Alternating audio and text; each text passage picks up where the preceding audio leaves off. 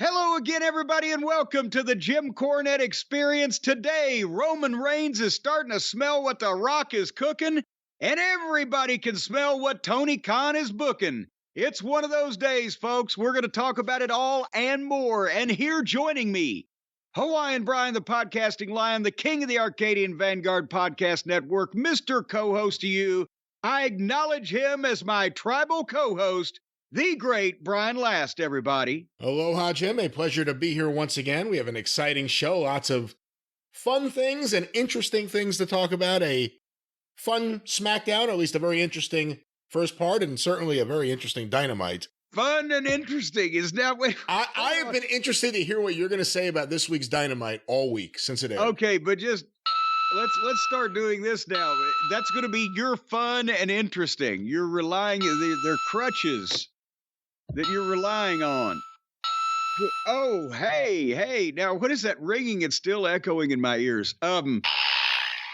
Now, that's been echoing under the covers all night. I had a hot brown last night, and boy, I had a hot brown is a local delicacy, a sandwich, the Louisville hot brown. It's turkey and cheese sauce and bacon.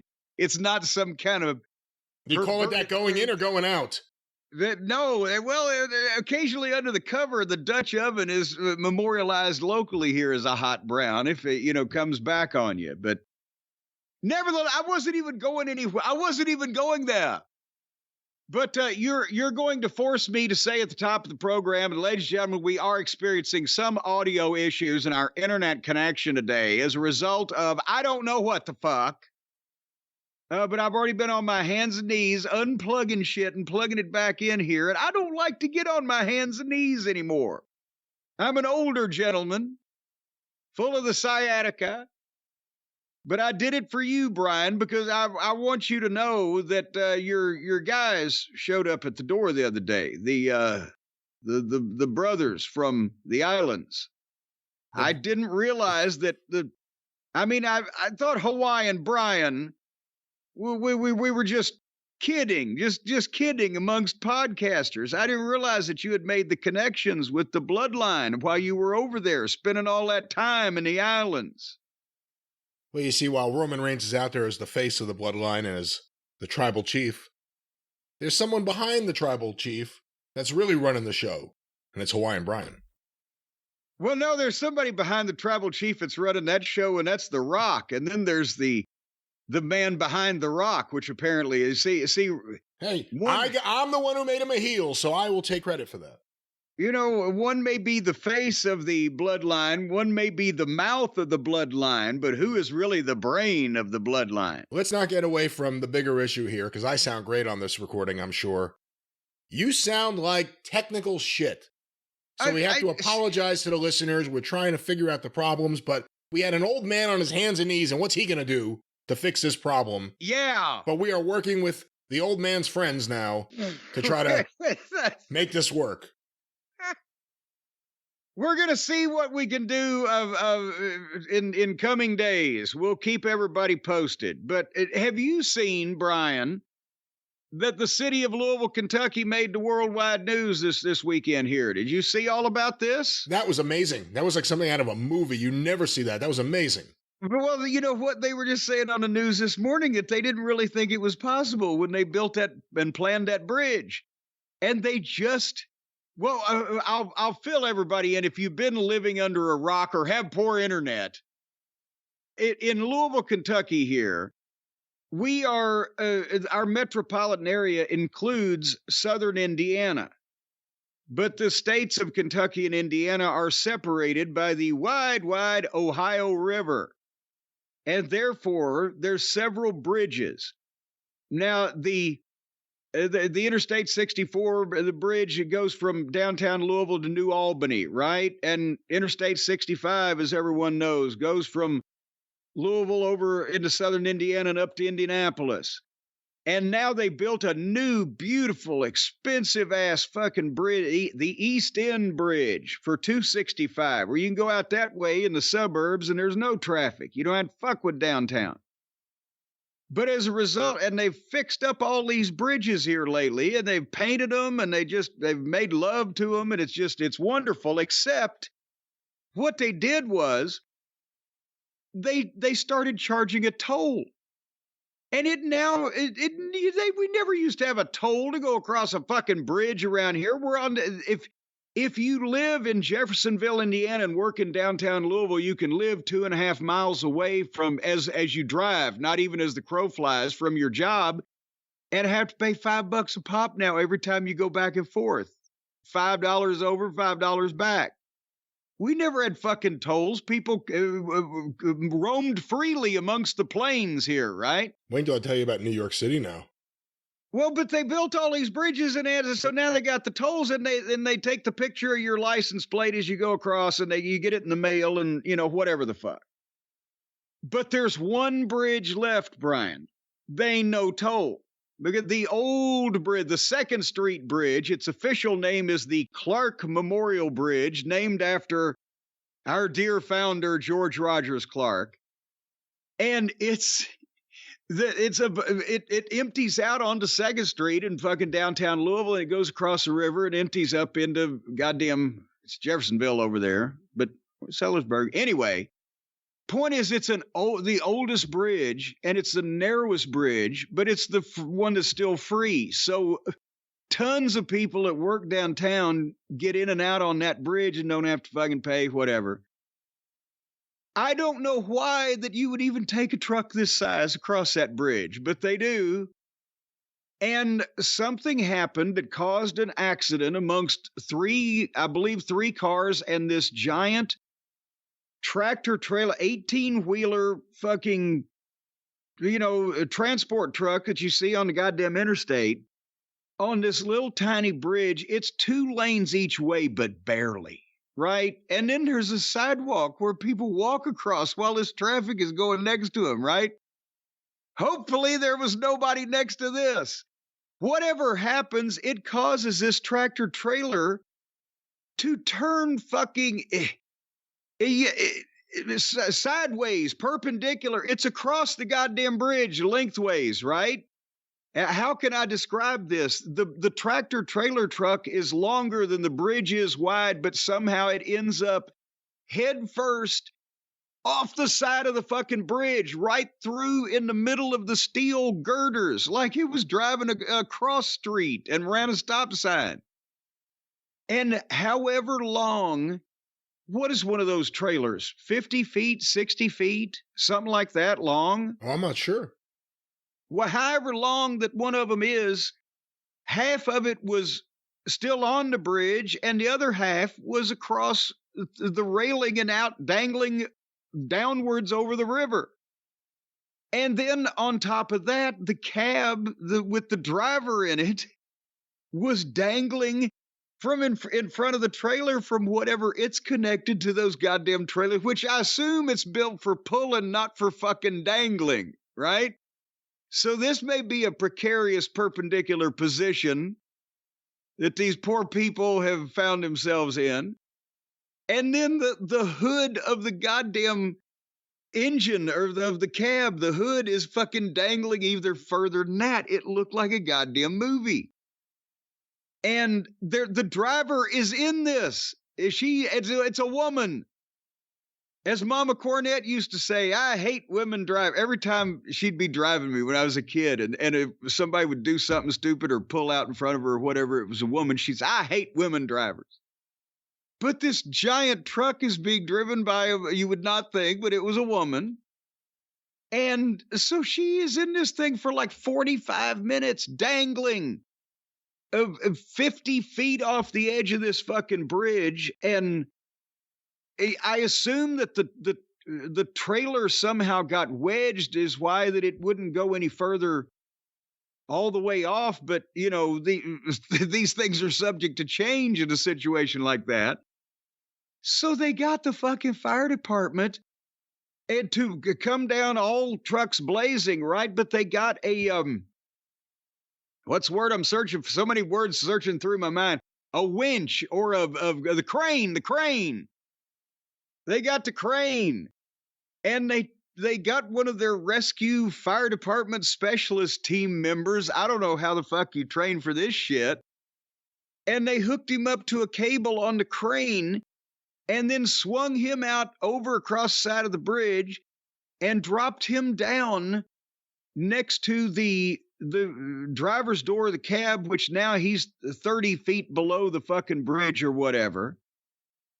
And they open the door and the driver grabs a hold of him and he fucking slings her up over his shoulder and they, a bear hug, and they lift him up and swing him back onto the fucking bridge. And then I think 2 people are still in the hospital that were in the cars. The driver, I think, is already out of the hospital. They just checked her out, but they had to dig through 50 pounds of shit out of her pants. And then they had to use this goddamn giant crane and winch, that apparatus came into play also, to drag this goddamn giant truck off the side of this bridge. So now they're saying that the transportation department is having to inspect it because it blasted through the steel railing and it damaged the concrete sidewalk, pedestrian sidewalk, off the fucking edge of the thing. And who knows what structurally when all that steel, which is bolted to the apparatus. So they're checking this thing out.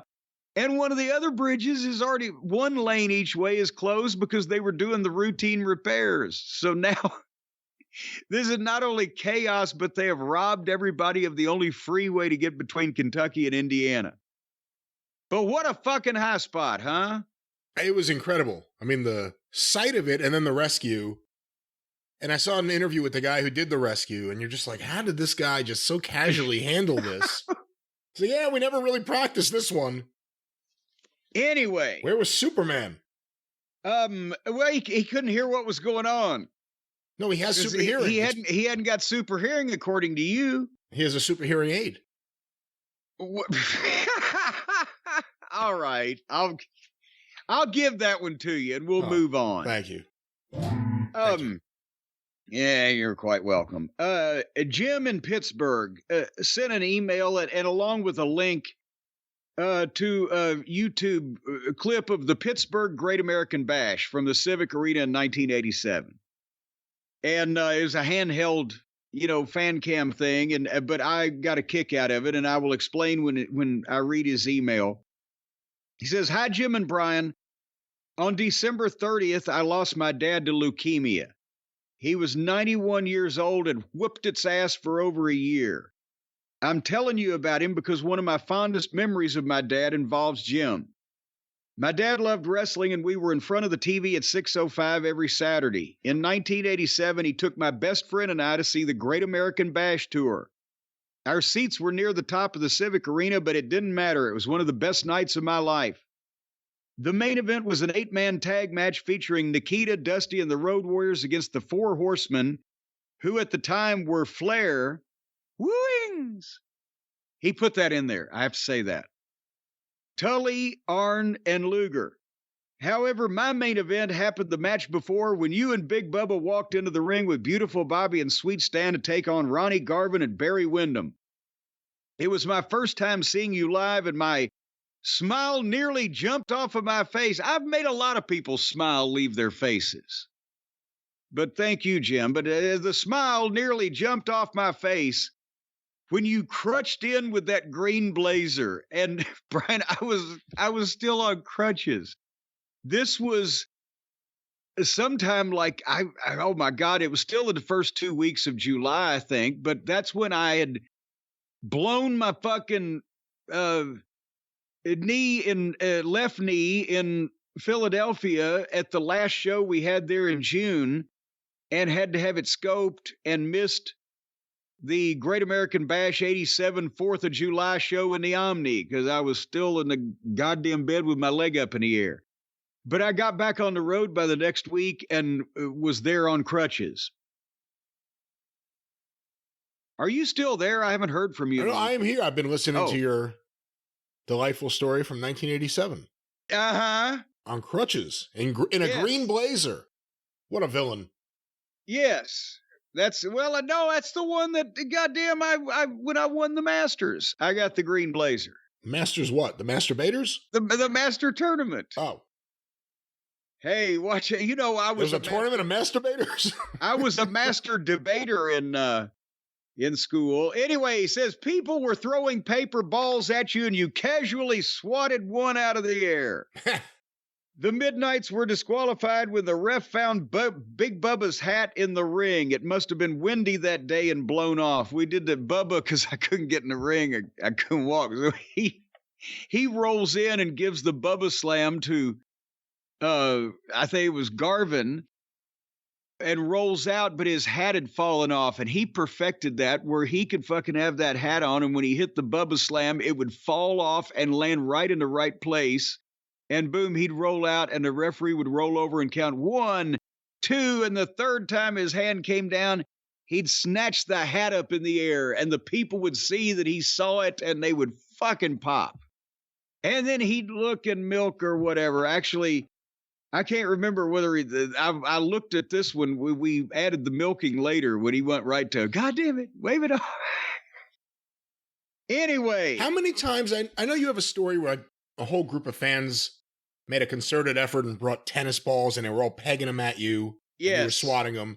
But how often did people bring a ball or make balls and throw things at you and you would swat them back? And if you do that, does the house security think, oh, okay, I'll let this go? He's playing along with them? No, actually, it's in the situation like in Boone, North Carolina, is where the story was from, where they're just fucking winging them at us, and there ain't nobody trying to stop them because we're at the college, and the security is the fucking college guys that they got, whatever the fuck, right? So at that point, it became malicious, and I'm like, bam, I'm drilling them back at some people. If you want to take the chance that one's coming back at you quick, keep throwing them, motherfucker, because it was self-defense. When people are balling up cups of ice or just paper cups or the popcorn or whatever, and they're throwing, that's part of it. Generally, I would use the racket as more of a shield that I would hold up. But every once in a while, if you saw one coming right at you, that you would have either had to really duck and put over, or you can just reach up and do the lob, boom, without fucking drilling it down the goddamn court like Navratilova and getting sued by somebody, and do the pop. Sometimes they'll fucking laugh and quit doing it, actually. Right? So it just depends on what's going on. So sometimes it's in self-defense or even, maliciously like that. Other times it's in self-defense as far as just blocking the shit. And every once in a while it's just being a fucking smart ass and taking an easy one where you look cool instead of being pelted with fucking, piss-filled paper cups. Does that answer your question? If you had gone to the WWF in 1986, do you think Vince would have done that in that era? Like, we'll have tennis balls with your face on it, and the fans could buy them and throw them at you. No. And then buy more and throw them at you again. No, not only because, not even because that it might have been hazardous to my health, but because it would have been potential legal liability that somebody in his legal department would have talked him out of. Vince, he may spend $20 million on covering up perverted activity, but he wasn't going to spend shit just to merchandise my goddamn balls. Yeah, this will be a liability, but it's okay to rehire Mel Phillips. That'll go over well. Well. But don't do anything where the tennis balls will be in the crowd. That's the thing. Mel Phillips didn't have anything to do with my balls either. What about your feet? Or feet. I never met the man. Did you know he was WFIA Fan of the Year in like 73, I think? I heard that years later. Well, I mean, I may have read that in the magazine at the time, and why would I, as 12 years old, think about the name Mel Phillips, right? But then I heard it years later also. I was reminded of it, and I was like, what the fuck? And did they do some kind of Northeastern convention that year? Or did he venture out trying to expand his network of friends? I don't remember. I think it was not in the Northeast, if I had to guess. There might be little feet running around in different parts of the country now. They say in the Midwest they have very big feet. Who says that? No one says that. No one says that. See, you just folded. You should have said, I've heard it many times. I heard it from you. You're the one who told me. Well, in that case, it may be valid. All right, here's something. We're gonna be dressed down a bit. Dressed down just a bit here. We got an email here from one of the listeners who shall remain nameless, but he says, Dear Jim and Brian, first and foremost, I'm not here to bitch and moan, call you guys assholes, and tell you I'll never listen again. However, I did have an issue with what was said when you guys were talking about homeless podcast listeners. Now, remember, because we had an email from one of the listeners who said he found us. He was homeless during the pandemic, and that's when he found the podcast. I said, well, if he's homeless, has he have a phone or the apparatus to listen to the whatever, right? That the conversation went from there. Well, this gentleman is testifying also, I too found your podcast while I was homeless during the pandemic. Fortunately, I did have a job at a car. You may ask how someone could be gainfully employed and still not have a place to call home. A huge unexpected expense like medical bills that's bad enough for you to miss a few months' rent, combined with poor credit and a shit rental market, is enough to put someone on the street, even with a job. And Jim asked how someone could have a phone, but no home. The reality of 2024 is that most people need a smartphone to get through their day. Now, and here's the thing. I will come back to this email in a second. But here's the thing. Being as it was my natural, what do the kids call it? A default setting. I'm like, well, fuck it. How can you have, in my mind, I'm still wired. How could you have a fucking phone if you don't have a home? Because where would you plug it in? So it's just. And I told you there's plenty of places like Starbucks. No, I mean, where would you plug the phone in the wall? That's what I meant. Plug it in. I mean, the phone line. I'm talking about the charger. No, I'm talking about the goddamn phone line. Remember, my phone's still plugged in the wall the old-fashioned way. I'm thinking, if you ain't got a house or a home, how can you plug the goddamn phone in? And where would they send the bill to? But see, that's because I'm old-fashioned. So now I'm being educated to all these newfangled ways that you can do things in this world. Listen to this stuff here.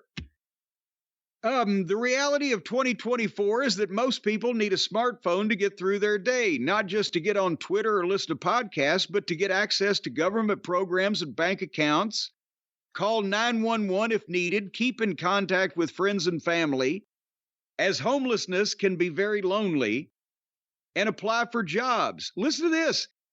Next time you're grabbing a classic triple, at Wendy's, look for the QR code you need to scan to get an application. No one uses paper applications anymore. Do you mean to tell me that as bad as rotten as the service is at most contemporary fast food outlets, that if somebody comes in and says, I would like a job, do you have openings? Yes. Can I fill out an application? They ain't got no applications. They will send you to a website or an app, yeah. What the fuck? You're the person you're standing in front of the goddamn manager. I'd like to speak to the manager. They don't expect it anymore. You manage me, goddamn, right now. I will work for money. What would you like me to do? I'm standing here in front of you. You can evaluate my goddamn appearance and my attitude and my goddamn perspicacity and my linguistic ability if I'm supposed to be on your goddamn drive-thru. Or potentially I may fucking outmanage you, you son of a bitch, and take this place over from you. What? You can't? No wonder. They just fucking write in on the internet and they apply, but they don't actually come. Anyway, he continues. Also, the average rent in the city I live in is $1,200 a month.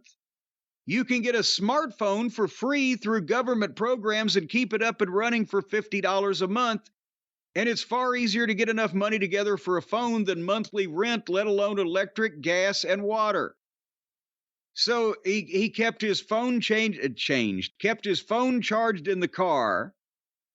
But $25 can get a membership at Planet Fitness where you can charge your phone, use Wi-Fi, and shower.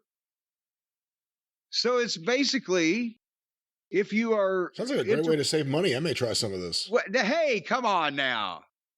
I just send the kids out to pick up some odd jobs. But if you're enterprising enough, apparently it's easy to do almost anything except find a place to live anymore. But anyway, he says, I know both of you didn't mean anything by your comments and were just entertaining the people, but I don't want to have other listeners feel marginalized or ignored just for a quick laugh in a 3-hour podcast. Lord knows the homeless get enough of that every day. Keep up the good work and no hard feelings. And we apologize for the technical difficulties. That's the one thing, the homeless have better internet than Jim. And here's a PS with a heartfelt note. He says, for those of you who are out there in the same position, homelessness isn't the end. While listening to these guys for the last 4 years, I've gone from sleeping in the front seat of a 20-year-old Buick to a 1-room studio and now a 3-bedroom apartment. All right. Homelessness isn't the end. Marriage is. There you go. Now everybody can agree with that. But do you remember the fucking commercials that used to be on late at night from, what was that guy's name that was as some get-rich-quick scheme where he said, I was making X amount of dollars a month from my 1-bedroom apartment? Oh, the guy was like, I take tiny little ads in newspapers all around the country. Yes. And you're like, okay, but you don't say what you're selling in these little ads. What are you selling in these little ads all around the country? You know what the fucking gimmick was? What? He said that was his pitch. I'd take out tiny little ads in newspapers all across the country. And then I branch and do more and more of that. And pretty soon he's gone from a 1-bedroom apartment. He's making $100,000 a month or whatever. He's putting the tiny little ads in for my fucking, and you can find out the secret, right? And so you send the goddamn $1 or whatever the fuck it is, and he sends you back. He says, put a tiny little ad in it, says, send me $1 for my get rich quick fucking secret. His name was Don Lapre. There you go, Don Lapre. Lapre, excuse me, Lapre. That's right. Now I do remember the name better. Hold on. Let's see if we can get some audio here. Oh, good Lord. Anybody's audio but mine, right? Well, Don's may sound better. He's dead. Hold on 1 second. Here's Don Lapre. This is one of the most incredible things that I have seen. The second way to make money that I stumbled onto was placing tiny classified ads in the newspaper. If you create and test one tiny classified ad in the newspaper that makes just $30 to $40 profit in a week, it could make you a fortune, because the secret is learning how to take that one tiny classified ad that just made $30 to $40 profit in a week, and to realize that you could now take that same exact ad and place it in up to 3,000 other newspapers around the country. That's what I did. I found tiny classified ads that made $30 to $40 profit in a week, and I placed those ads in around 1,000 other newspapers around the country. Across the country. That's how I generated over $50,000 a week out of my 1-bedroom apartment. And in my Making Money package, I'll show you some secrets about placing ads that's going to make you wish you started doing this 5 years ago. And there are millions of different types of ads that you can create. I've been talking about doing this for the last 5 years, and I'm still placing classified ads in newspapers all over the country every day of the week. I've been doing this for the last 5 years, and I'm still making millions of dollars doing exactly what I'm talking about. And now there are people that got my Making Money package, and they started placing tiny classified ads in the newspapers just like I did. Was it? Well, let's stop it there. There's the pitch. If you wonder what the noise was behind him, he's on the beach. Those are waves crashing into the shore. Because he's gone from a tiny 1-bedroom apartment from placing these classified ads, and now he lives in goddamn Tahiti somewhere with the waves and the palms and the fronds and the sands of time. Do you know anything about how he turned out? What happened to Don? Did he go back to please tell me he went back to that 1-bedroom apartment. According to what I see here, he later began broadcasting infomercials for the greatest vitamin in the world. Whatever that may be. The FDA warned him about his claims that it is not intended to treat people with diseases such as diabetes, stroke, heart disease, insomnia, cancer. Because, he claimed his vitamins were intended for these people. Wow. And then on June 15th, 2011, the Associated Press reported that he was indicted by a federal grand jury in Phoenix, Arizona, on accusations of running a nationwide scheme to sell worthless internet businesses. Wow. Federal prosecutors accused Lapre of bilking more than 220,000 victims out of nearly $52 million. He was charged with 41 counts in tiny little ads. With 41 counts of conspiracy, mail fraud, wire fraud, promotional money laundering, and transactional money laundering. A federal judge issued a bench warrant for him on June 22nd, 2011, after he failed to appear for his arraignment. He was arrested on June 27th. In a tiny 1-bedroom apartment. Where he lived, he was arrested in Tempe, Arizona at the Lifetime Fitness Center. That's a good gym. Where he had reportedly lived for 2 days with serious self-inflicted knife wounds to his groin. Oh my, what? What? I hate to laugh. I've never read that before. Fucking turd. Been living at the fucking gym for 2 days while stabbing himself in the groin?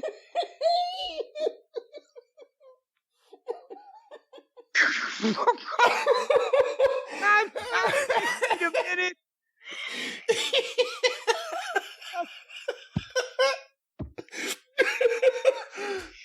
From the time that I first started watching those fucking commercials, I said I could believe if you said this guy has been indicted for anything, right? But if you said you will find that guy at the fucking Lifetime Fitness Center fucking stabbing himself in the dick, I don't know if I'd have bought it.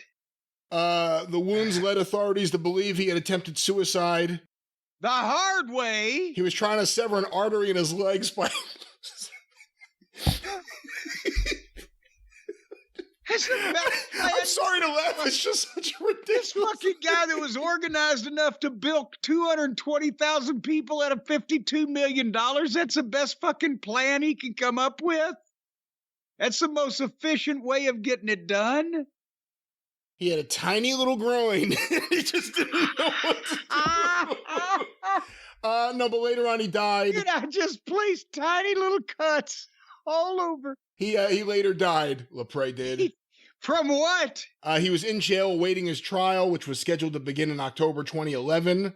The autopsy report stated that he died from massive blood loss after cutting his throat with a razor blade. I can't read all of a sudden. And he had wrapped himself in sheets to conceal them. What?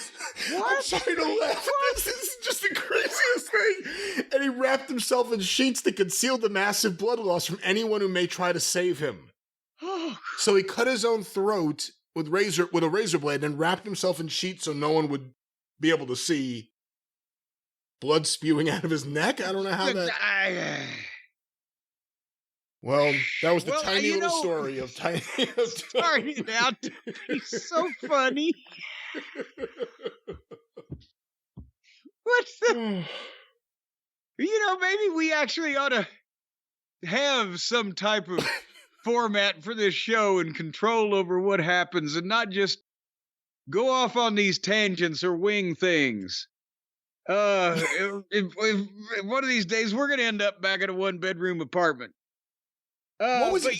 The question is, though, the internet thing that he got indicted for, that couldn't have been everything like he was doing in the 90s just because of, I don't think it would have been because at the time. No, that was all new shit there. So what was he, what were people taking out ads to sell? Was he selling them the product? I think that was it, it was, because I have seen other of these type of things where you would send a $6.95 and it would tell you the whole procedure of how to put an ad in the paper and get these books printed or order these books and like X-ray eyes and all these like goofy things. Or no, just on how to get rich, and they'll fucking tell the story. So you take out an ad about how to get rich? You're how to get rich, and you get the material. It's like take out ads and say how to get rich and send them this pamphlet. And it just is a goddamn giant chain fucking letter. I don't know if that's what he was doing or not, but it's goddamn ads for people to send a minute amount of money, but in bulk for something that doesn't cost you anything, is worth nothing.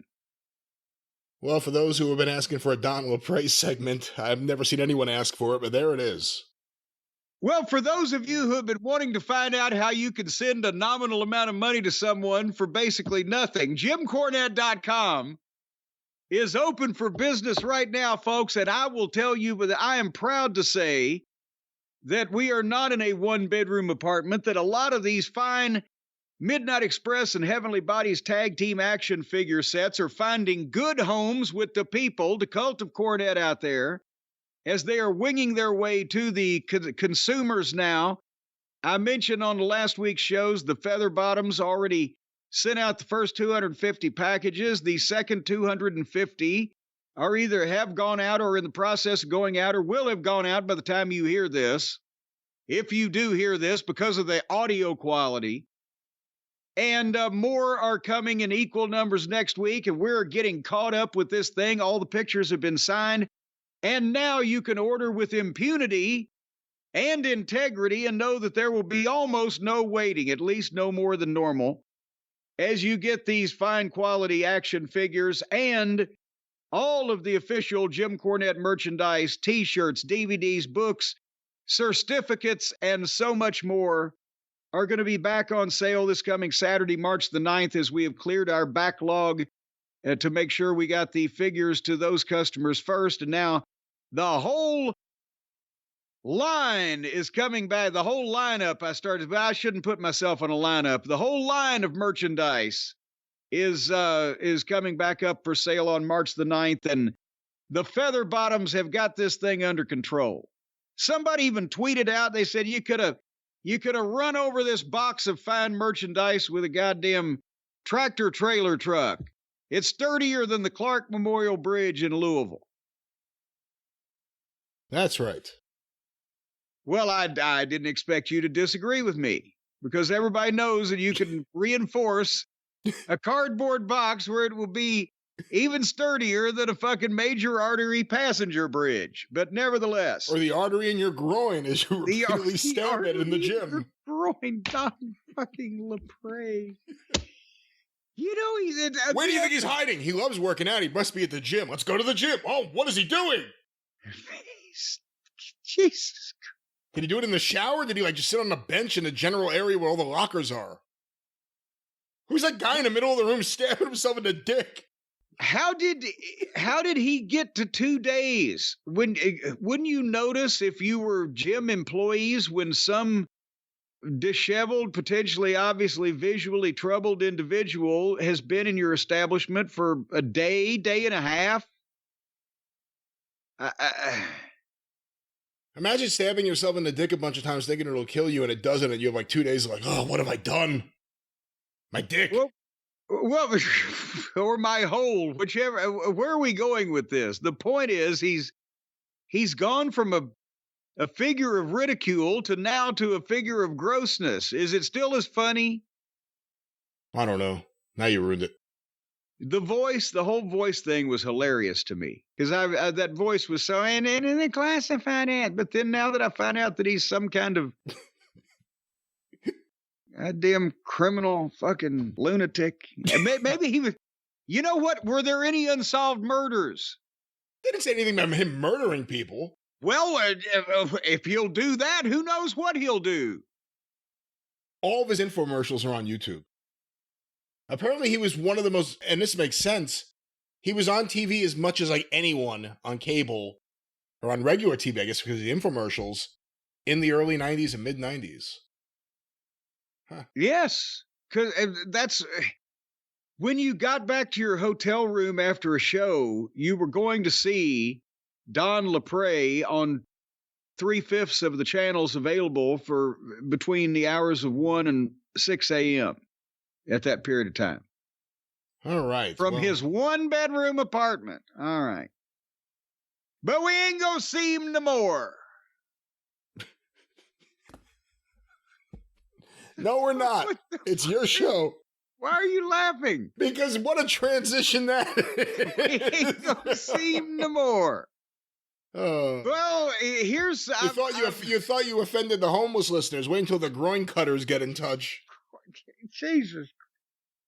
Well, the groin it doesn't have to be, I guess, the actual phallic object itself. It could be anything in that area. I guess maybe the inside of the thighs that's where the artery or thing is. So he wasn't just willy-nilly trying to cut Willie off. He was, boy, it could be anything that Rick Rude sold when he got Atomic dropped. There you go. And is there a major artery in the taint? The cross-taintal fucking artery? I don't have that medical book. I don't know. All right, well, let's cross over to the other side of the... Let's get away from all of this. Let's cross over to the other side of the taint and get straight to an asshole that we know well. Brian Alvarez has been reporting on the unrest in the AEW locker room, has he not? On the situation where it's more last minute or more hectic, or nobody knows what they're doing, or they want to know more about what they're doing, or do you have the quotes available? Well, I have a little bit of audio I could play here. This was tweeted out by Meltzer Says What, and then you and I were bombarded by people sending it to us. And there's nothing he says here that's wrong. I guess the question is, why say it now? Who's it impacting now that they're complaining to Brian Alvarez that he didn't hear it from in the past? Because these are the same things that we've heard in the past. But let's play some of this audio. Stop it whenever you want. This is from Wrestling Observer Live, February 29th. Very frustrated because they don't find out the Tuesday before like some people do. I mean, some people will know what they're doing because, like, there are a couple of matches usually advertised in advance, but most people are showing up the day of the show and they find out whether they're doing anything or not. And there's very little communication. People are I've been hearing about this for months. People are very frustrated. Like, they show up, here's what you're going to do. Lots of people will complain, and it gets changed, which is also a big problem I hear about all the time. People don't want to do something. Okay, hold on a second. I know he's going somewhere else with that, but let's not let him get too far ahead before we... I agree that you should know when you're going to a television taping whether or not you are working on said taping, or whether you might be just talking. If you need special gear, you know what I'm saying, that you come prepared because you know, well, you always go prepared. You would always have your gear, but is anything, extra special going on that I'd need to know about? But I mean, I think that there's the generation gap between years prior and today's talent has not only widened, but also it is added to by Tony's lack of goddamn control and or order at this point. I mean, he's got his graphs that go out horizontally and diagonally and vertically and whatever. But if you know, as long as you know I'm not being flown halfway across the country or all the way across the country to sit around with my dick in my hand, and they never booked me to begin with and just didn't tell me, that's not fair to the talent, right? Although that's the old way of thinking, because we were always on the road. Since these fucking guys only work once or twice a week, fuck it, if he wants to spend the money to fly them across the country and then just sit them in catering, I guess that's up to him. They're making guarantees. I'm thinking about when the talent's time was valuable. But you don't need, unless you're at some legitimate level or there is some big angle or major important piece planned, you don't need goddamn a week's notice on this. And apparently, as we're finding out here, and we'll continue with the clip, the talent, no matter who they are, have a lot more goddamn input than they ought to, and whether they do something or not. Not even how they do it, or can we tweak it this way, but it just don't work for me, brother. And actually, there may be something else to talk about with that after this, but let's go back to this audio. There you go. And Tony doesn't make him do it. And so, there's a lot of this. And, people aren't going to come forward and talk about it publicly. They will someday. This is one of those things where people will say I'm wrong now. And then, someday people are going to talk and you'll realize I hear about this every single day. Yeah, by the way, we've said that in the past. One day you guys will all realize that we've been telling the truth about this. Now they're using that.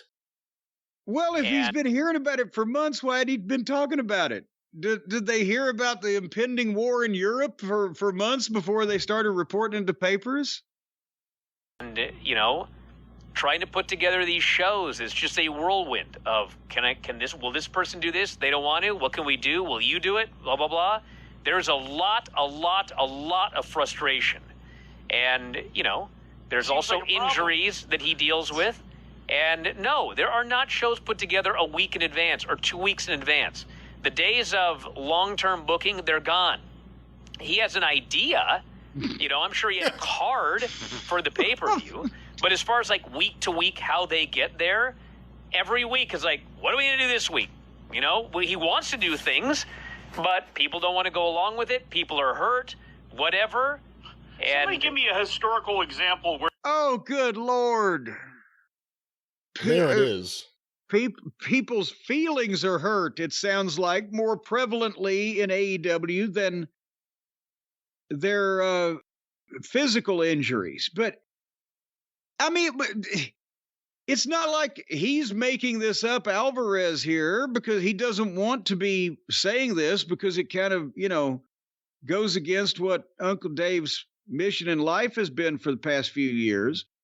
And I'm sure he takes no pride in saying it, but if you have actual open eyes, that's why we've been saying it, because you can see it.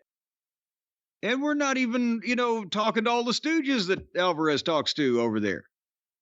It's just visually observable, right? In the naked public eye. Yeah, his stooges are a few years behind ours. Can you have a naked eye in public? Is that against any kind of law? No, I think that would work. Okay, I didn't know did you have to cover the retina with a pasty or anything? Again, it's two different things. The idea that people are upset because they're going to the building and then they don't work, I can understand that, even though they're being paid. And with AEW and all the injuries, you probably do want, at times, all hands on deck or people nearby that can move. But the frustration of things getting changed because someone says no, they won't do it, and Tony always caves to that. What do you say to that? Well, obviously, that is against the principle of the whole wrestling business, which is, if you're going to be a fucking wrestler, you got to do what the booker tells you to do. Of course, if there was ever an instance, I guess, where mutiny may be justified, because it's Tony Khan asking them to do shit. So you can imagine what some of the stupid shit is that he wants them to do that they won't do when you see some of the stupid shit that shows up on television, right? And so I can understand somebody, or even a number of people, wanting to pull the mutiny card, like, fuck that, and hang Tony from the highest yardom in the British fleet.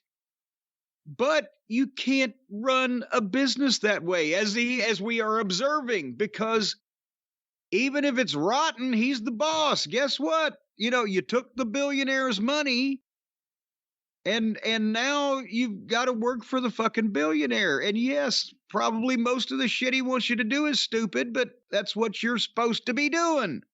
See, they're hearing it now from their sources. So they're talking about it still with kid gloves on. Well, we've always said from day one, you could have issues with people, you could recognize the problems that people are behind the scenes, whatever it is. The true problem isn't Jericho or the Bucks or Omega or CM Punk or Cody or anyone else. It's Tony Khan.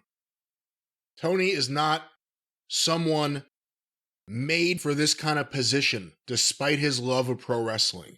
We're willing to come out and say that out loud.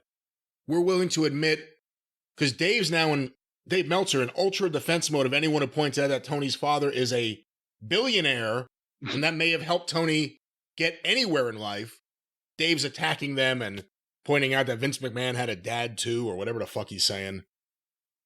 But until you acknowledge that the problem is the top, it's the leadership, and then you can acknowledge every rung under it that's fucked up and that has been fucked up from day one, from the legal department to the wrestlers causing trouble in the back. It all comes from Tony Khan. You got to call it out. Until you call it out, you're not really saying anything. You're just trying to send him a message so that he makes your friends happy. And, then also the talent they have been conditioned in this modern era that they're actors, movie stars, making a movie, TV stars doing TV, entertainers, however the fuck they think of themselves, that the director should be, consulting with them on their part and etc. It's fucking wrestling. And as much as I hate to take any slack away from Tony Khan or take any fucking responsibility away from him, while he's a bad booker, a lot of them are bad fucking wrestlers because they got to either go over this shit or fucking micromanage it or fucking rehearse it or goddamn think and dwell on it or write their material and workshop their whatever the fuck. And they want to know, a week from Tuesday before the taping, the exact plan for their 6-minute fucking squash match or whatever. That's why I was telling you the other day on the phone, again, until really the modern era, the late 90s, when the television production just got so ridiculously complicated and big from the major companies and everything that, it necessitated it from a technical standpoint, everybody getting there early. All that shit you see on YouTube with the Horsemen and Dusty or the 80s WWF stuff, the guys got to a taping an hour before bell time and they looked on the wall and they saw where they were in the order of events, and the booker or the booker's representative came over and said, hey, we want to do this. You're going to have 12-minute whatever the fuck. Talk about this, do that. And and that was normal. They weren't afraid then, and I'm not saying this is a legitimate problem that it should cause us. The word is that Tony's afraid of booking leaks. And that's one of the reasons why no one knows anything, is because of all the problems AEW has, that's the one he's concerned about. His ideas leaking before they get to be on TV. Well, I don't know whether his ideas would leak or just trickle, maybe drip. And that's something else too. The goddamn blabbermouth fucking wrestlers. In those days that I was just talking about, the guys didn't. The main guys, Flair knew when he was going to have a big match or an angle with Dusty, they'd discuss ahead of time. Or obviously, if you were a champion of some prominence, they would tell you out of respect the day that you were dropping it, and you would have input and blah blah blah. But we did so much TV and all that stuff. You didn't need to know all that shit in advance because a lot of it you were going to make up anyway. We were not being overproduced and overwritten. And so you need not only a booker that commands respect and that the guys will follow willingly with some discussion on the fine points of what they're asked to do until they, smooth the corners off and come to an agreement instead of wholesale mutiny. But on the other side, you need talent that is experienced enough and good enough to take the basic guidelines from the booker instead of a goddamn written script or a fucking step-by-step, blow-by-blow, written down match skit. You take the concept, the talent, and run the play, as Dutch Mantel used to say, and execute it and get it over. And it takes both sides. And unfortunately, because Tony's the shits as a booker and he's chosen in many positions, questionable talent, and he's let some that he had go in favor of some that he ain't got who stayed because they ain't got talent. Boom, you've got a mess. And this is what this is. But you would, some of the great matches that people would watch or remember of the whatever their childhood fandom was, 60s, 70s, especially 80s TV era on YouTube and 90s Attitude Era, were the bookers sitting down and going, here's what we need to fucking get. What do you guys got? Boom, boom, boom. Okay, well, yeah, we're going to go there, and I'm going to agree to that, and you guys do that. Boom. And if it's planned a week from Tuesday every step of the way, then by the time you get there and do it, you're sick of it. That's why there's no spontaneity. And that's obviously a problem. A lot of these guys have a schedule, and it's a world of wrestling now, whether they're on the indies or here, you can plan out a match in advance. You have time, you know who you're going to work with next month or next week, and you can do that. AEW, the wrestling style they promote may be that style, but the TV show really is better fit for people who can call it in the ring and do something because of the nature of it. Jim, on this topic, because a bunch of listeners have been writing in about this, and I have to say, we've heard from wrestlers in the past who work there, whether fairly or unfairly, because I know Dave Meltzer wrote something similar to this. So again, his people are complaining now about, things we've been hearing for a while, and maybe they have too. The idea that there were certain guys who came in, WWE guys, and those specifically were the guys that have been causing problems with Tony in terms of not wanting to do anything. Now, I remind you, they may go about it better. The Young Bucks only do what they want to do. So it's not like it's a problem exclusive to the names that have been thrown out there, the House of Black or Miro, because it's a company-wide thing. But Miro the other day tweeted out, and it got people talking, after, I guess, a post about the Meat Madness match at the pay-per-view being postponed because two of the slabs of meat are injured. Don't bury the lead. Yes, folks, a Meat Madness match is what with a bunch of big meaty men is what Tony was promoting. We can't make this up. You see, there was a match with two meaty men. I don't even remember which two meaty men it was. And the fans started chanting meat. So now we have a meat division, apparently. And they announced 3 wrestlers for it. Keith Lee and Miro were planned to be in it, but they are out of action. Miro tweeted out, someone who wrote about this, I've been injured since September and I got medical attention in January. Sorry he wasn't aware of it. So people didn't understand what to take by that. The next tweet, I love Sting. Watch his last match by the pay-per-view. AEW Revolution. Now, Miro's also been off TV after he was previously off TV. Before that, he was off TV. Reportedly, at times, he has not wanted to do specific things that Tony Khan has asked him to do. Miro was able to get his wife a job there because that's something that Miro wanted. And Tony's all about facilitating what would make people happy as long as it doesn't make anyone else unhappy. I don't know what guides his weird principles with some of this stuff. But now he's off TV again. He was supposed to be in this match. He's saying he's injured. Appears to be, again, an example of lack of communication between AEW and the wrestlers. But what do you think? Wait, hold on. First of all, he said, I've been injured since September. I got medical attention in January. What, did they find him at the bottom of a ravine? How did it take him 3 months to go? No, thank God you got here. I've been here for 3 fucking months. Get me the fuck out of here.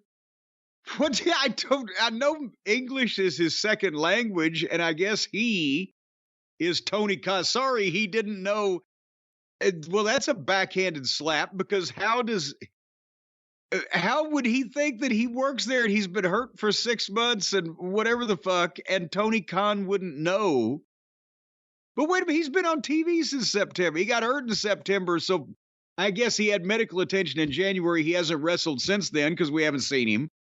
So, but Tony would have to know, because wouldn't he, that the guy is hurt and can't be on TV because he hadn't been on TV. I've been hurt. Okay, let me book you in a match with the other big, strong guys that are just going to pound the shit out of each other. And then, have you noticed with Miro, The most regularly he's ever been on that television was when he was friends with little Pip Sabian and Penelope Pitstop, and he was wearing a pink Minnie Mouse t-shirt and looked like a complete fucking moron playing with kids over video games. You couldn't get rid of him. He was on TV every week for fucking months, it seemed like. And finally, when he goes away for whatever reason, comes back and learns a new hold, whatever, and then he's a beast and a Bulgarian brute and he's mad at God. Well, that's great, but you kind of see him, but you kind of don't. Then he's gone again. And then he comes back and he's not only mad at God, but he's pretty much ticked off at his wife. And that may be okay, and she's there doing whatever it is she does, because I don't know why anybody would want her to manage them, because she's never been a great manager for anyone except her violently jealous husband who promises to beat anybody up associated with her. So she's just beating the clients off with a stick. And then they go away again. If he's hurt, does that mean she's hurt too? Is she his fucking familiar somehow? We did hear that she had some kind of issue. She was hospitalized a couple of times for it. It was an infection in her finger. That was really serious. Infection in her fucking finger? Okay, wear gloves, Cruella, and come back and be on TV and be some...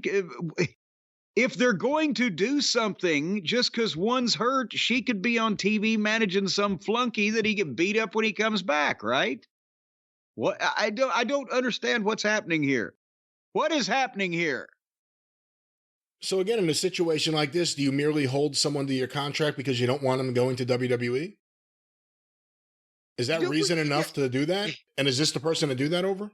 I believe you hold them to their contract and tell them, okay, we want to do this, and we will work with you on the execution of this. But we need this done ultimately in a manner palatable to both of us, whether it's a match with so-and-so or a program with so-and-so. We need to put you back on TV. You need to come back to work if you're fucking healthy, which he's been healthy at some point over the past 2 years that we haven't seen him. Everybody said he was mad about the creative. And if he doesn't do that, then fucking, yes, keep him under contract and fine him for not coming and doing as he's told, which is delineated in the contracts. And then see exactly how long that's going to fucking last before he gets the lawyer and a blah, blah, blah. And then he won't be in the WWF for a fucking year and a half if you goddamn time up. But it will establish that you're going to ask your employees to do what they're fucking supposed to be doing. He doesn't have to do a goddamn 60-second job for pockets. But I can't believe that you can't come up with something to do with this fucking guy that's palatable to everybody. Does he not want to ever do a job for anybody? Is that what the sticking point is? What the fuck is going on?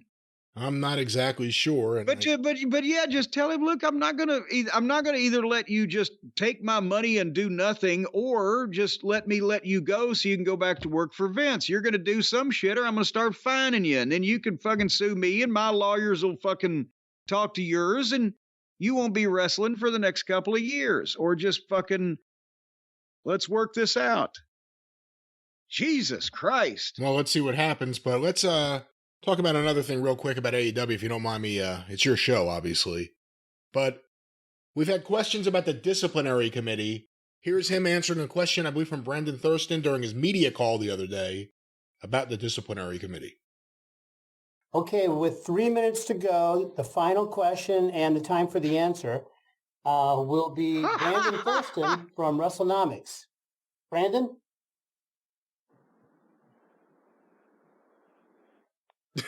I was wondering if you could tell us who the members are of AEW's discipline committee, and do those members have experience in how to handle sexual misconduct claims if they come up?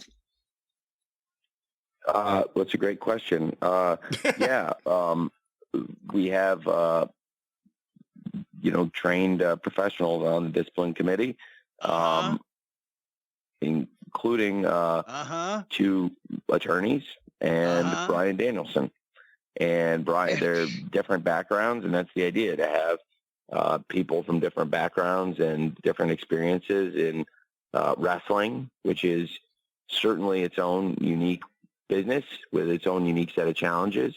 Do these people have names, or do they grow from pods? Have common goals for the company and for the well-being of the wrestlers, and also people that share high integrity. And the attorneys that I chose and Brian Danielson, I think that's a really strong group of people, and they would be looking out against all misconduct claims.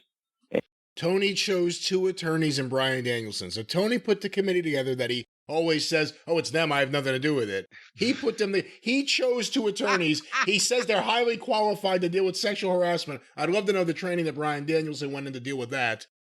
But it's his handpicked people, just like for the investigations he did. But let's go back to this. But also, and they're nebulous people. If they're going to be disciplining these public figures in this big company, shouldn't we say, well, it's Bill and it's Doris over there? I wanted the committee to reflect different views in wrestling, so I put Brian Danielson on it. What? That's a different view in wrestling these days. And we've tried to train them up to do their best, I think, to really, whatever the situation is in terms of misconduct, to do whatever it takes to ensure the well-being of the wrestlers, which is first and foremost here above everything else. Thank you, Brandon. Yeah, thanks, Brandon. Yeah, thanks a lot, Brandon. Yeah, boy. Thank you, fuck you, bye, Brandon. What are your thoughts? There clarifies who's on the, we don't have the names of these lawyers, by the way. That's yeah, who's on first? Which one? Again, we talked about this when the whole Punk thing was going on, and he said, well, you know, Brian's trying to take the heat so people won't be mad at Tony, because they're trying to keep Tony babyface because it'll hurt his feelings if fans get mad at him. Brian Danielson, of all of the probably people involved on their roster, is the one guy that especially their core audience and most wrestling fans don't want to disrespect, aren't going to fucking hop on too heavy. He can smile, and he's a nice guy, and he can kind of absorb heat that other people couldn't. And I don't think he can come up with anybody else, so the other 2 are just nameless lawyers, but they're people who work for him. So, yes, Brian, from a standpoint of being a nice man, is that's his qualification for this. And who knows who they lawyers being nice, moral people. But you know why a snake doesn't bite a lawyer, Brian? Huh? I don't know. No. Professional courtesy. Ah. So, well, except for him. He's one of the good ones. That's right. Yeah. There's one in every crowd. But well, that's him. But you know what? Just to get you pumped up. And by the way, I thought it was the disciplinary committee. He can't even pronounce the name of his own bogus commit. The discipline committee sounds like a fucking band of S&M dancers in a strip club.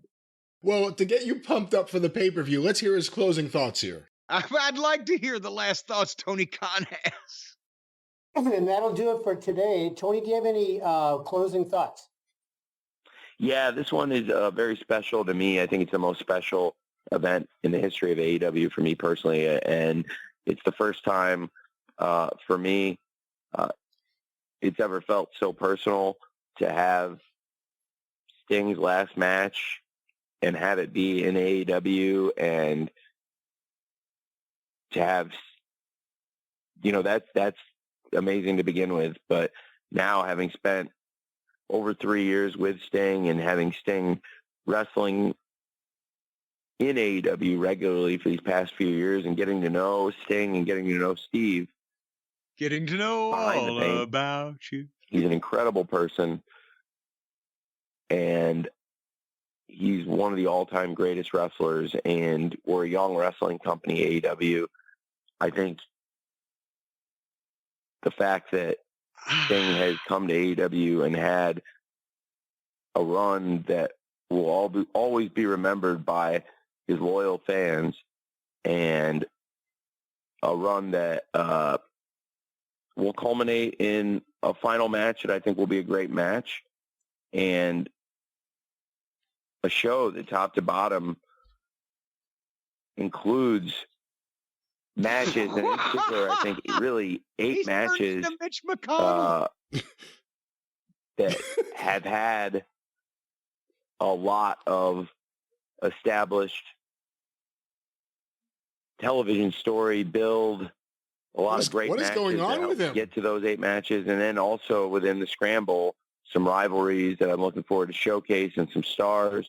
It should be also a very fun match, and now he kicked in. I think top to bottom, it's been our best built pay-per-view. Oh, come on. Oh, boy. Really, for weeks, the focus has been on these matches and stories.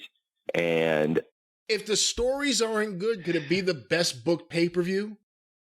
Well, no, there hasn't been any focus on any fucking thing. None of it's made sense. It's been a mess. And when you compare that with the planning and the execution they at least put into Punk and MJF, or in some of the MJF's other title matches, or it just Cody and Jericho was probably built up better than this. But here's what I was going to say was, it almost, I don't know, he doesn't sound normal here. Normally he's talking like a 45 RPM record on 78, and he won't shut up, and he's bouncing off the wall, and you just don't know whether he's on medication or whether he needs to be on medication to stop him from doing that. And now he's gone completely in the opposite direction, where, I mean, my cousin Larry was in a coma last summer. He's talking quicker than Tony now. He's grasping for a word. Is he on now, finally, a medication to control what he's normally like, or is he off the medication? I don't know. Well, it's daytime. This was a call during the day as opposed to a lot of the late night media scrums, and he has a lot of energy. Shit, wait a minute. This is him in the daytime, but the scrums are him at 2:00 in the fucking morning? Yeah, this is the middle of the day. Jesus Christ, he'd have worn Rick James out. Well, let's go back to Super Freak himself, Tony Khan. I think it's been one of our best builds to a pay-per-view. There's something about Revolution. It feels like there's always a lot of excitement and buzz going into this event. And the first Revolution in Chicago is one of my favorite events we've ever done. We've had great Revolution shows all over the country, coast to coast. But never before have I been more excited for Revolution or for any show as I am for this Sunday. And thank you all very much for joining for the media call. Thank you, Jim and Robin and Mandy, for helping organize this. Thank you, Tony. And I'm very grateful to all of you and really looking forward to Sunday's Revolution pay-per-view, probably more than anything we've ever done. Thank you very much. All right. Thank you, Tony. So this is him at noon. This was the middle of the day, yeah. What the fuck is going on? He hasn't, maybe he just woke up. We don't know what time zone he was in. Maybe he hasn't had his coffee yet. Is that what they're calling it these days? It still comes from Colombia. Without that Colombian bean, that coffee, it may be tough to have the usual pep in your step that you would have at 3 a.m. Well, naturally, I mean, look at Mr. Bean himself, and you need to look no further and to find out when your pep needs to be in your step at 3:00 in the morning. You know what kind of bean you need. I wish we had a sponsor transition. I know. For that. Speaking of Bean, hello, Bean, in the house. Well, wait a minute. Speaking of Bean, Brian, have you been listening to the Raycon wireless earbuds? Yes, unfortunately, I hear your technical difficulties, but they're fine earbuds. Well, I'll tell you, you will hear me. It'll sound like I'm in your head, ladies and gentlemen. It will sound like I have taken control of your mental thought waves, and my voice is cacophonying around in the cranium of your mind. And it's all a journey through the center of your ears thanks to the Raycon wireless earbuds that offer amazing quality audio at half the price of the other premium audio brands. We will mention no names, but you people know who we're talking about. Those things are overpriced and overrated, whereas these, well, they're cheaper than a hobo's spit. I'm telling you, you won't have anything in these.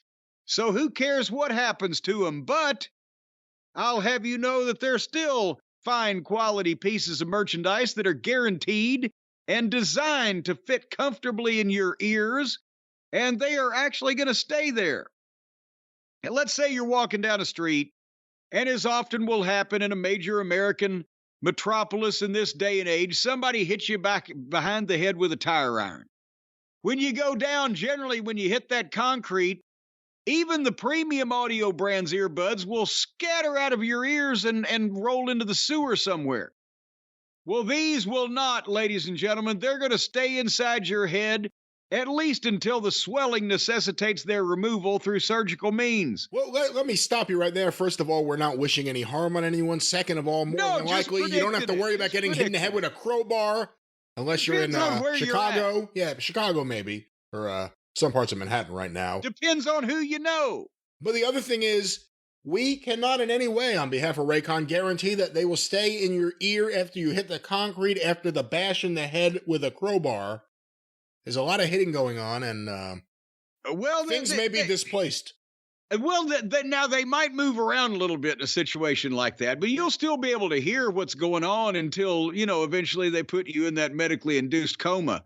And again, the swelling, normally you'd think the swelling would help them stay in your ears, but sometimes they have to be removed so you can drain your brain fluid pan out your ear tubes, the eustachian tubes. But nevertheless, just keep your head on a swivel, and this shouldn't happen to you.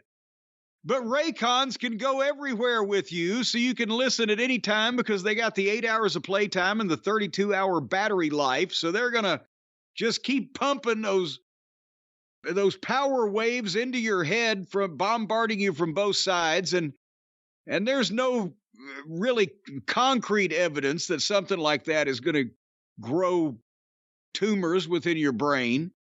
And they've got the 3 customizable sound profiles, the earbud tap function, so you can just noise isolation mode, boom, or awareness mode, boom. When you touch on awareness mode, instantly a newscaster comes on, makes you aware of everything going on in the world in like a 90-second period of time. It's very fast. You got to listen, potentially take notes. But anyway, Brian, you know how you can save money on this whole thing, don't you? No, but please tell me. Well, what the folks can do right now, if you need some earbuds, quality earbuds at half the price of the big boys, then all you got to do is go to buyraycon.com, BUYRAYCON, buyraycon.com/JCE today, right now, this moment, and get 20% off and free shipping. 20% off and free shipping at buyraycon.com if you use the /JCE. So right there, free shipping. I mean, these things, they weigh, my God, an ounce and a half. It might take fucking what, $1.95 to ship these. So you're saving that right off the bat. And 20% off of the cost of them to begin with. So you're coming out ahead no matter what's going on. And then you can listen to anything you want to listen to until the blow comes crashing down, and then it's usually from behind and you'll never see it. Once again, let's not talk about what you will see. Let's talk about what you will hear with Raycon. That's right. What's that promo code, Jim? JCE. And you'll hear all kinds of, as a matter of fact, you'll hear, it makes a noise. In addition to seeing the sparkly things and the lights flashing before it goes completely black, you do hear bells and a clang in your head when the brain damage happens. It's when the brain, swishing around there in the brain fluid hits the side of the skull and bounces off and bruises the brain. That's what damages it. You can hear that in your own head, so you'll know it happens. Buyraycon.com/JCE. You'll be entertained right up until the moment of contact.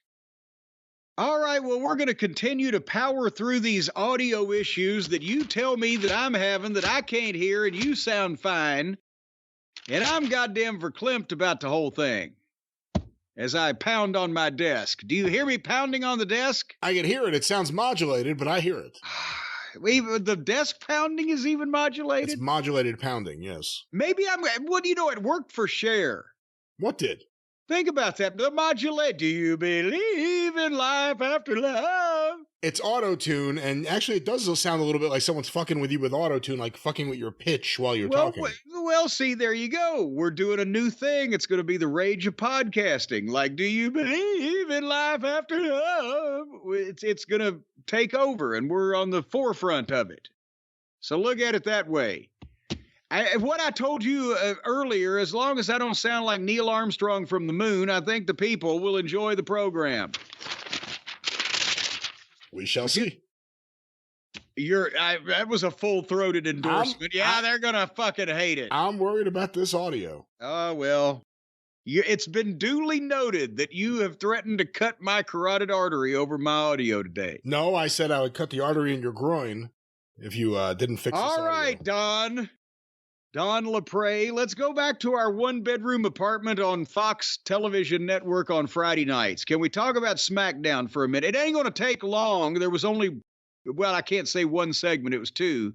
The first 40 minutes of the program was great, and then there was the rest of the program. Should we talk about that? Yeah, let's start with that. March the 1st, a red letter day. Finally, The Rock has come back to Glendale/Phoenix, Arizona.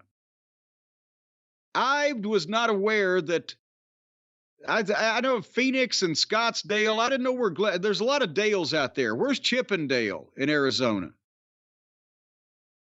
I don't know.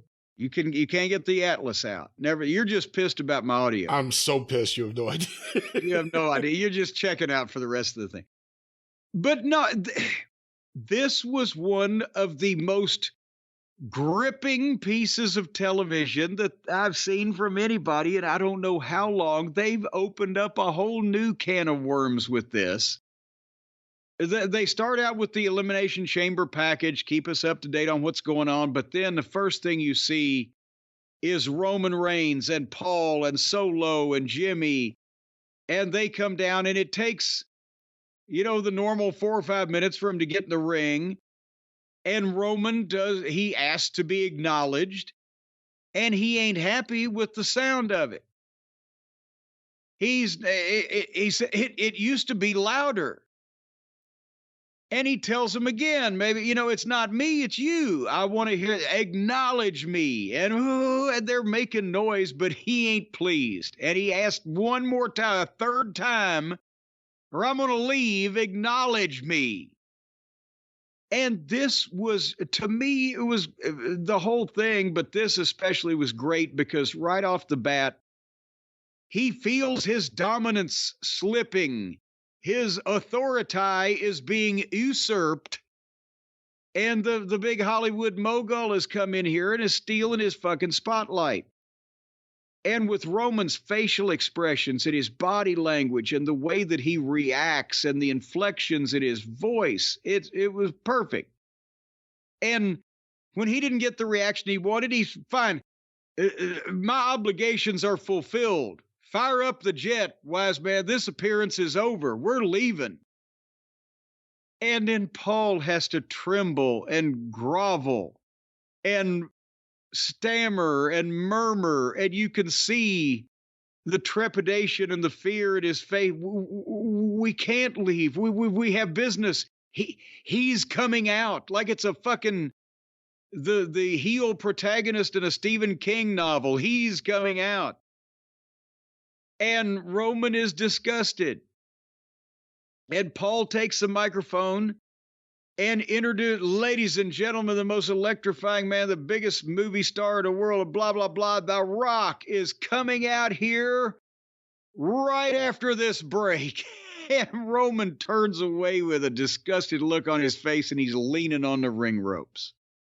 That right there, that's the best cliffhanger. Instead of dive, somebody goes through a table to the break.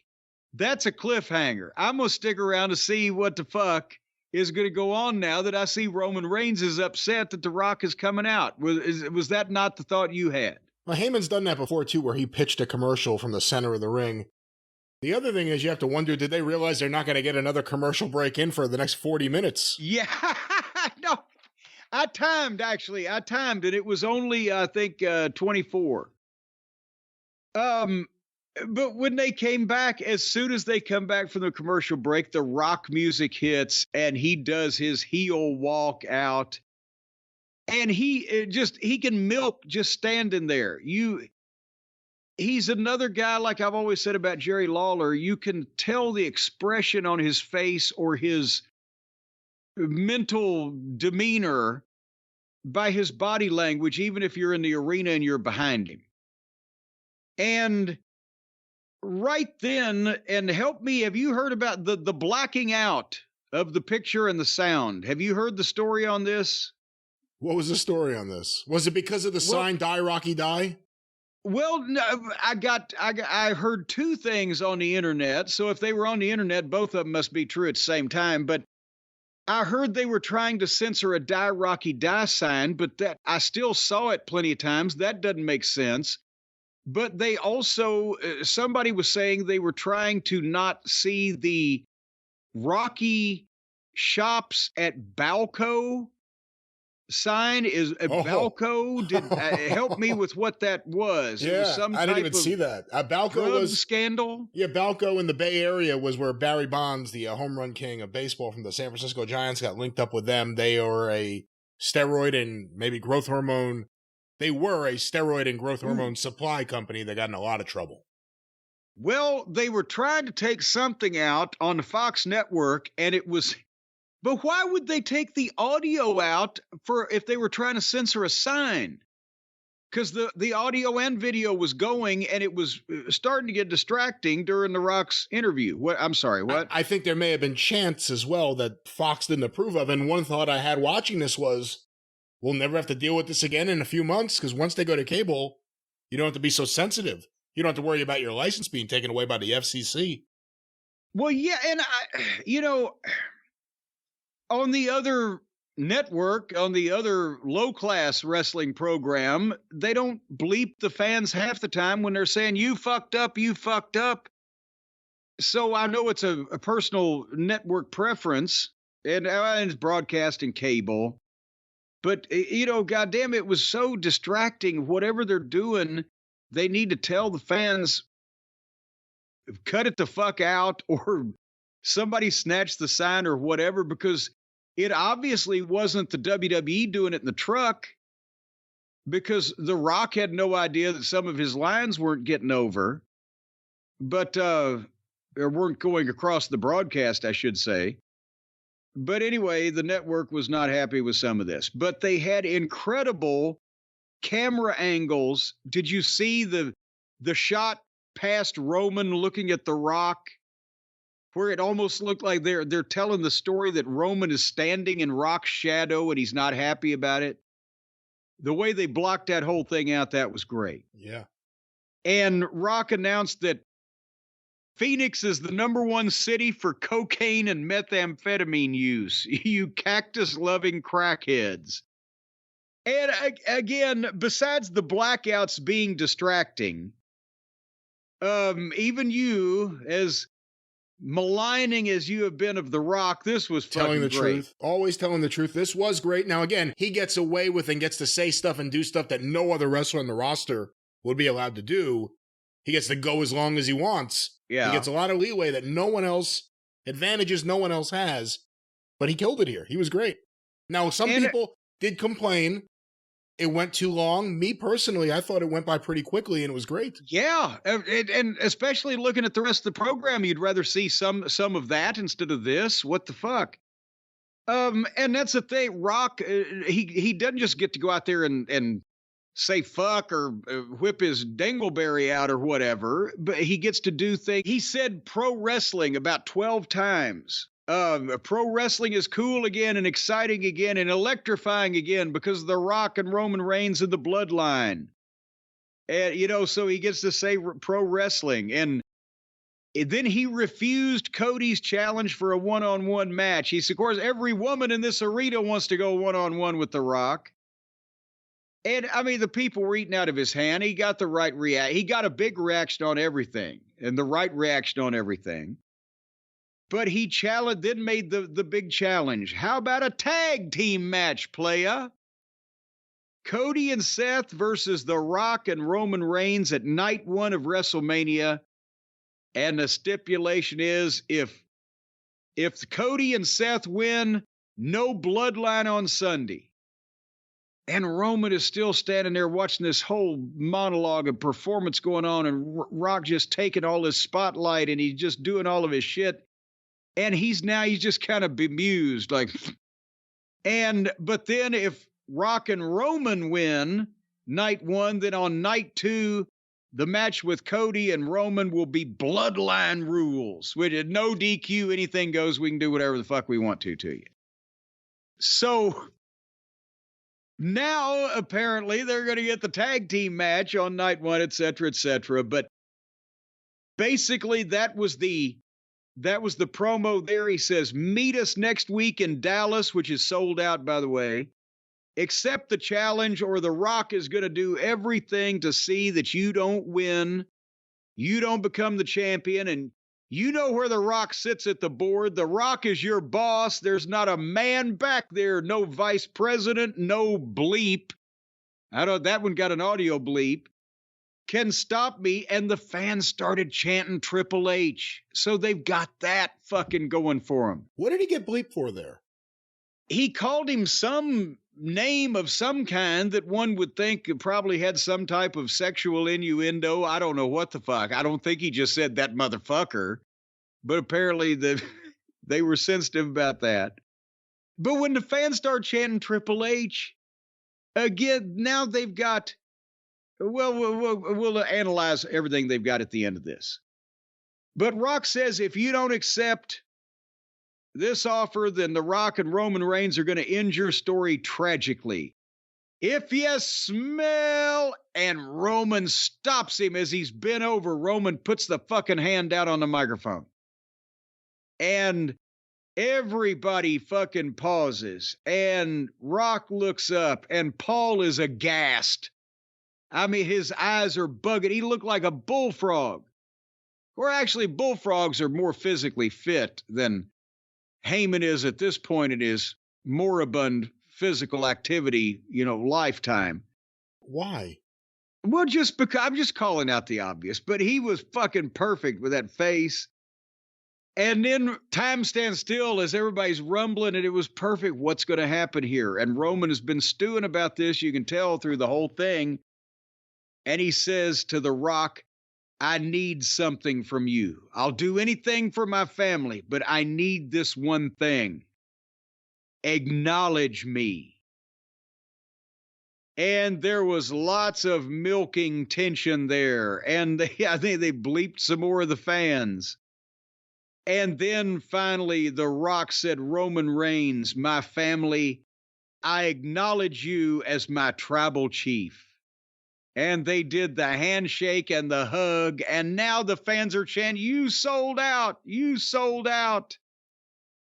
And The Rock says, this is family and we will do anything for family. If you smell. And then he hands the mic to Roman. And Roman says, what the bloodline is cooking. Holy shit. Now, not only do they have ongoing tension between The Rock and Triple H that doesn't have to culminate in any kind of match because it's a battle of stars that are also in leadership positions. But now they got the tag match for night 1. They get The Rock and his involvement in WrestleMania. And then what in the world? They can do The Rock talks this whole fucking game up, and then he fucking somehow this plan backfires and Roman has to face Cody at night 2 in a fair fight and then loses and then is mad at fucking Rock. Or The Rock's plan wins and Cody overcomes everything at night 2. But in the process of doing that, there's tension now forming between The Rock and Roman that could lead to the summertime, or I mean, there's so many different avenues here. What the fuck is going to go on? They've set up Heyman potentially being a sympathizer with The Rock as opposed to Roman Reigns here. Yes. Whose side will the Walrus be on? The Walrus was Paul. The Walrus always goes with the biggest star. So it creates an interesting dynamic. And The Rock... Well, go ahead. I was just going to say, but there's so many different ways they can go. Go ahead. I'm sorry. And The Rock is now trying to establish, he did a 20-minute video on like a Twitter, but I didn't get to watch it because it was 20 minutes and I was busy, but everyone raved about it. It was kind of a dry run for what he did at SmackDown for 40 minutes. No, I've got it written down right. It was 22 minutes from the time The Rock's music played till the end of that segment. They have now got it to the point where The Rock is trying to convince everyone that this was all his plan to manipulate Cody and screw everything up. And, you know, the fan reaction was all whatever. They're trying to play into it, and they should. And they're doing a great job with it. But if that's the case, he's going to do the same thing to Roman. This was my plan. And that's the thing. I guess that's my question. Are we at the point now where we're months away from a Roman Reigns babyface turn because The Rock steals the bloodline in Heyman? Is that the right thing to do? Because certainly The Rock shouldn't go back to being a babyface anytime soon, because this is what I've been saying. This is what he should be doing. Well, and that's what I think we are. The Reigns babyface turn doesn't have to be predicated on The Rock stealing the bloodline, because Paul's an opportunist. He's going to stick around and, wait to see who comes out on top of this, probably. Or potentially he would go with The Rock, obviously, to add extra heat. But this may be part of The Rock's plan at some point to give a catalyst to turn Roman babyface, because when those two larger than life personalities and egos explode, you'll get that match. And also, Roman would obviously be the one to be babyface because The Rock would have gotten him into a lot of this. So then the question is, The Rock doesn't have to steal the bloodline, because he's not going to be wrestling or in the ring on a regular basis. And I don't think he wants to commit to months and months of coming and doing their promos. But Paul could still be with Solo, and Roman could be a huge fucking babyface at some point, whatever that point is. Well, great opening segment. And, it ate up 40 plus minutes of the show, but you didn't really miss anything. And when you saw this followed up with a few of the women's segments, like, yeah, I know they have fans for those, but I was able to take a break because I was like, 40 minutes, I need to go see what's going on. But they held me. But as soon as that segment was over, I was like, I have to leave the room for a bit, but they gave me good reason. I must admit, I watched this segment twice because I enjoyed it so much. So to make up for that, I skipped most of the rest of the show, where Tiffany wrestled Naomi and Bayley and Dakota wrestled Oscar and Carrie. Braun Breaker wrestled Zion Quinn and beat him with a spear in 5 seconds. That was the only move. It looked like $1 million doing it. Carlito and Escobar had a street fight that, remember when we said, well, that might be an interesting match to see? It wasn't. I liked it. I watched it with sloppy. It was like they couldn't even figure out what they were doing. I watched it with a room full of people, and I was doing running commentary, and it was a lot of fun. Well, that's because you were entertaining. It was fun. Yeah, I had a good time. Well, the main event, we'll get to it without further ado, was something that when I heard about it, I said, well, I'll watch that. Randy Orton and Austin Theory. And I swear to God, as soon as they rang the bell, Orton took over and Theory's bumping like a Super Ball, and Waller distracts Orton and Theory posts him and drops him on the desk, and they go to the break in 1.5 minutes. I'm like, and by the time they came back, there was, I think, 7 minutes left on the air at that point. And immediately Theory is going to the top rope, and Orton goes up and catches him and goes for a superplex. But as Orton went to step up to the top rope with his right foot, and Theory was stepping up to the top, so they'd have to come off the top. They can't come off the second rope. We've gone over this 1 million times. Orton's right foot slips off the top rope, and he loses his balance and jumps down and lands on his feet. But since Theory was stepping up at the same time, Theory thought that he was going, and he gave himself the superplex, and somehow in middle of that, Orton went with it, and they landed perfectly without anybody getting hurt.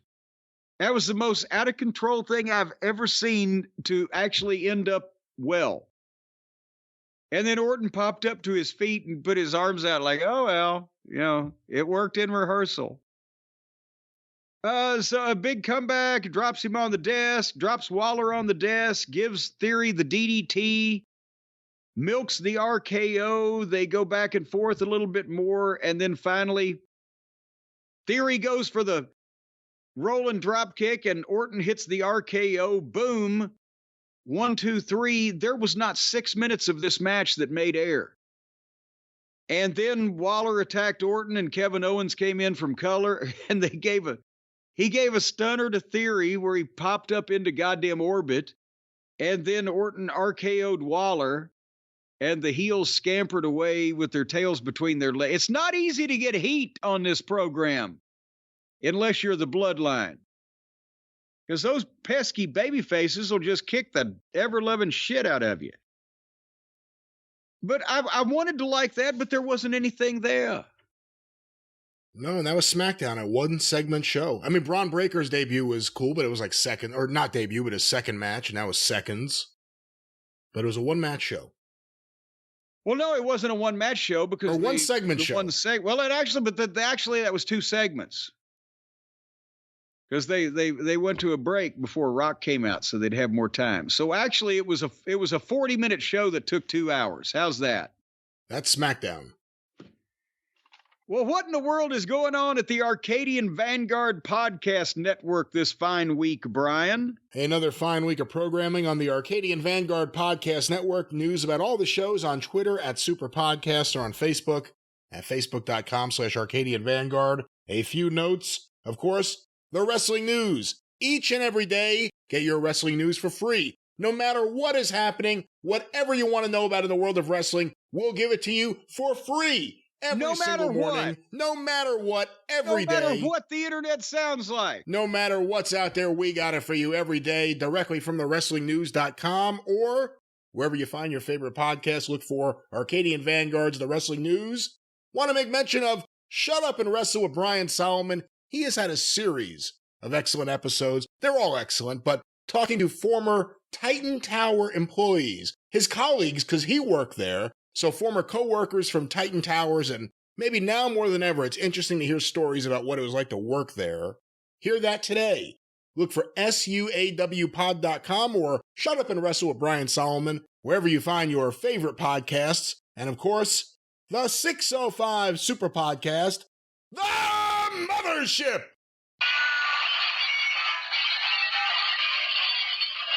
Well, I just didn't have it today, but go through the archive, 605pod.com, available wherever you find your favorite podcasts, The Mothership. You had it, but you lost it. Your get up and go got up and went. That's right, like Tony without his his coffee.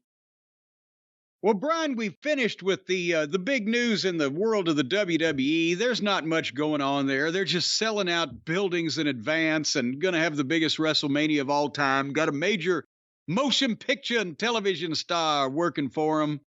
And everything's just in the shitter over there, I guess. But in AEW, the future's so bright they got to wear shades, especially to cover those massively dilated pupils. But before we can talk about the pay-per-view, we must give people the last stop, the last chance saloon on the road to Revolution, which was AEW Wednesday Night Dynamite on February. Was that the 28th or 20? Yeah, 28. We had a 29th this year. Threw everybody into turmoil. So this was February 28th from Huntsville, Alabama, the birthplace of beautiful Bobby Eaton, the current home of Loverboy Dennis Condrey, and apparently a very big building with a big stage and a big screen and a small crowd.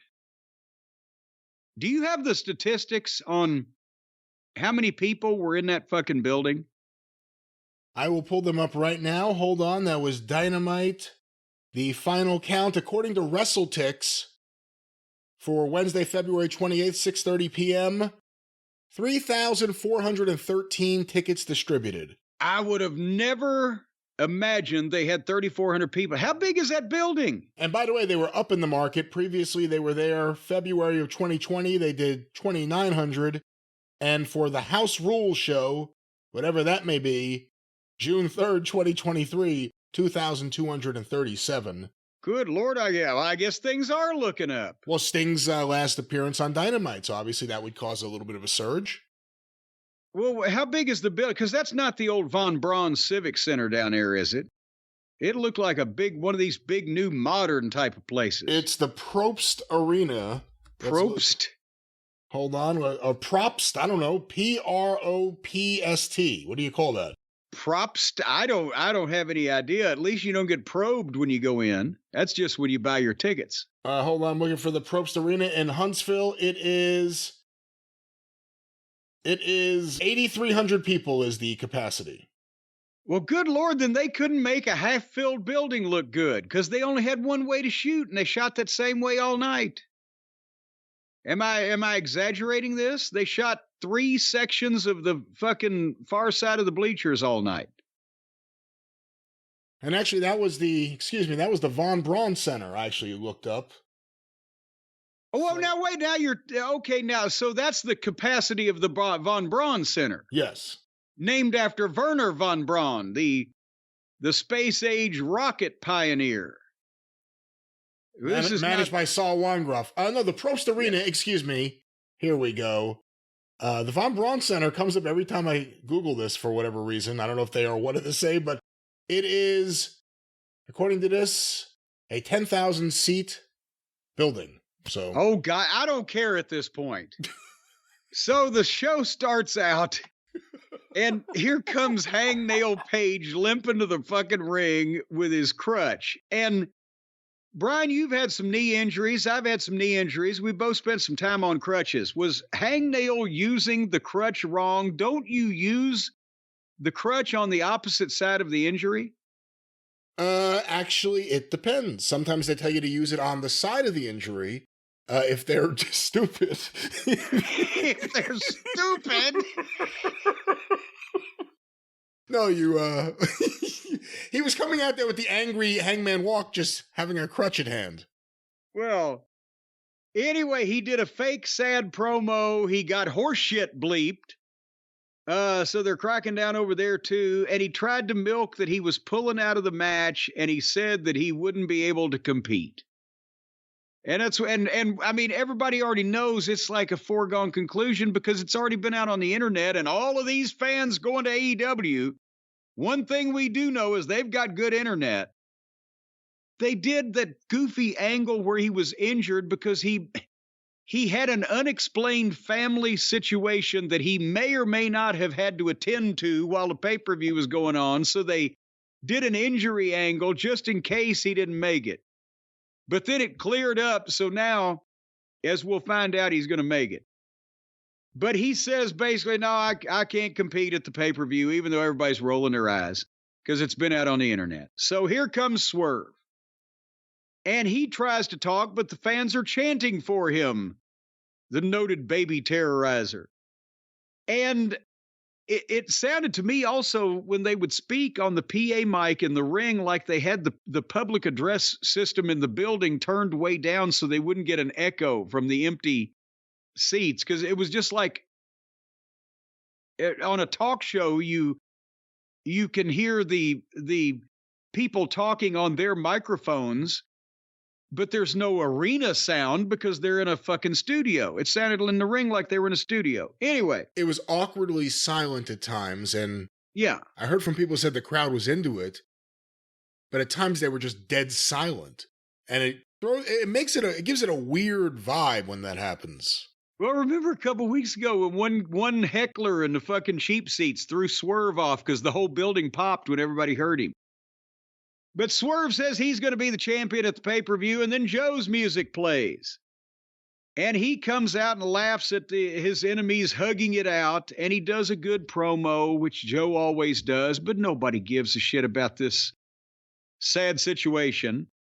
And when Swerve fires up and responds to Joe, he tells him off, and then Page wallops Swerve with his crutch. He's not hurt. It was all a swerve.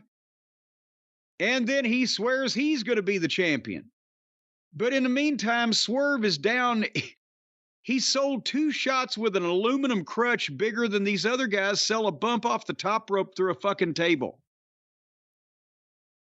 So Swerve was down. Page is swearing he's going to be the champion. Joe's laughing at everybody, whatever the... I've been telling you for weeks that Page was the heel. What do you think now? Well, I mean, he is, but nobody still cares. But it's oh, Christ on a cracker.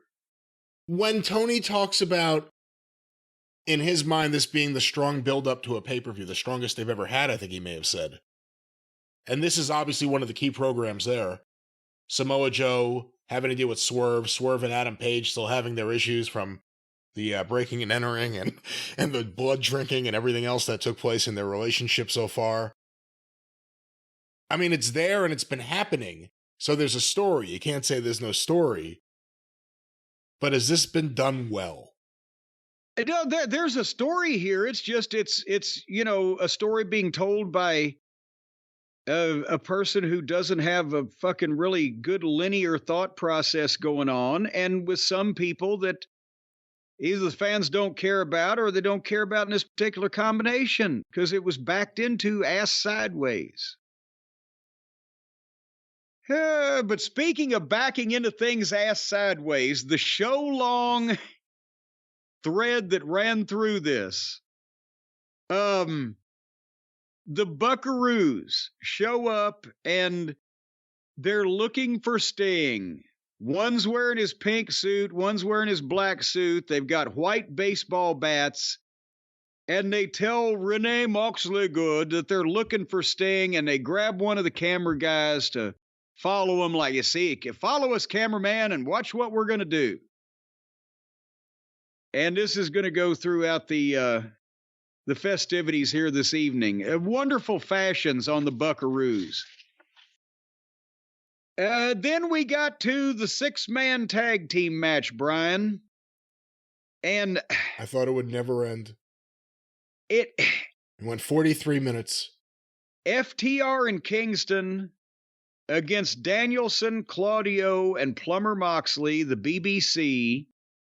They shot a quote-unquote angle for this on Collision and showed highlights to set this thing up.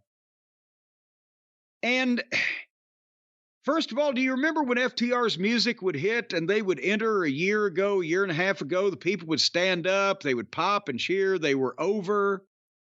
They were having all these great matches, the Briscoes, people are in it. Well, no more of that. Kingston is now the most popular one on the babyface team here. And while the problem was FTR had great matches to get the cheers, Kingston is getting cheers, but his matches are going to be shit because instead of working the gimmick that he ought to have of being a kick-ass character babyface a la Hacksaw Jim Duggan, he's instead decided that he's the second coming of Antonio Inoki, and he's wrapped up in doing all this Japanese bullshit. I think it's more Kawada, if I had to say, than Inoki. Well, it's more All Japan than New Japan. Kawada didn't really roll off the end of my tongue. But the point is, so you got Kingston trying to do this goofy shit. FTR's been neutered.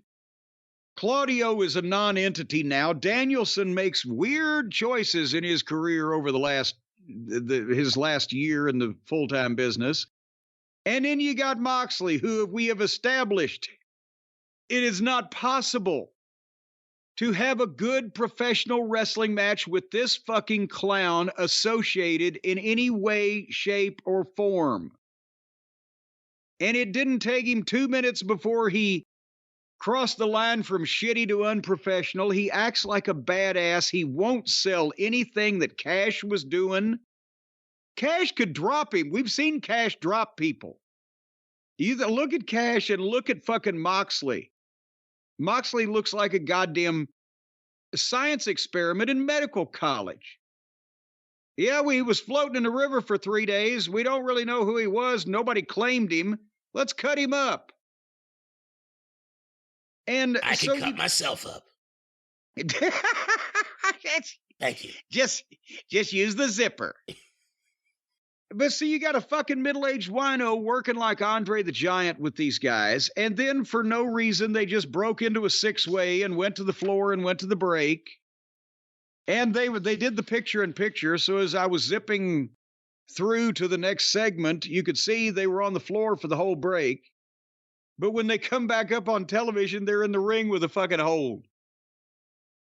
And Moxley tried to get an Indian deathlock and didn't know how, and Cash still had to fucking sit in it like he was in something. Did you see that he wasn't in anything? Cincinnati deathlock. Well, at least he could get Skyline Chili as a sponsor. For the folks up there in Cincinnati, you're just loving that. So they give Dax a hot tag. He makes a comeback. They stop him. They get more heat. Everybody goes to the floor.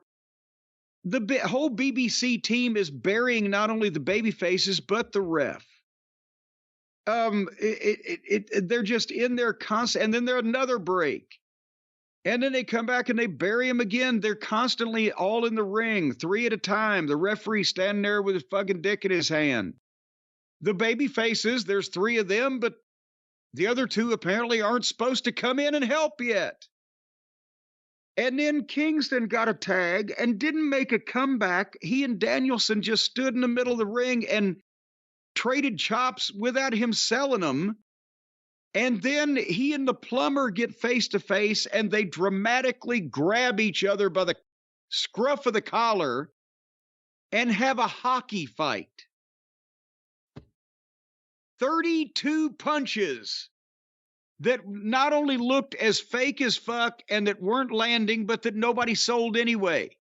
They just grabbed each other, hugged each other, and pistoned their right hand in the vicinity of each other while they were otherwise immobile. And then they go back to triple teaming Kingston incessantly in front of the referee and FTR laying on the floor because they're not supposed to come in yet. And then the baby faces came in and triple teamed the BBC while the referee stood there aghast, agape, and his arms akimbo. How's that for alliteration? Akimbo Slice. Akimbo Slice. He was a badass son of a bitch. And then they did a 6-way with the referee dumbfounded, and all the guys were in quicksand because they were all doing the fake elbows, and Moxley's looked the worst. It was the pace of a crippled crab at this point. Then Kingston and Dax did the silly fake chop chest slap thing, and then all 3 of them did it. They got in the corner where it looks like a sissy slap fight with 8-year-old girls where they're slapping the guy's chest, but they're also slapping themselves with the other hand over and over, and nobody is being damaged by any of this. It just looks stupid. And then something I've never seen before in 52 years of watching wrestling. All 3 of the heels gave all 3 of the baby faces the 10 punches in the corner. And it was still a big 6-way because there wasn't a tag for like a 5-minute period. And it just, and then again with FTR, who are the most scrupulous about tag team rules and continuity. But you can't overcome the curse of Moxley. The plumber's curse. The Billy Goat's curse. You know what? He ought to get tights where when he bends over, his ass crack shows to accentuate his character. Crack heels. And here was the finish. The other 4 are all on the floor selling for no reason, just completely out of this. And Danielson walks up to Kingston, who's laying on the ground, and he just stomps him 7 times and then gets a head scissors on him, and the referee stopped it. What, 23 minutes bell to bell plus the fucking entrances. And the only way that I can figure out a way that this could have been a worse wrestling match is if it was longer. Because it seemed like it anyway, as you mentioned. This took the same amount of time that The Rock's interview. And I was ready to goddamn jump off a bridge to get this thing to end. Help me. There is no helping you, or there was no helping me either for this one. I did not like it. Every Moxley match turns into a Moxley match. The BCC, the concept doesn't work. It's just so stupid. They've made me sick of FTR. I didn't think it would happen. They've made me sick of FTR. And I want to like Eddie Kingston. I'm not saying like you do that he should be the modern Hacksaw Duggan. I mean, these guys are going to work the modern way. Oh, what? His matches now are certainly fucking sparkling examples of professionalism. But the problem is for everyone that made fun of like FTR in the past about being a tribute act at times to the Hart Foundation or the Midnight Express or Tully and On, whatever it may be. And there's certainly big influences you would think on FTR. With Kingston, it's worse for this 1990s Japanese wrestling, which I love, like he does, just because he's not doing it the way Kawada did it. Probably shouldn't either. You'll take a lot of life off your opponent in the long run and kill your own knees too and everything. But the point is, it's honorable that he likes it so much that he wants it to be his style, like in the traditional Shaw Brothers films kind of way. It's very honorable that he wants to serve his master and work his style and work the kibashi chops in the corner, but it makes you not like Eddie Kingston in the ring. That's Maybe the problem. he ought to get a contract with Golden Harvest, not AEW. He throws the best punch. I said this to you years and years and years ago at a Ring of Honor show when you were working for those chumps. I was over there and I said to you, because I'd never seen Eddie Kingston before. I'd never heard him talk. I said, that guy looks like a real New York guy. He's the only guy in this whole show that could throw a punch. And it looked great. He doesn't punch, he chops. Yeah, now he's throwing fake chops. But no, I didn't like this match. I really, really, really didn't like this match, no. Well, I'll tell you, there's a big game changer next, though. This is going to change the whole game, Brian. I'm telling you, because Tony Schiavone was in the ring. They have brought in CM Punk. They have brought in Edge. They have brought in, well, a number of other big stars. The Hardys, individually. The Hardys. Nobody got a big buildup from Tony Schiavone like this. I mean, thankfully, he was wearing his truss, because elsewise he might have hurt himself. And he introduced Will Ostrich. And here comes, well, him too. And here he comes, and apparently, and I can't get on him for this because I was going to, he came down wearing a tracksuit. But accordingly, we find out in his promo that the airline lost his bags. So here I am. So that wasn't his fault. The airline lost his bags. He had to wear this. But he comes out, he's shaking hands with the fans, he's smiling. He's a member of the Don Fallis family, as you'll recall. But when he comes out, he's just as happy as a clam to be there. And coincidentally, he's facing another member of the Don Fallis family at the pay-per-view, our boy Take. And remember when we said, why are they making this match that's never been explained otherwise than Don wants them to have the greatest match of the decade that anybody's ever seen. And that's supposed to be an explanation for why that this evil manager would want to create dissension and tension in his stable by having two of them fight each other, which would do him no good at all. They've realized, fuck, we got no baby faces. We already painted ourselves in a corner because we can't think more than a fucking 72-hour period ahead. So we made Ostrich a heel, but the people like him because for the kind of people who like that kind of thing, these are the kind of people we sell tickets to. And so since we don't have any other baby faces, they're not booing out of the building in favor of our heels, we should make him a baby face. So So now he comes out and he does this promo. I'm glad I'm here. And everybody's cheering. He says, I finished my commitments with New Japan Pro Wrestling. I went on vacation. And at first, I thought he said, I pissed on the Miz's, but he said, no, I got pissed with the Miz's. And now, folks, for those of you in the United States of America watching television. This is not what we need, you explaining British talk. This is not what we need. That means he got drunk with the Miz's. Getting pissed with the Miz's in the United Kingdom means you got drunk with the Miz's, not you got mad at her. Getting pissed with the Miz's is what happens in the Brock Lesnar home every Thursday night. Now, come on now. His name was never mentioned. But anyway, so that's what Will was not mad at his wife. He's mad at the airline for losing his bags. And he talked about he's beaten Pockets. He's beaten Twinkle Toes. He's beaten Jericho. And now he's rolling with the Don Fallis family. And here comes Don and Hobbs and Take. And see, they're very intricate storytelling here because Don and Hobbs both hug Ostrich, but Take doesn't.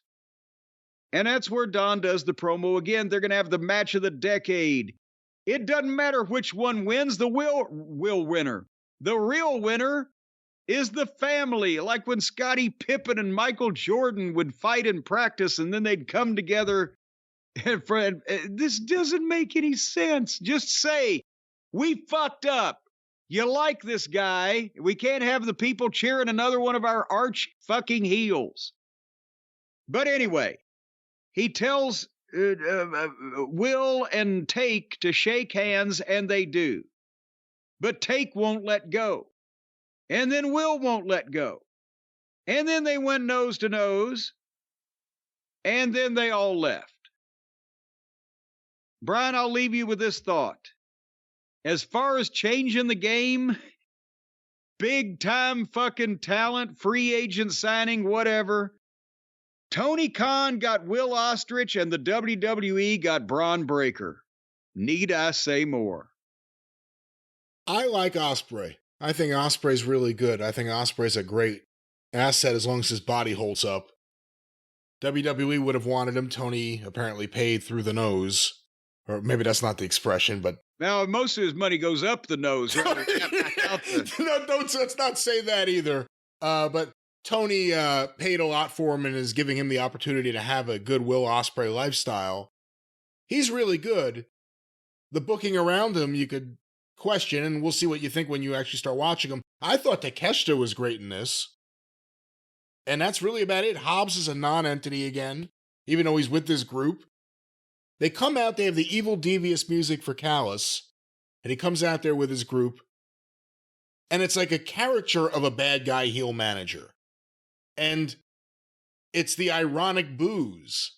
Yeah. So it's like a fake heel thing, and then you realize every promo he does, he can talk, but he's explaining gibberish. Like nothing ever makes sense. Why is any of this happening? Here's his explanation. All right, this isn't exactly Bill Watts explaining something. I don't know what this fucking guy's saying. Well, and also you kind of hit it in that it's a caricature, in that it's obvious that this guy is playing a part so that you will dislike him. From the picture on the Tron of him in The Last Supper with the and just everything they do, we're winking at you here because it's almost like he's snidely whiplashed. He's going to foreclose on the orphanage. It's just comedic, but it's not funny. With that said, they're bringing Will Ospreay in. He's going to be there long term. He's got a big contract. You need top stars. Specifically right now, you need top baby faces. He apparently excelled as a heel in Japan and wherever, in ring. And if you're going to bring him in and you're going to try to immediately, because AEW has never really done this successfully, immediately elevate someone once they come in so that they go to the top and stay at the top, is this a good way to switch it around and start that up? I lost your question around the far turn. It must have been the internet connection. But I think that obviously what's going to happen is Don is going to turn on or stab in the back or whatever Osprey when push comes to shove, or will rebel against disrespect or bad treatment or whatever and get out of that. And then I think the best thing would be for good old Will to not wrestle any of these motherfuckers. Put him in the ring, put the fucking belt on him. What difference does it make? Because, get something out of your investment. At least put one motherfucker over from the fucking start where he comes in and beats some main event people. Yeah, that's what I'm saying. Well, yeah, but, But you got to sacrifice Takeshita. That's the problem. Again. Well, sacrifice him from what? He's on life support right now. He stands there dumbfounded while the fake bald guy does all the fucking talking. He's thinking to himself, these guys all told me it would be a better idea to sign here than WWE. So, I mean, push somebody and see what happens. But I don't know whether they will or not. So the Lollipop Guild was still in the back asking around for Sting. They asked Kingston if he's seen Sting, and then they fake threatened to fine him for knocking him in a promo and looking like a slob. And to make sure that we remember that they've got their own cameraman with them, they shoot the cameraman, the handheld guy, in the shot at the interview set, which is you never see that in television. So by showing that, they show they've still got the cameraman held hostage, even though he could just put this goddamn thing down and just leave if he wasn't. Man, they can't punch. They got their ass kicked by CM Punk. What are they going to do with those baseball bats? Come on. And then the point is they're executive vice presidents of the company. They're going to take a ball bat to the fucking cameraman. Let me be that cameraman. Where's the disciplinary committee? I'll sue it. Yeah, I'll sue them, get the disciplinary committee on them, and I'll live in Tahiti for the rest of my life. Anyway, at the 9 o'clock hour, we had the Dollar General Store Championship on the line with Pockets against Nick Plain. So now you've got the company mascot, an unfunny joke that is an embarrassment to the fucking state of professional wrestling, against an 18-year-old kid with a mope face. And they gave him 15 minutes to set the fucking business on fire and set it back about 30 years. And this is where they put the Ole Anderson mention in. Amazing. Ole would have set Pockets on fire if he'd have been in the same locker room with him. And we'd like to send us, our condolences to the family of Ole Anderson. The only reason you should be sending the condolences now is if Ole had turned on the TV, seen Pockets, and died over it. If he had seen the person giving the condolences wearing a mask, he would have had a word to say about that, too. Again, how many weeks in a row has this been? Stone Cold Steve Austin didn't get this kind of push on Raw. It's embarrassing. And all the guys in the locker room have to know it's embarrassing, and they have to dread when their number is called, and they have to suffer the presence and put over the stoogishness of this fucking idiot. And then to make sure that everybody remembers that the Acclaimed are a bunch of fucking flunkies now, they had the Gangbang Scissor Clan all together, and they made fun of Caster for forgetting his rap. Can you believe they brought that up on television? I mean, I was going to say you have to address it, but it really didn't take off. No, you don't have to address it. People talked about it for a day or so. Nobody was fucking arrested. There's no goddamn ongoing criminal case. You don't have to address it.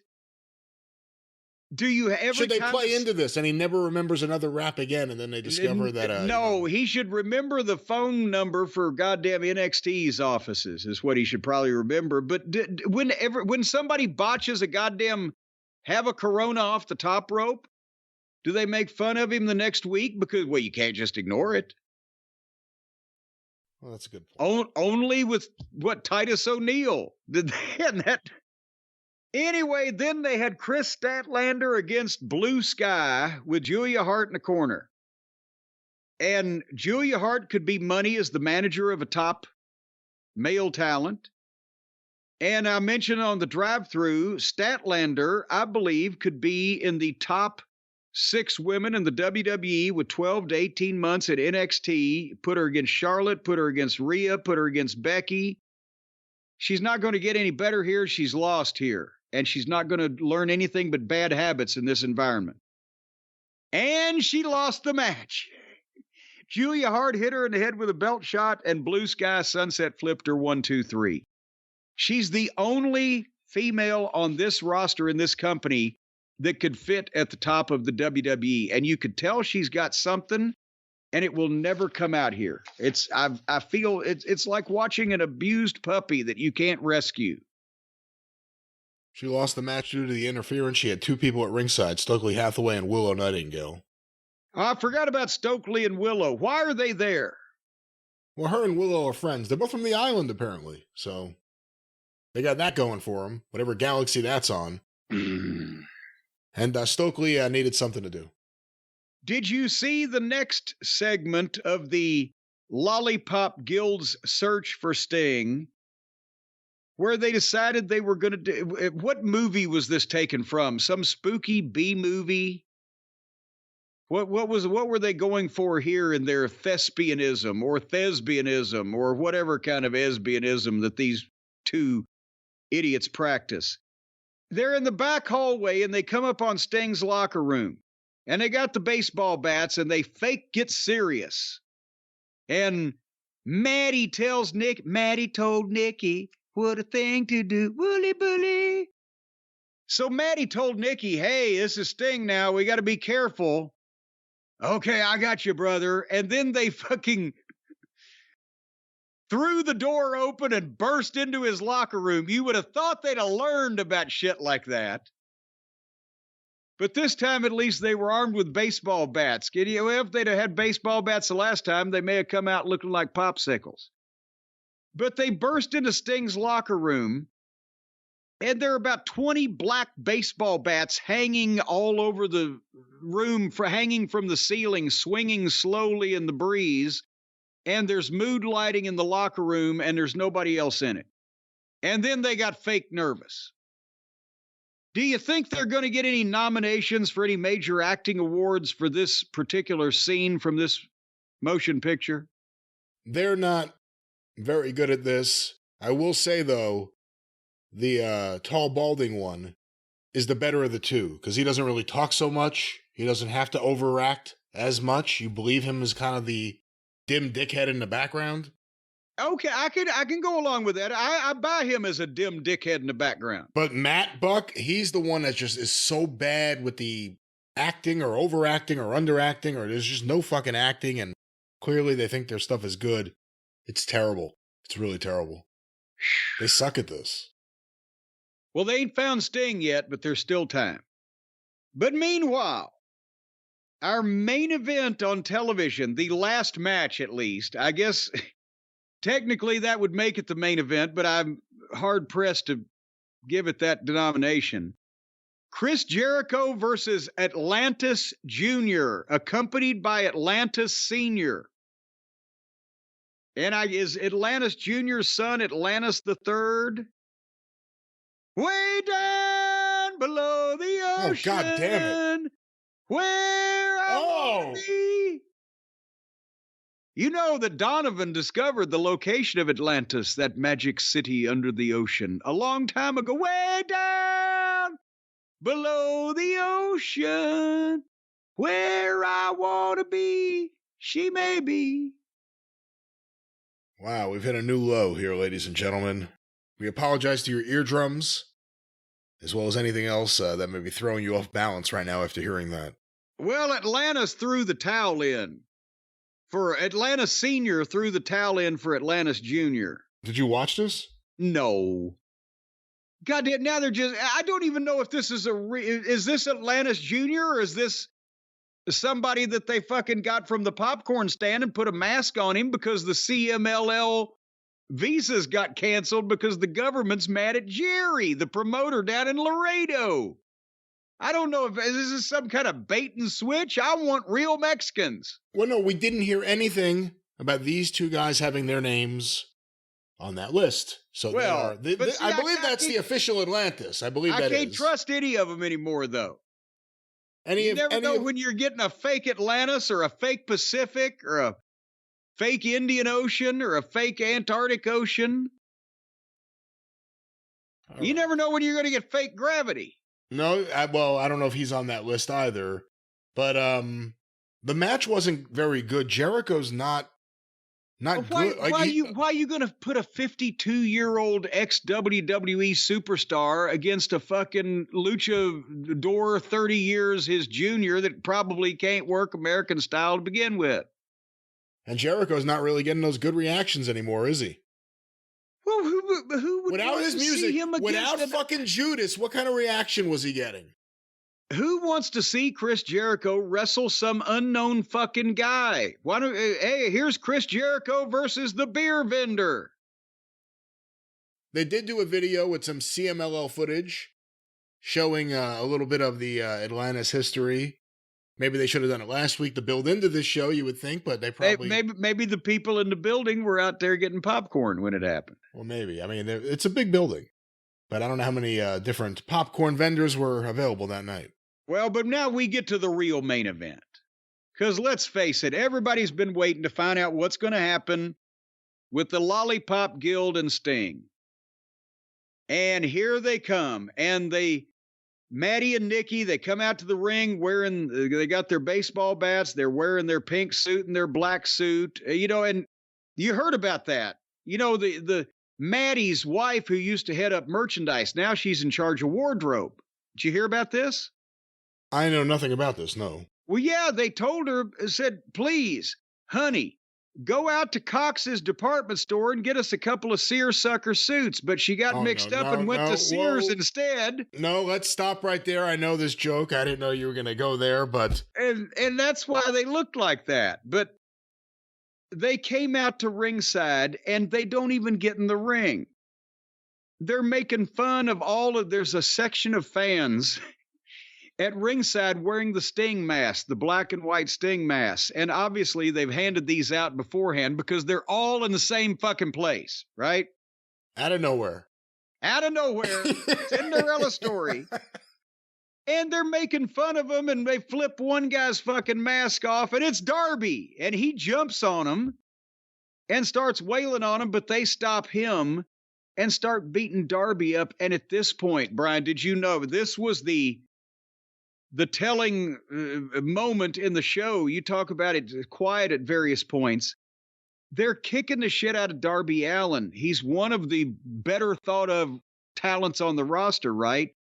The people didn't care. There was some light booing. You see everybody across from the camera standing there looking at it. Some people are looking back at the entrance like, is somebody going to run down and help anybody? Nobody gave a shit. They don't care what these two are doing. And they give Darby their shitty little double knee lift that doesn't look like it does anything to you, and you can't take a bump from it. But Nick did. He tripped and fell down and took a bump from giving his own finish. And the people were just staring. And then Matt comes over and gives him a fake bat shot to the stomach that there was no need for. It's just like, here, let me do something else that looks like complete shit so you can see through it. Boom. And then Ric Flair's music plays. And here comes Rick down to the ring. And he's smiling and he's doing his little shuffle. And the announcer, and we saw Ric Flair talking to the Buckaroos last week. Oh my God, is he going to, he's obviously going to stab Sting in the back. So they're already telling us it's going to be a swerve again. This is like shit stain booking. Flair gets in the ring, takes his jacket off, takes the baseball bat. The Buckaroos are holding Darby.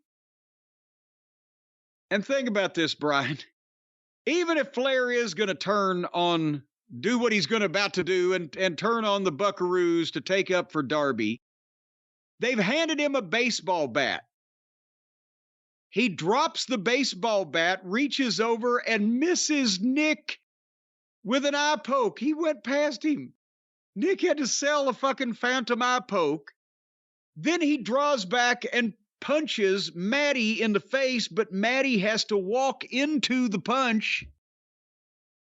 And then I think he chopped him a time or whatever, but poor Rick cannot fucking barely move or draw back or swing without losing his balance and falling over. So they're walking into him for this shit. But when he missed the eye poke, oh my God. And then they stop Flair with a fake nut shot.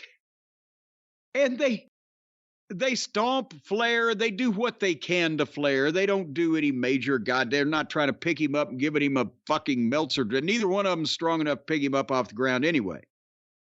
But they kick the shit out of Flair, and then Sting music starts playing. So they grab the bats and go to the stage where they can wait on him. And they're waiting in the entranceway. There's the stage. They're waiting for Sting.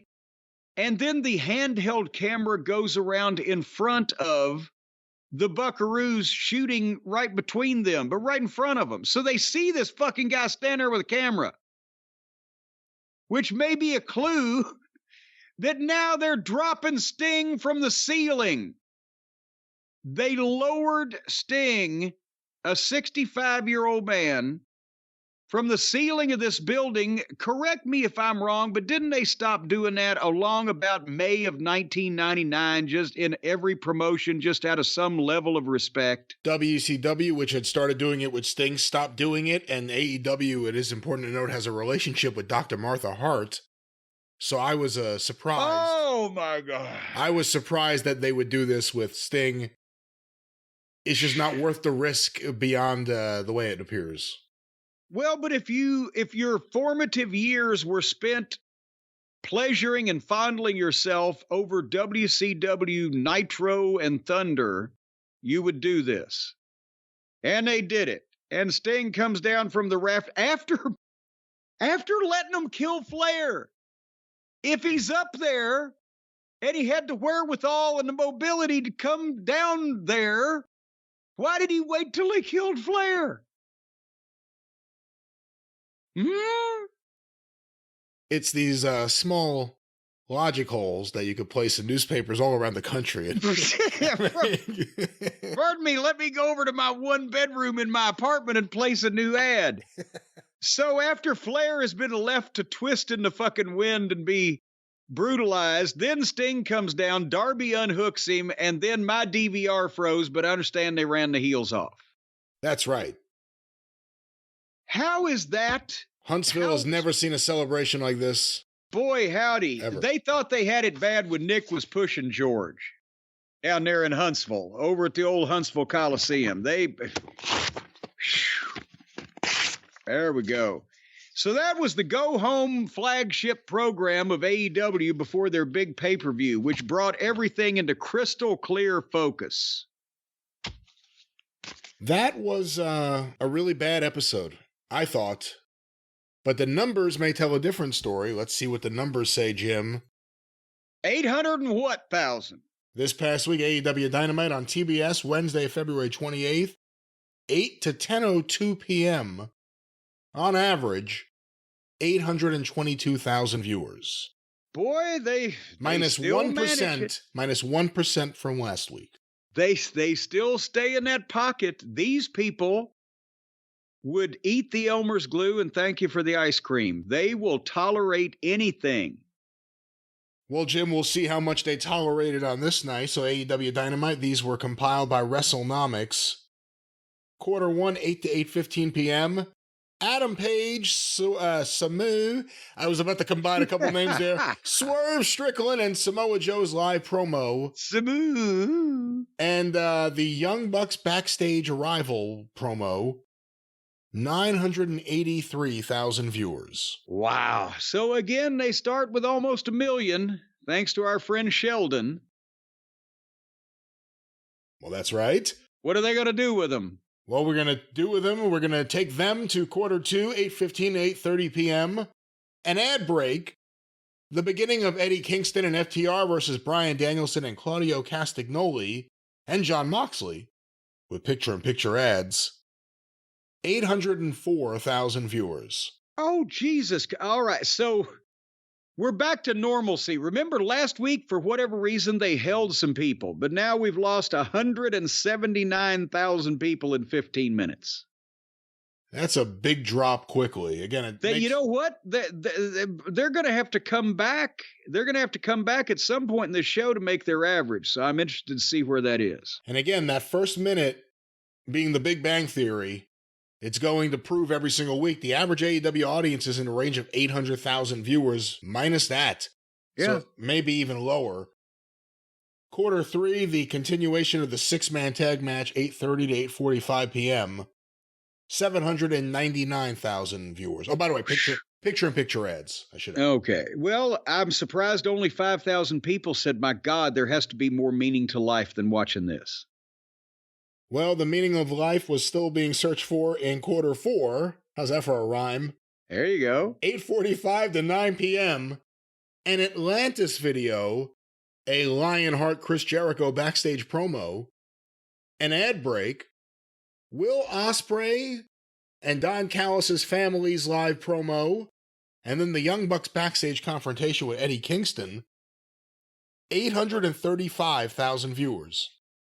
Well, got 36,000 back, and I can't imagine out of that list you just read what they'd want to see, but good for them. Well, good for them. Let's see if the goodness continues into quarter 5, the big 9 o'clock hour. 9 o'clock hour, the big top of the hour. Top of the hour, 9 to 9:15 p.m. Orange Cassidy versus Nick Wayne with picture-in-picture ads. 242,000. Why would you do that? I mean, even if you're not offended by just the presence of Pockets, why would you put him against this fucking bland mope-faced teenager at the 9 o'clock hour? Oh, this'll draw him in like flies. Well, mopiness is in the eye of the beholder, but the number, Jim, is 799,000 viewers. Wow. So they picked up 36,000 from 3 to 4, and those same 36,000 said, oh, we've made a drastic error and left. Okay. We now go to what is known as quarter 6. In some circles. 9:15 to 9:30 p.m. The finish of the aforementioned match. The post-match with the Undisputed Kingdom, Trent Beretta, and Rocky Romero. An ad break. The Bang Bang Scissor Gang's backstage promo. And the start of Chris Statlander versus Sky Blue. With picture-in-picture ads. 767,000 viewers. Ouch. And that's another 32,000. So now we've gone from 983 to 767. We got 2 quarters to go. That's right. Quarter 7, 9:45 to 10 p.m. 9:30 to 9:45. Yeah. Chris Statlander versus Sky Blue continued with a post-match with Julia Hart and Willow Nightingale and Stokely Hathaway. The Young Bucks backstage finding Sting's room of bats. An ad break. And the start of Chris Jericho versus Atlantis Jr. with picture-in-picture ads. 766,000 viewers.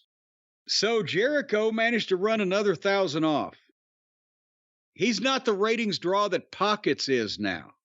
They don't really call him the demo god anymore, do they? Boy, unless you're talking about Demolition.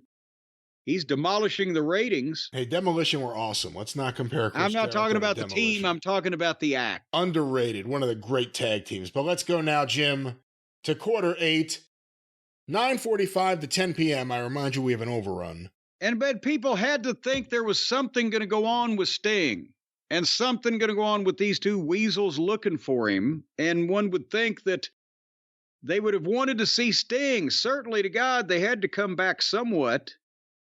Well, Chris Jericho versus Atlantis Jr. continued with the post-match celebration with Atlantis, and they all hugged, followed by the Young Bucks confrontation with Darby Allin, Ric Flair, and Sting's appearance. 810,000 viewers. Wow. 2-minute overrun, 891,000 viewers. Okay, all right. For 2 minutes, suddenly 81,000 people said, oh my God, we're almost missing it. Ric Flair and Sting in a segment and 810,000 At least they got 44 back. But you got your calculator over there, Brian? Do what we did before. Add up quarters 2 through 8, leave off quarter 1 and the overrun, and see what the average is when it's just all AEW all through the quarter.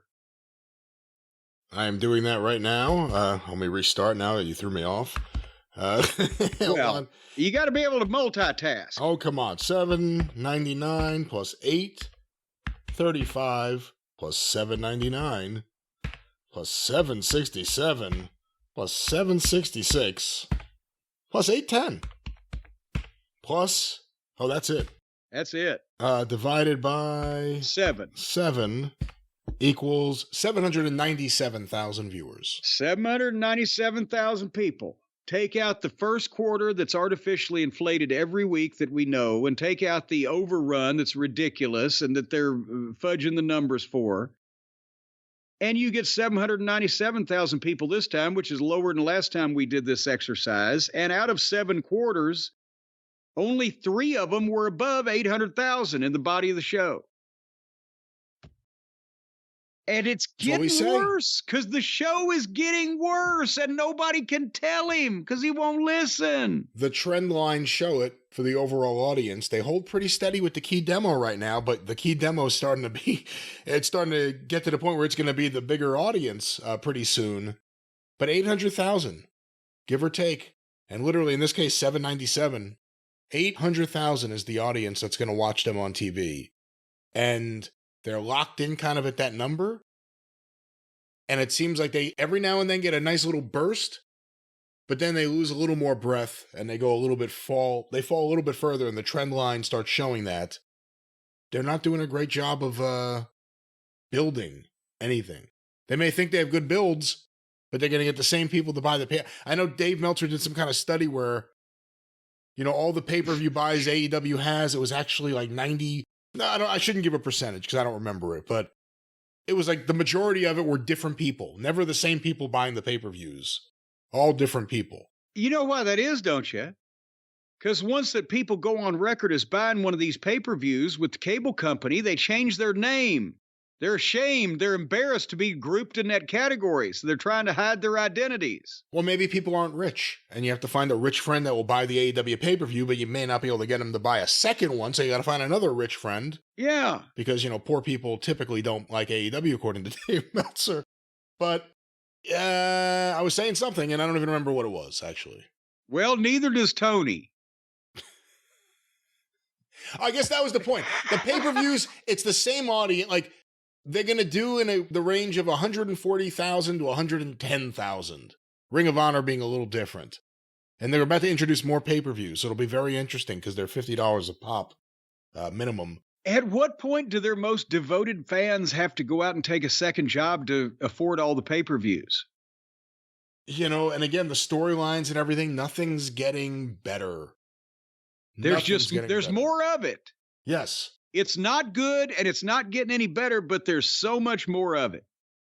Well, that was Dynamite. The go-home episode for the Revolution pay-per-view. Well, and in just one moment, we're going to discuss that, aren't we?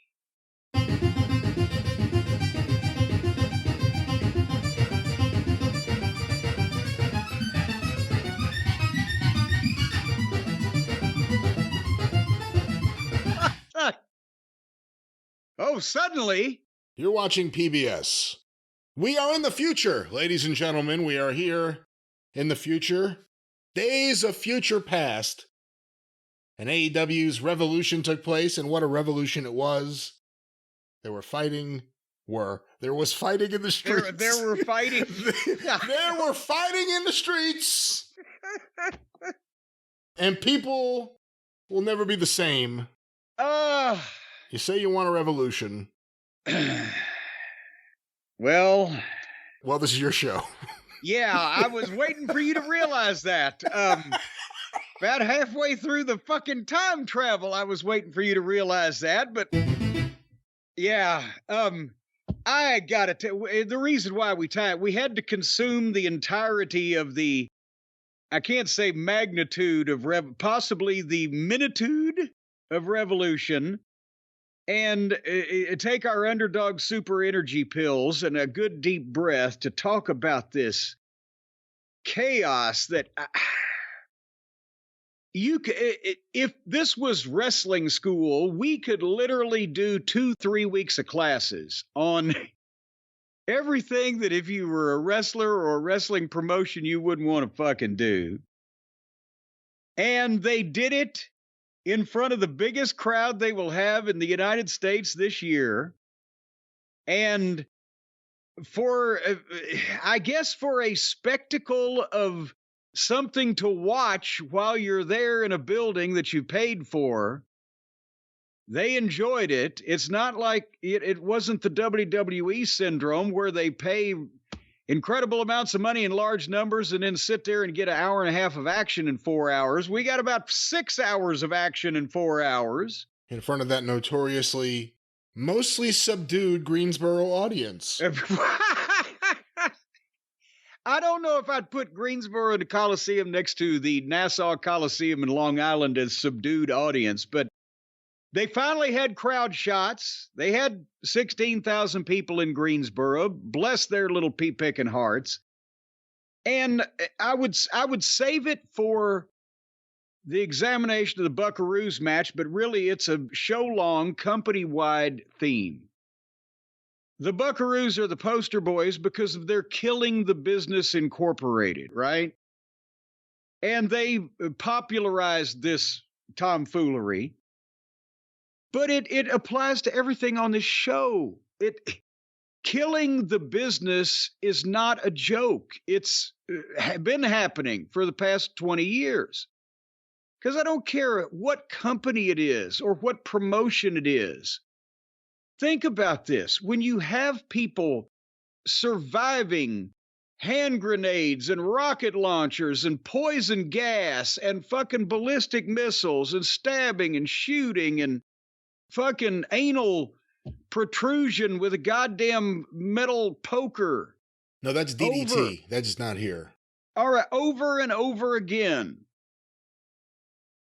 And it's mostly meaningless people that are doing it that aren't over in the overall scheme of things, or in the case of the main event here, and in the case of a couple of the matches, people who actually got over at one point in time by doing none of this shit. Here's how it kills the business. And slowly, subliminally, it's like a growing cancer. 50 years ago, 44 years ago, no, 48 years ago. I'm trying to do the math right. 48 years ago, Bruno Sammartino and Stan Hansen drew 40,000 people to Shea Stadium off of actually a clothesline, a lariat.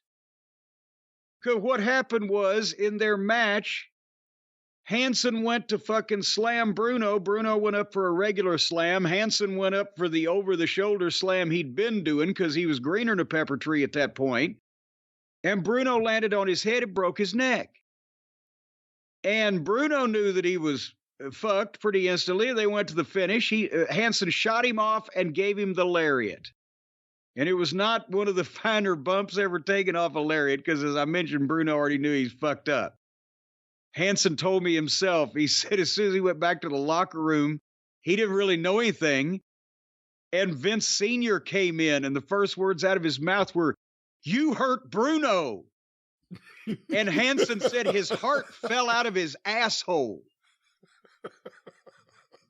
But, I mean, those were fighting words in them days.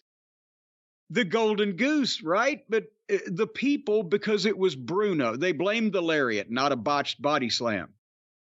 Because it was Bruno and they believed him because he was out of the ring for 2 months. Obviously, he didn't wrestle anywhere because he didn't wrestle anywhere. And they rushed him back to Shea Stadium for the fucking grudge match and they had pictures of him in the hospital. Stan Hansen broke Bruno's neck with a clothesline. They drew 40,000 people. And then Hansen had to leave the territory because old women were attacking him on the subway. "You hurt Bruno! Oh, I don't think it was the old women that were the upset fans he was running from. Well, in the New York no, area. I mean, they had to get it. No, he was causing right. They had to get him out of there in the building. But I'm saying he had old women accosting him if he'd take the subway in New York or wherever the fuck. He just had to leave. But the point is, watch out for old women and anyone friends with Jilly Rizzo. There you go. Because that you're alluding to something. There were some fucking threats made until Bruno had to put the word out, right? No, let's not take care of it that way. I'll do it myself with my Bruno punch. Yeah. Can you imagine the mob now being in modern day times being upset about a fucking wrestler getting hurt? We'll take care of him. No, stick me. See, that's what you definitely don't want to hear say. You hurt Bruno. Yeah. Then you're in trouble. But anyway, the subliminal killing of the business. I know it's 50 years later, and I'm not suggesting that we can hospitalize somebody from a clothesline for 2 months or whatever the fuck. But the point remains that when you have main event, and it hurts the WWE too. Because any fan that sees an exhibition like what went on with AEW and then watches the big boys, yes, they see the big stars, and yes, they still get into it, but subliminally, when they do an angle, or when there's an angle done anywhere, or even in the same company in AEW, what are they going to do for an angle now? Goddamn Agent Orange? It doesn't register even when the main event people do it, even when the people you care about do it, even when the biggest stars in the business do it, because slowly you will eat away and erode away, which is why now the WWE is doing better than they have done in years by drawing a quarter of the viewership they had 20 years ago. That is why AEW now considers themselves a rating success, because they are drawing somewhere a little over half of what TNA was doing on Spike 15 years ago. We're eroding the audience, because even if goddamn The Rock and Cody Rhodes do some horrible fucking super duper Spanish fly up the ass off the top rope, leading to a hospitalization angle, somebody's going to say, yeah, but that fucking guy on the other show was 180 pounds with rocks in his pockets. Well, he dove off a 15-foot ladder through goddamn 6 panes of glass into goddamn chairs on concrete. So he's still okay. Come to think of it, he finished the match. And I think that Orange Cassidy may be the masked Agent Orange. And there you go. Boy, he's noxious. We got that going for him. But that's what I'm saying. It's a slow, gradual numbing of the audience's mind and an erosion of anything you can do with main event talent for value of selling tickets and or drawing money or increasing interest when you let every one of these jack-off juvenile delinquents go out there and masturbate themselves to their heart's content in their favorite fucking fantasy wrestling scenario. And that pretty much encapsulates this whole fucking show. So now we can go through it piece by piece. Oh, I thought that was the review. All right. Well, this is AEW Revolution from Greensboro, North Carolina. A sold-out crowd, 16,000 plus, approximately. To see one thing. All they had to get right, they had one job. Give Sting a retirement match and then give him a great send-off. And let all of it make the air. But anyway, we started out with another legendary figure who's been reduced to this. Christian Cage defending the TNT title against Danny Garcia. And Christian was accompanied by, of course, by Dino Douche, Nick Plain, and Nick Plain's mom. And when Tony Khan gets fascinated with a bland indie guy, he goes all the way with it. So this was our opening match, and I don't know what to say. A star had a match with an indie guy that can do the moves, and Christian Cage works hard, and this was a long TV match with no commercials. I'm sorry, and Garcia in OVW, we could have used him in the middle in a small territory. He might be a nice guy to have on the card. Explain to me with that boring fucking face of his, and that his body is there. It reflects light. You can see it, but there's nothing special about it. And then he's not even slovenly in a fucking interesting way. And, hey, Ref Aubrey Ed's been letting her mane grow out. Did you see her do on this particular night? They've been feeding her fish oil because her mane has extra luster. I think daily brushing and grooming is key. Her hair looked different, if that is what you mean.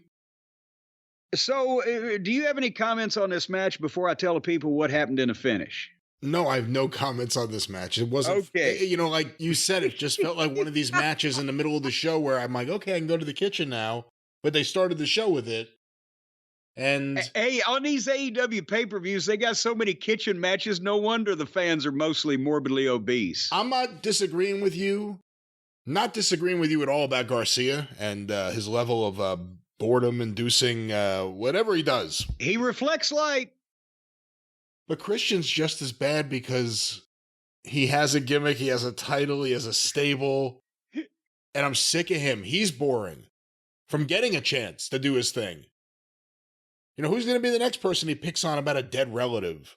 Well, I mean, he's boring because he's doing it with he's surrounded by people that are, the epitome of amateur hour, and he's doing it with people that nobody gives a shit about, or that you can't make it interesting. He's throwing mud at a wall, it just sticks and drips. Nothing bounces back. He's like a James Bond villain if it took place in Ontario. He's like a real James Bond villain in an Austin Powers fucking movie.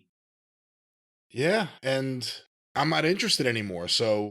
Well, after about 15 minutes of this nonsense, Dino was about to interfere, and suddenly Mac Daddy appeared, who apparently was supposed to be injured by these people on Collision. They said at the top of the match that's why he wasn't out in Garcia's corner. But he appears and attacks Dino, and they one of the more interesting fight off, type of thing I've seen. Some of those shots he was laying in were interesting.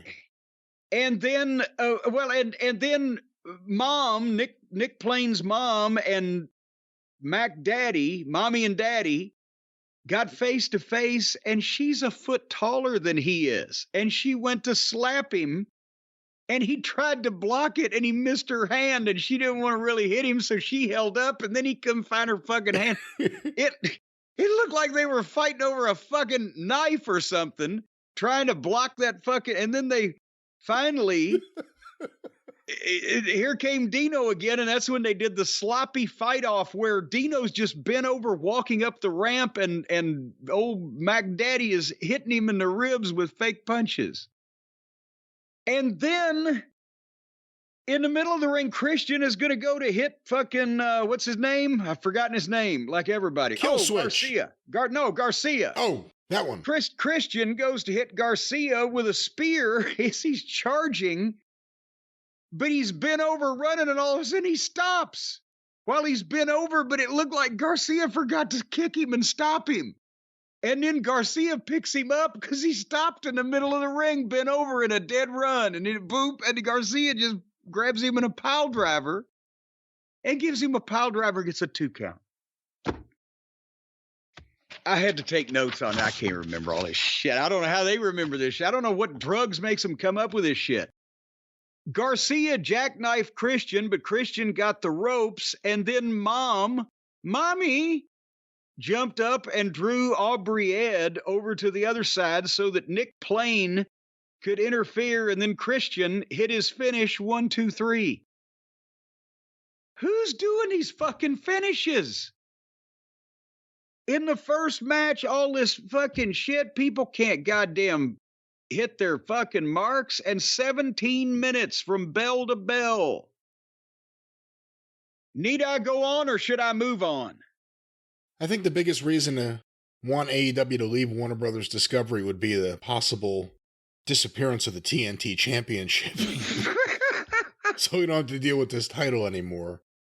No, and like I said, Garcia's a young wrestler. Well, let's see what happens as he fills out and gets older and a personality or whatever, other than, I dance for 3 seconds. I think he needs to be electrocuted somehow to have a personality. But I'm sick of Christian, and they're going to return to Christian versus Edge again.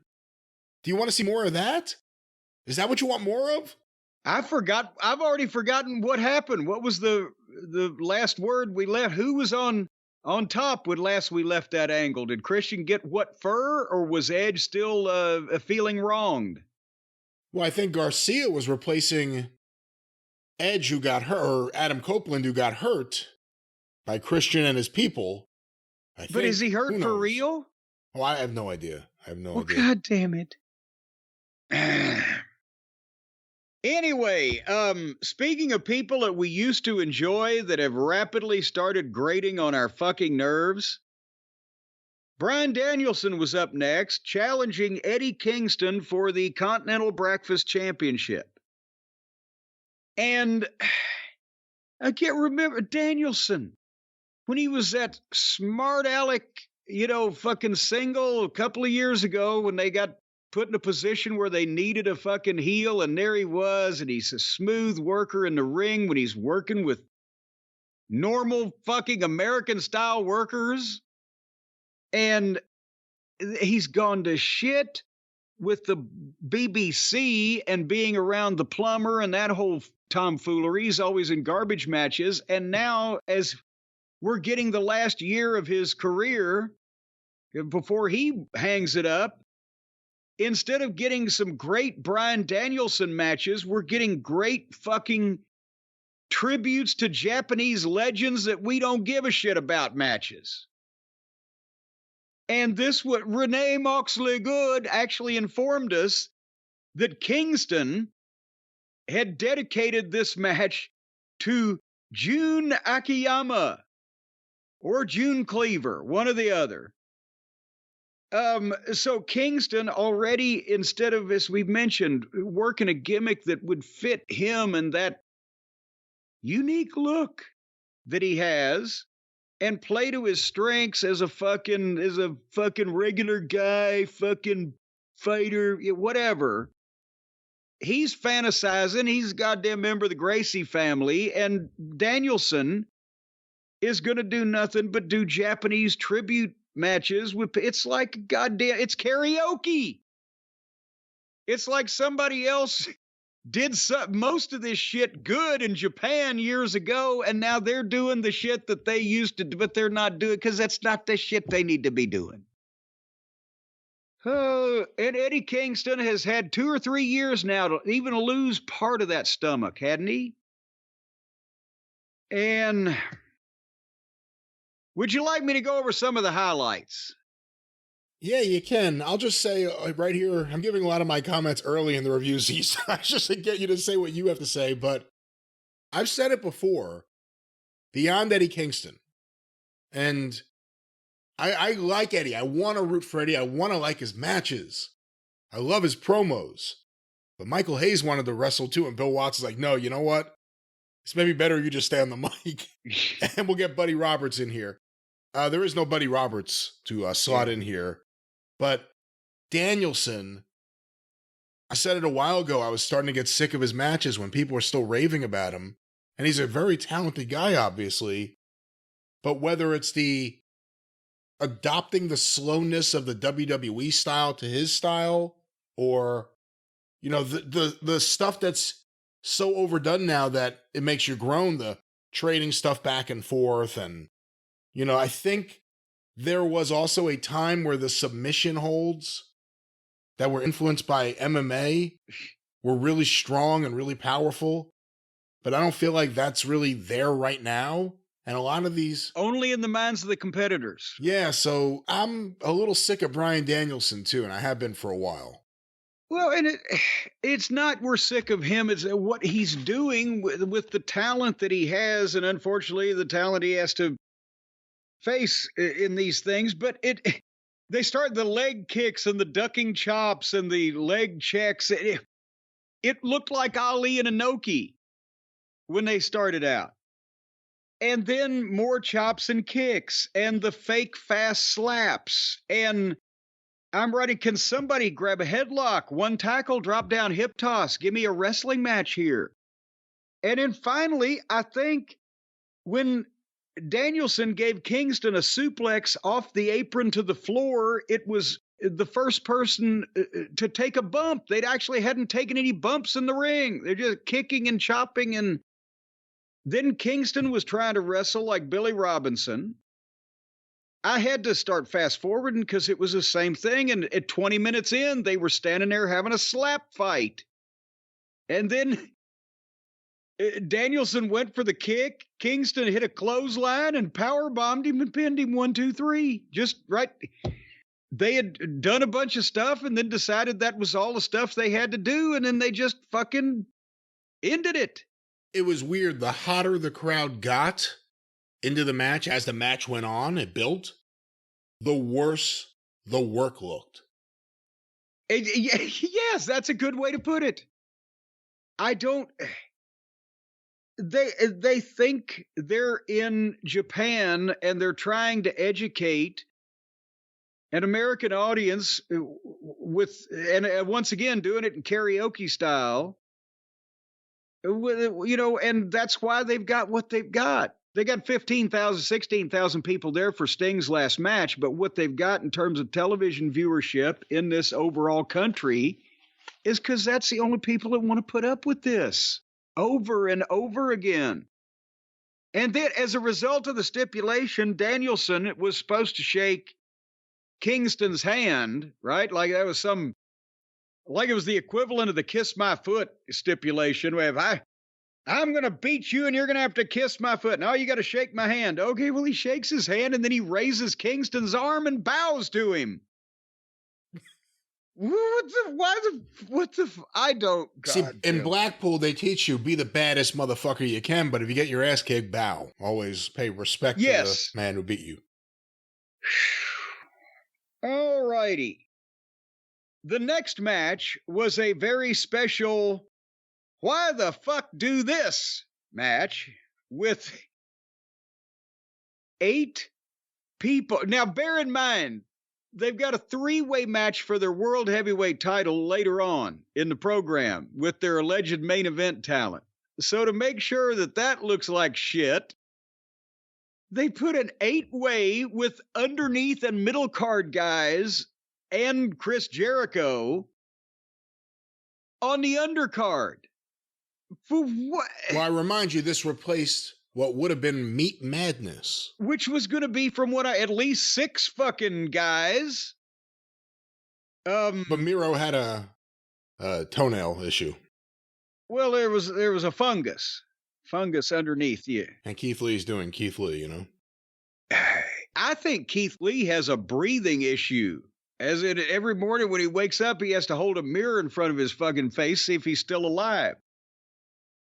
Anyway, this was Hook versus Hobbs. Hobbs, poor Hobbs.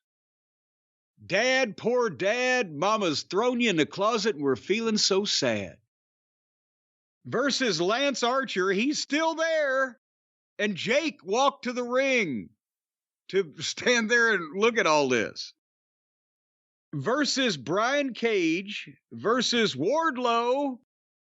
Versus Dante Martin, who was there so the big guys could throw him, versus Magnus, and this is neither Nick Aldis's previous fucking gimmick in TNA nor Mark Magnus before he became Muhammad Hassan. This is some fucking guy wearing a mask from Mexico. Versus Chris Jericho. All 8 in the ring at the same time. Do what you want to do. Go where you want to go. Be who you want to be. And it was a scramble match is what we are told. And that was a thing that the fucking indies came up with 15 or 20 years ago when they realized that even though they had 19 matches on their card because nobody really got paid, there was still 8 or 10 guys that would get their feelings hurt if they weren't booked so they could wrestle in front of 172 people. So they put them on the show in a scramble match where they can all go out and show how great they are, Brian. And it's the same thing here, only everybody's getting paid. And Tony apparently did not want to hurt anyone's feelings by not putting them on the, because why have this? Why? He thinks he's doing them a favor, putting them on pay-per-view in a match that will do nothing for anybody and is impossible to work and make sense. It's a match for the fans, a match to guarantee some cheap pops and some oohs and ahs. A match to make sure that the main event guys have that much less left to do that's going to get any kind of reaction, so they've got to dive through broken glass. So everybody did moves to everybody. It wasn't broken when they dove through it. They broke it. You caught me there. Good point there. I do stand corrected, sir, and I am ashamed of the error. Thank you very much. So you couldn't really tell whether anybody was a babyface or a heel here, but what difference would it fucking make? Because it was faker than a fucking football bat to begin with. And most of the guys spent the match sitting on the floor off camera waiting for their cues to come in. There were pictures sent to us of that, actually, of Wardlow drinking water. Jericho hiding. Wardlow wandered over to the fucking ringside and had a bottle of water while he was waiting for his cue, for his next scene. And then finally, the finish, imagine this. Wardlow powerbombed Dante Martin, 1, 2, 3. And this lasted 15 minutes of just nonsense over and over. Couple things. What do you think of the reaction Jericho's getting? I couldn't really tell he was getting that much of one. He's not really getting one at all anymore right now. Well, I mean, but to be fair, you could hide goddamn Stone Cold Steve Austin in this mess practically, and who would notice? Congratulations to Magnus, by the way.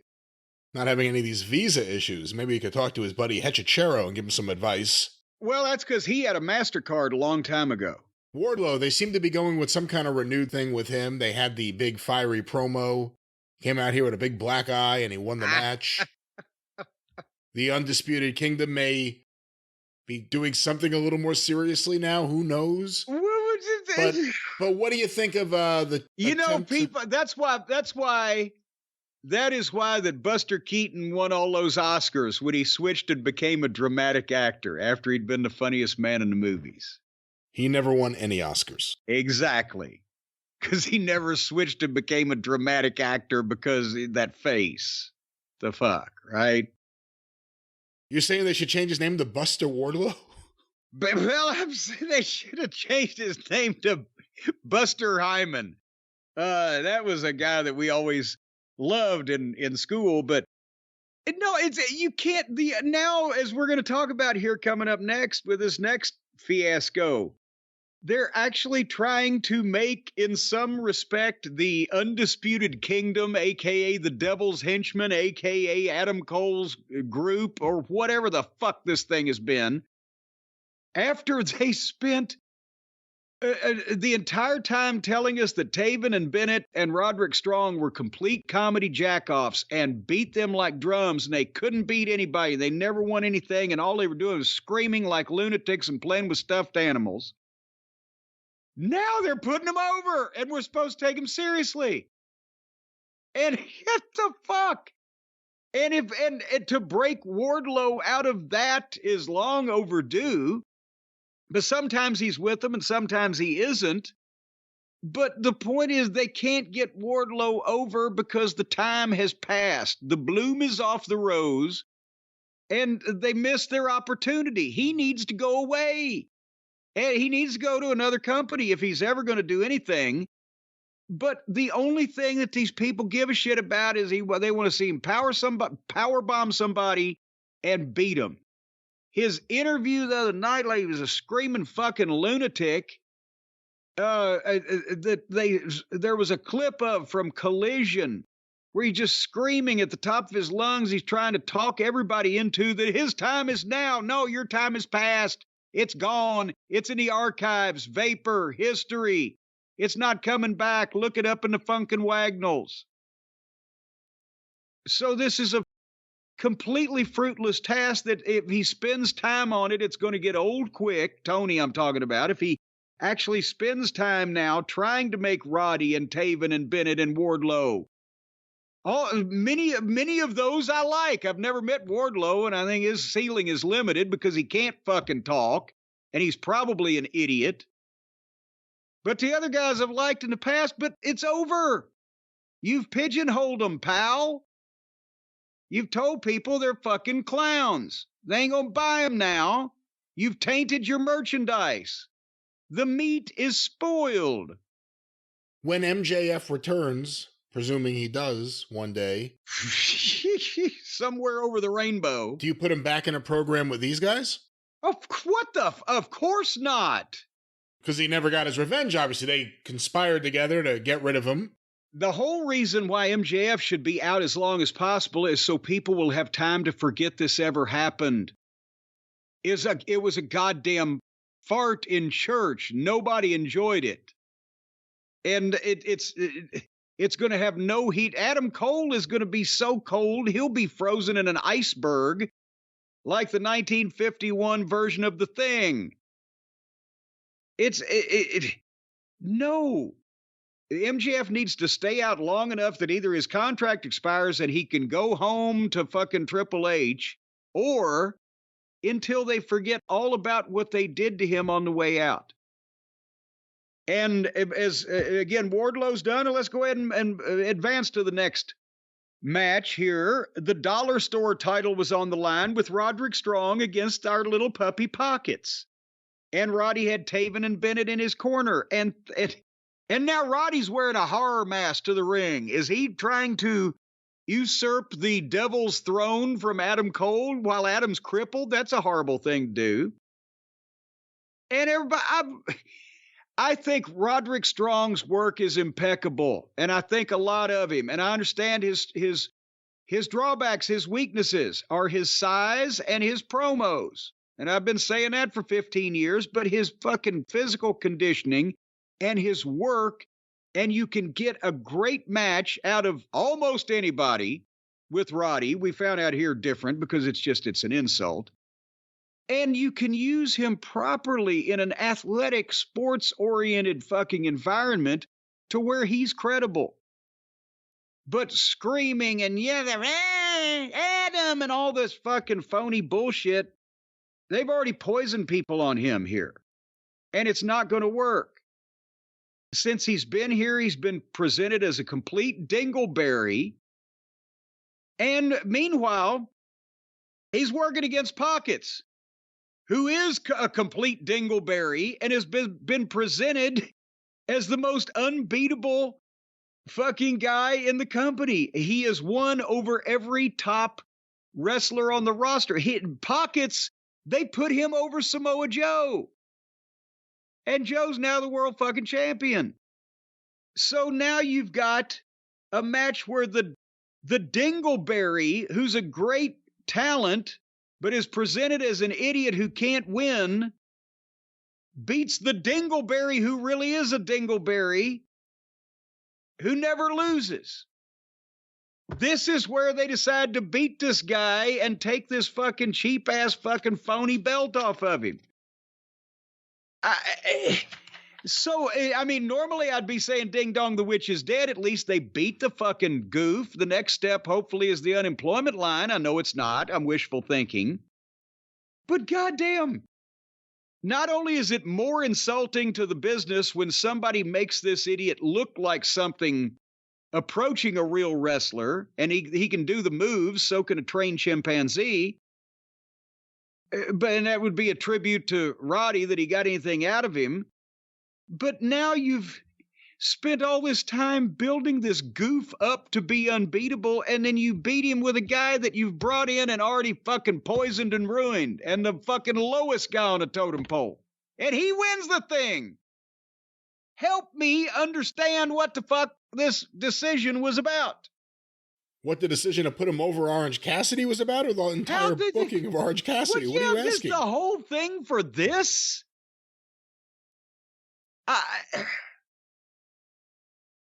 Not even a brand new, when they brought old fucking Light Switch White in and wanted to push him as a big top heel. He didn't fucking beat this fucking clown.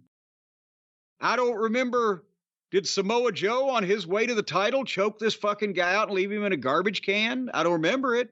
Well, he lost the TV title, his United Nations, whatever the fuck he has. He lost it briefly, and then he came back. Because remember when he lost it, they were building up, he's so tired, he's been defending it every week, he's broken down. And then when he came back, it's like the same thing. Going right back to that. I can't explain it. Tony Khan likes Orange Cassidy. Orange Cassidy has his fans.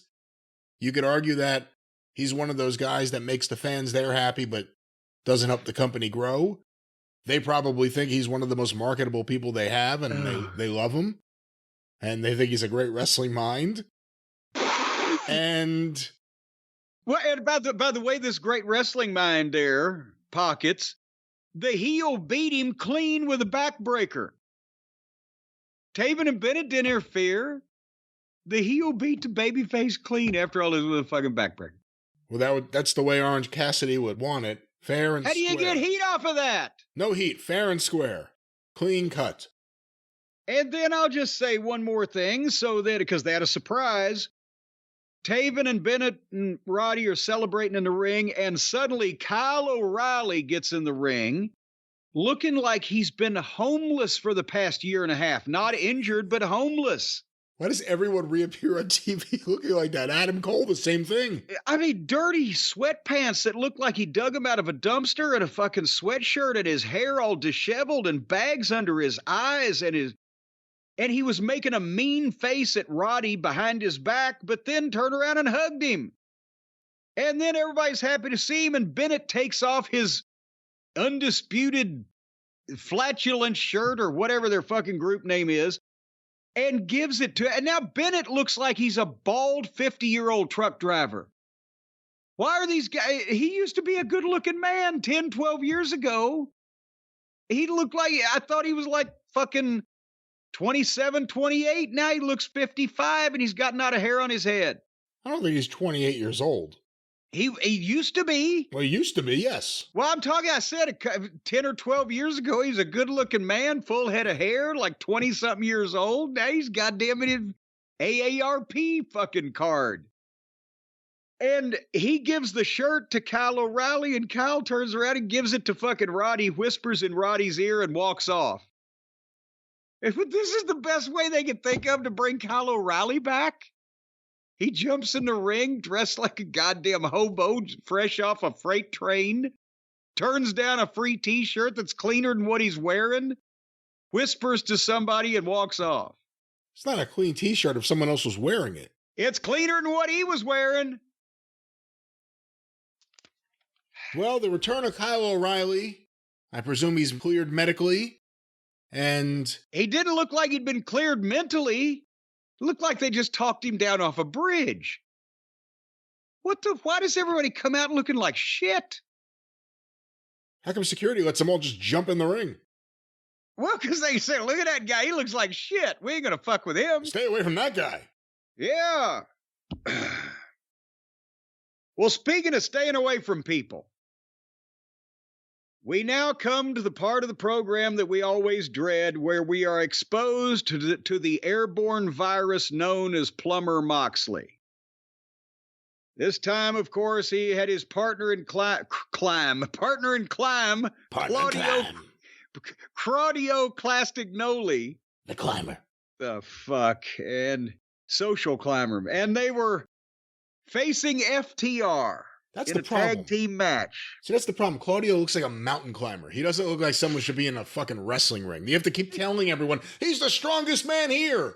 Really? He doesn't look it. He may be, but you have to keep convincing me for a reason. He should be a mountain climber.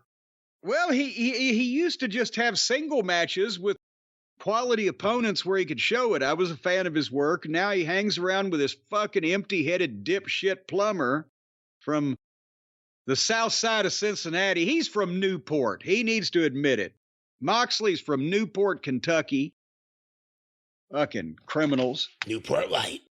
And FTR are in Greensboro. And and in front of this many people, you would think that they would want to have the best possible match, that they would go over and above and beyond to have the best possible match. And guess what? It's not possible to have anything remotely resembling a best match if Moxley's involved. We have come to that conclusion. And I would feel sorry for them being wasted here on this big stage in their home state and blah, blah, blah. But what can you do anymore? And when Moxley and Claudio come out cosplaying as the Road Warriors with like kids' Halloween or potentially homemade Road Warrior spiked shoulder pads on. At that point, I predicted that FTR were going to lose and somebody was going to get choked out in a flat, decisive, and unexciting way. Little did I know that they were going to exceed even that pessimistic prognostication, Brian. I made notes, and I don't even want to go in this much detail now with this thing. The crowd reacts to strikes and bumps, but then they sit and watch like it's a fucking boring tennis match in between, because there's no heat on either team, because even the heels, Moxley and Claudio, are technically not heels. They've never tried to get heat. They try to show what badasses they are. They bury every babyface that they're in the ring with because of that. But at the same time, FTR, even the hometown favorites, they've been cooled off so much. Can you imagine the ovation they would have gotten from this crowd in that building a year and a half ago, when they still had something left of their reputation before they'd been completely choked out of them? People would have been going crazy. But now between these two, there's no rock and roll or Road Warriors, like that just people are just going to go ballistic in a positive fashion for us. So you've got heels with no heat because they don't know how to be heels and they do the same shit all the time. And you've got the best tag team in the business in the ring that's colder than they've ever been. There's no title at stake, and we've already seen bad television interaction between these teams to promote this contest. So, and you know what? A cold match for no reason with no title at stake. FTR made that work with Robinson and Jay White, and they had the best match of modern times. But Moxley, the Moxley principle of him being involved in this, voids that possibility and makes it hopeless. And I start taking notes. Moxley takes Cash over the rail to fight in the front row. Long heat on Cash. Moxley gets to give the finger on camera and say shit several times where you can hear it. Simultaneous cold tags to Dax and Claudio. Dax makes a comeback, and Moxley rolls out so Dax can do a bunch of stuff to Claudio, while Moxley and Cash both kneel on the floor, watching intently on camera and waiting for their cue. Dax gets posted and gets color, and now they're beating Cash up again. So now one guy in FTR is getting his ass kicked, and the other one's bleeding like a sieve. Now they kick the shit out of FTR. And then Dax and the plumber stand in the middle of the ring trading forearms at a snail's pace. Have you ever seen a snail's pace, Brian? Have you ever studied a snail while it went about its daily walk? I've seen a snail move. I've never studied its pace. It doesn't have a quick pace. Then FTR both spike pile drove Moxley for a 2 count. He kicked out. Now they did a 4-way where they all stood there and traded forearms. Then they set up so many ducks and counters and switches and reverses, with FTR again trying to be too complicated for their opponents to grasp. It looked like 4 drunks from a car wreck breaking into a square dance. And swing your partner to and fro, kick him in the balls and step on his toe. So then FTR hit their double team off the top rope, and Moxley kicked out. FTR hit the shatter machine on Moxley, and Claudio saved. And then They gave Cash a big move on the floor. Dax gave Dax gave Claudio a pile driver on the floor. Moxley gave Dax the shitty double arm DDT and got a 2 count. And then Dax rolled Moxley up and got a 2 count, and Moxley just rolled right over and got the choke on Dax. And Cash tried to make the save, and Claudio got the choke on him. So now there's Claudio with the choke on Cash and Moxley with the choke on Dax, and everybody is in the middle of the ring immobile for 10 seconds. And then the referee rang the bell. They choked both of them out at the same time. I swear to God, I've seen teams leaving the fucking territory with heat with the booker that didn't fucking get beat like this. Would you say, okay, we're going to get fucking color on one of them, and then we're going to get a long heat on both of them, and then we're going to beat the other one. That'd be bad enough. But when okay, we're going to color on one, long heat on both, and then we're going to choke both of them out at the same time. That's a fucking rib. In your hometown. In your home state. Yes. Pitching this finish in the locker room in any of the territories would have led to a fucking fight. That one side would have expected the other side to go for it. That side would have been offended. How fucking stupid do you think we are? I have seen people nose to nose over proposed finishes that were not this fucking preposterous, and they actually did this on purpose. They beat him bloody, survived every big move they had, beat him up for most of 20 minutes, and then choked both of them out in front of the referee, who did nothing about it but ring the bell, even though it's completely and totally illegal for both members of a team to have a choke hold, a submission hold, or any other fucking thing on both the members of the other team at the same fucking time. Jesus fucking Christ. Because this goddamn CTE-ridden, delusional, sunken-chested, buggy-whipped-armed, balding, fishy-white, fucking vegetable plumber thinks he's a goddamn vampire and a badass. All of us have to go through this nonsense. And nobody has the fucking balls to tell him, fuck you. Who the fuck do you think you are? You may cosplay Road Warrior Animal, but I think you're more like goddamn Cowboy Lang. Step back in your fucking place. Everything he does is phony. It looks like shit. It's a business he blades on camera. He's a potty mouth anytime he gets close to a microphone. He's determined to get him censored off of fucking television. It's fitting that he won the Bruiser Brody Best Brawler Award because he wrestles like Brody. Brody was 6'6", 6'7", yeah, 300 pounds. But that's how Moxley wrestles. He sells nothing. Even when he goes down, he hops back up or rolls right out. It's ridiculous. It's every match that he still has fans. Claudio's now doing this style. And why would anyone want to see FTR? It's not even just this match, this whole feud. They got their ass kicked how many times by these guys? And then they had a match to settle the score and they got choked out in their hometown. Maybe they are finishing up. I don't think so, but I mean, that's the way they were treated. I think maybe somebody needs to tell them something.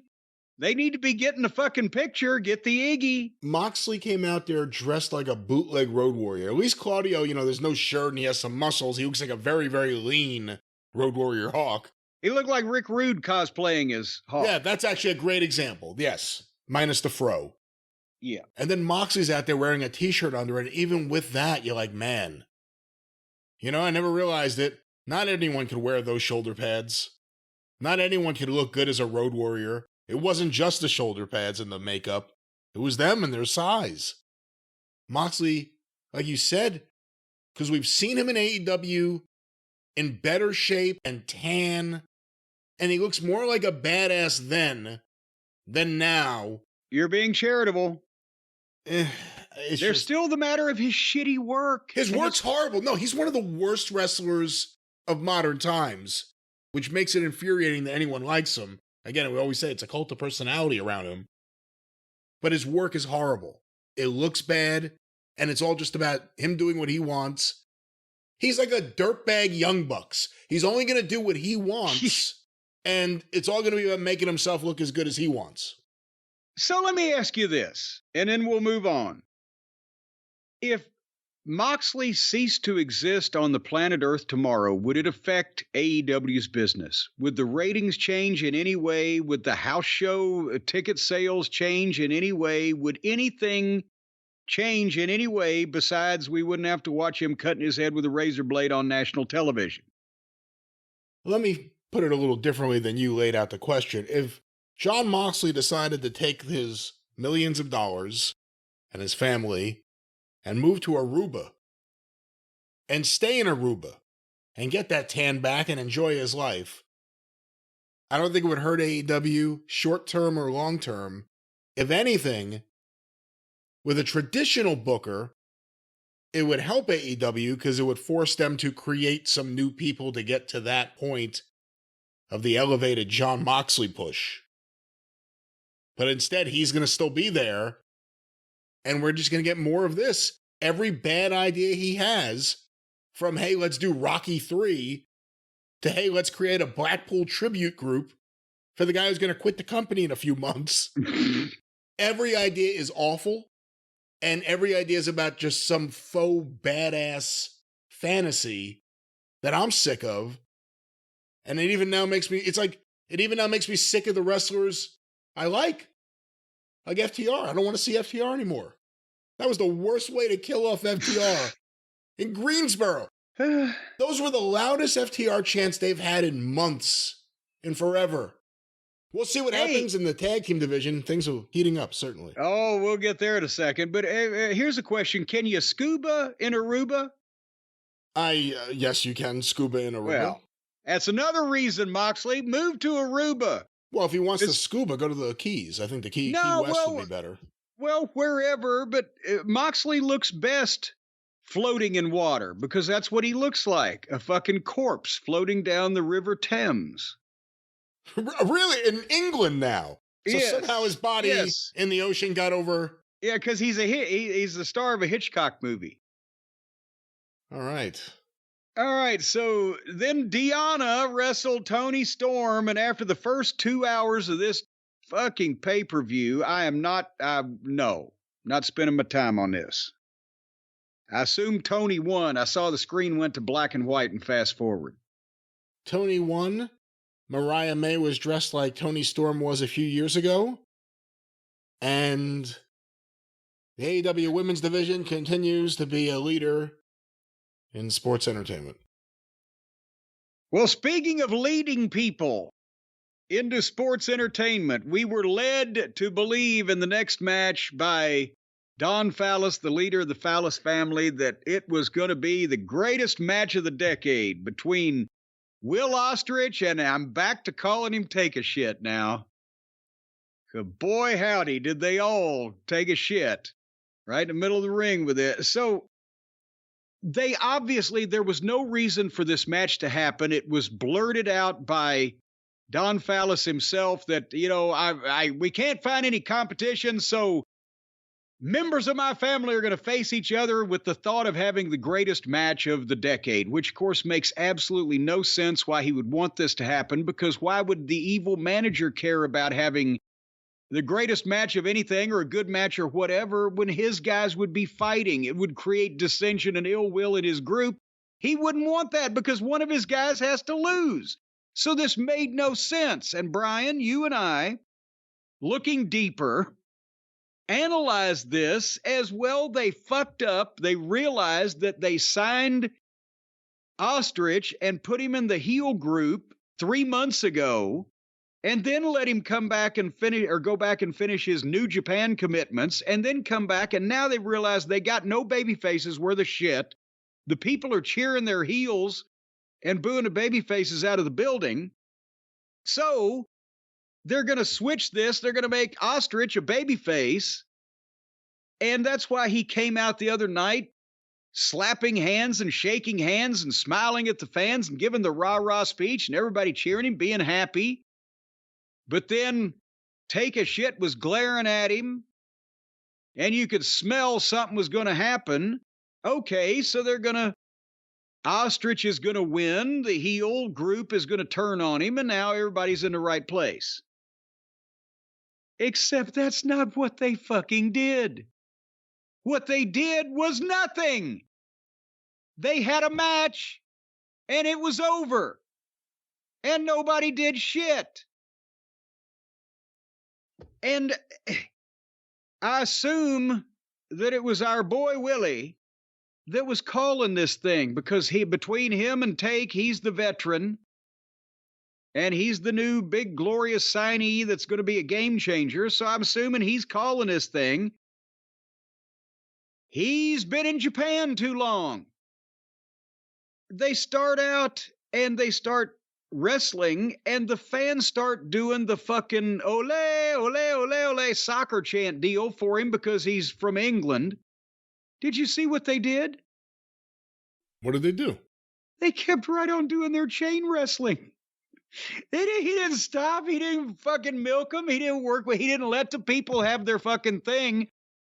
They're enjoying doing the ole, ole, ole, which had nothing to do with the goddamn dry-ass chain wrestling. It was so dry you had to watch it in the rain that was going on at the same time. Two different things were happening. And he can't listen to people, because you don't listen to people in Japan. Because it doesn't make any sense if you do. That's why all these guys are fucking poisoned. Both these guys are athletic. They're in shape. They can move. They do all the same things that everybody else on this roster do, but they usually execute them either quicker, sharper, or better. But there is no breakout superstar here. Take has plenty of potential, as we've talked about, and he needs to be trained and guided and produced and brought along. He's not like gonna fucking just instantly break out like he is right now. Neither is Ostrich, because he doing more of the same shit that everybody else on the show has already done for the past 5 years, just a little better.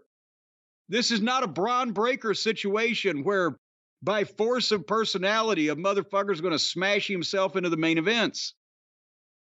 They stood in the middle of the ring and traded chops and forearms.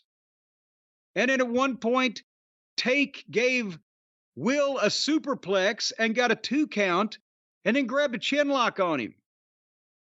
I'm glad he still kept working the same body part that is affected by the superplex off the top rope. You see what I'm saying? Just doing shit. And Take a Shit's the heel, but he's not cheating. And he doesn't have heat. And Ostrich is the babyface, but he's in the heel group. And the heel manager is on color, putting them both over. And still can't explain why he wanted this to happen. And that's why I wrote this. As this plods along, I fail to see how this match is noticeably different from any other AEW match, except these guys are in better shape. And they did several big moves in a row they didn't sell and popped right up from them. Then they got on their knees and traded forearms. Then they got on their feet and traded forearms. Can they watch tape from the 80s to learn how to work? Oh, wait a minute. There's more. Take acted like he was knocked out by a forearm and the referee was checking him. And so after Ostrich has knocked him out with the forearm and the referee's checking him, and Will goes over and doesn't cover him, he pulls him up by the hair and gives him taunting kicks in the corner. And he's the babyface. Then they do a brief gymnastics routine followed by false finishes. Then Take gave Ostrich some kind of suplex in the corner and almost broke his neck, dropped him straight down. That was brutal. Not just his neck, but he even showed the mark at the media scrum afterwards, his back. Yes. Oh my God. For a guy that has injury issues or, wrestles this style, that's brutal. Well, the thing is, those ropes will rip all the skin off of you. And he dropped him straight down. And then at one point, Take hit a couple of really nice moves that looked good. Don't know what, what they call them. But Ostrich popped right up without even registering it and leveled Take a Shit and covered him, and then Take a Shit kicked out at 1. And this is all the shit that makes modern wrestling interchangeable and unwatchable, because it's just this constantly. And yes, the AEW fans, they just love that stuff. And that's why that it damages the business and it's constricting, because we've all seen all this so much that there's fewer and fewer people that will stick with it to see more of it. And then, by the way, Ostrich hits the Styles Clash, and Sockface called it that. What's he supposed to call it? Supposed to call it a what a maneuver rather than remind everybody of a big star on another fucking show. And then Ostrich did the double arm deal and dropped Take right on his head. It looked like it broke his neck, but he didn't cover him. Even though he's laying there motionless, he pulled off his elbow pad, came from behind while Take was on his knees, and Ostrich slapped his leg with his left hand while swinging his right arm over the top of Take a Shit's head. And there was no way for Take a Shit to take a bump. He just had to collapse, and he covered him 1, 2, 3. So out of all these goddamn big moves in this match, the shittiest looking thing is the finish. And then, as I mentioned, nothing happened. Don gets in the ring to check on Take a Shit. Here comes Kyle Felcher, the other juvenile delinquent involved in this group. He comes down to the ring, and you think, okay, well, here's going to be the deal. Now they're all going to turn on Ostrich. Ostrich and Take a Shit bowed to each other. Don left the ring, and the announcer said, well, Wednesday night on Dynamite on TV, it's going to be Will Ostrich versus Kyle Felcher. And Ostrich and Felcher then give each other a big hug and walk out together holding hands up the ramp. What the fuck is this? Well, there it is. That was a hell of a match. Now, I will say a lot of people are saying it was match of the year, obviously. What? Wait, hold on. What in the... Brian, match of the... Even if you like the fucking twinkle toes style of wrestling that these people have adopted, this wasn't even the best of that. Was this the best of something that you have seen this year, no matter what that particular subject may be? It wasn't my match of the year. I didn't hate it, but I also kind of knew what to expect. They weren't going to all of a sudden work a different style. I didn't expect it was just a weird dynamic too, like you said, the heel manager on commentary putting both of these guys over. But... Well, that's what they told no story. There is no story to tell. There is no reason for this. There's no... That's not AEW's strong suit, storytelling. It's more about in-ring, do what you can, balls to the wall. So people are calling this a potential match of the year. There are people who are raving about this match, saying match of the year, one of the great matches. There are people calling this the greatest pay-per-view of all time, apparently. Again, not what I think, but I've seen people doing it, and it's stunning. Okay, well, you know what? If I'd only been born 40 years later, I could have gotten the wrestling business. Instead of being a manager, I could have been the goddamn biggest wrestling star in the world, because it's so easy now, and they don't care whether you fucking look like anything or not, and you can, goddamn, when I got into business, I was almost 200 pounds. I'd be Andre the Giant now. The fuck? It's this easy? All right, Brian. Well, we're getting down to nut cutting time, as JR would say, and that's apropos because they brought JR out to do color for the double main event, the world title match and the world tag team title match. And, you know, I don't know why they wait until people are have seen every possible thing in the world before they trot JR out. Otherwise, and if he'd been out there this whole time, he would have already either gone to sleep or been so impatient he would have been openly knocking everything. You know what? This was the most energy I think we've heard from him in a very long time. Well, it was a big night, big moment. He was, I'm sure, trying to get up for it with all of his health issues he's had and everything. But God, I wish he had something better to work with. Here you've got the artiste who paints in voice, and he's got a canvas of fucking mud. Anyway, the world title match, the three-way, triple threat, whatever, Hangnail Page, Swerve Strickland, and Samoa Joe. Instead of getting Joe and Swerve, Hangnail had to worm his way into this thing and spoil it, and now I don't particularly care about seeing Joe and Swerve as much because we've already seen them a lot in this because there was a lot of everybody in this because this again went easily 20 minutes fucking bell to bell or more. And they just had, again, they had an 8-way as a preliminary match when they knew they had a 3-way for their world title match. And I don't care if you like the matches or not. You can sit there as a fan and like the matches. But as a professional, I'm offended with the way that he puts his shows together. I'm offended not only as a former booker, but I'm offended as a former talent for the current talent that has to suffer the way Tony fucking books in his goddamn deranged mind. So it's disrespectful. Anyway, I know you're going to find this hard to believe, Brian, but it was 3 guys taking turns doing moves to each other. And they would double power bomb Joe, and then they'd start punching each other without selling it. Or Page was punching Swerve, and Swerve was laughing at him while he was doing it. And then Swerve knocks Joe out with a kick, but doesn't cover him. He stands there and waits for 25 seconds and then kicks Page in the head and covers him and gets a 2 count. And then Page disappears and Joe and Swerve fight. And at one point, did you see where Joe, he knocked Joe down with some kind of move and Joe is selling.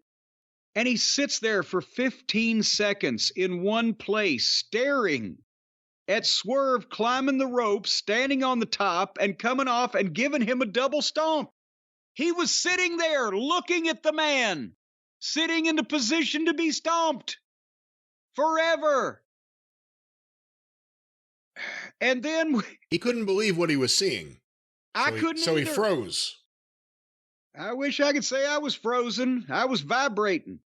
And then when Swerve covers Joe, he gets a 2 count, and Page is supposed to pull the referee out, but he's late, so Joe has to kick out anyway.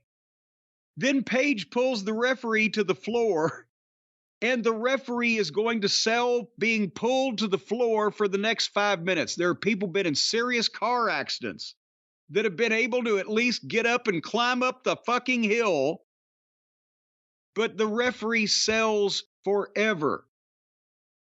Then Page gets the belt. And he hits Swerve in the head with it. And he stands there for 15 seconds, and then he hits him again. And then he goes out to the apron and yells at Swerve. And then he puts the belt down on the apron because he's finished using it. The match isn't over, but he doesn't figure he'll need it anymore. While this is going on, Joe has stood up and started staggering because he knows he's supposed to get buckshot lariated. But apparently he didn't know that Page was not only going to hit Swerve once with the belt, he's going to go over and hit him again. Then he's going to go out on the apron and fucking yell at him.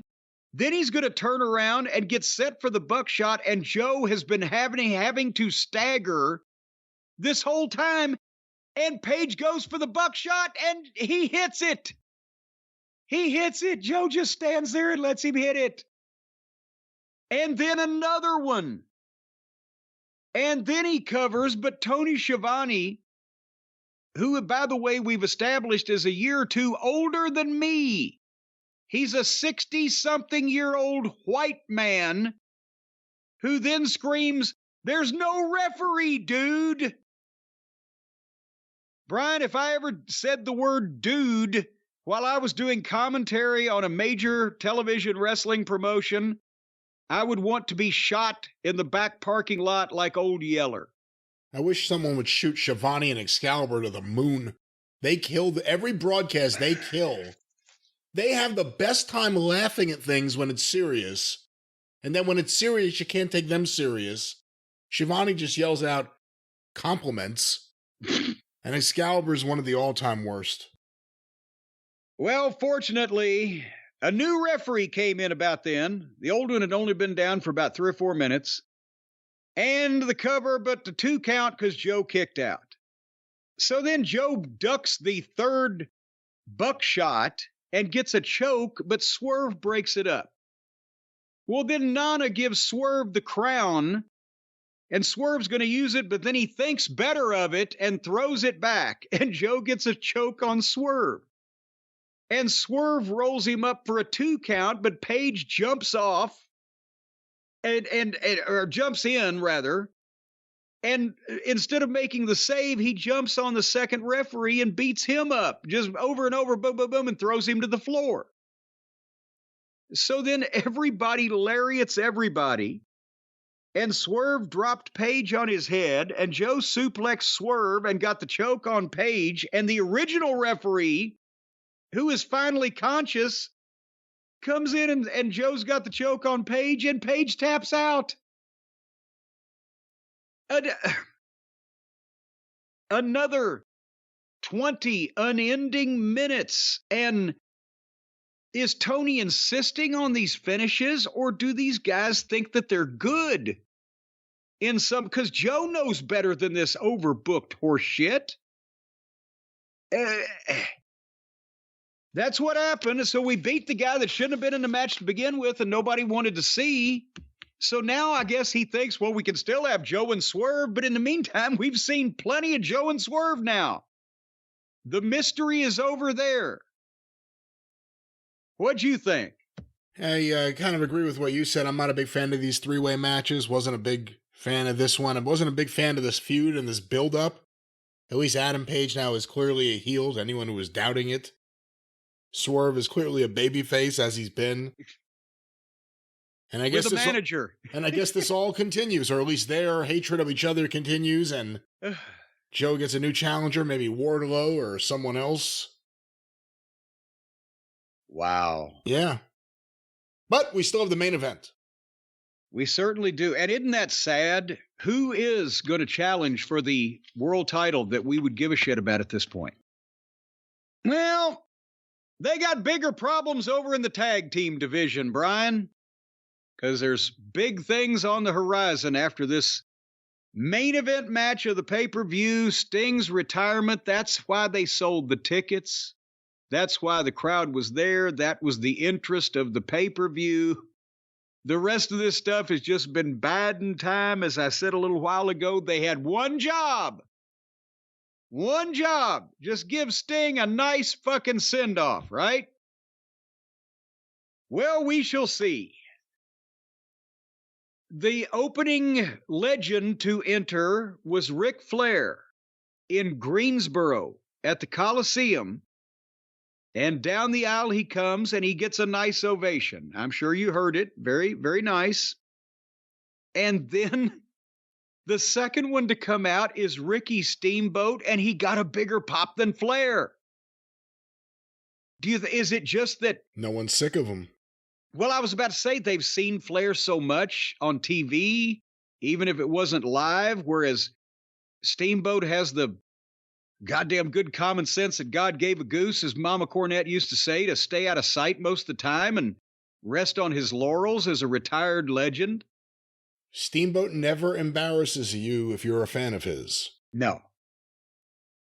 And of all the people involved in this, he's the only one that I felt bad and embarrassed for, because the other ones brought it on themselves. But I can't imagine what he's thinking when he sees this, and just shaking his head. Anyway, Nikita Koloff, Magnum TA, and Scotty Riggs were in the front row. One of these things is not like the other.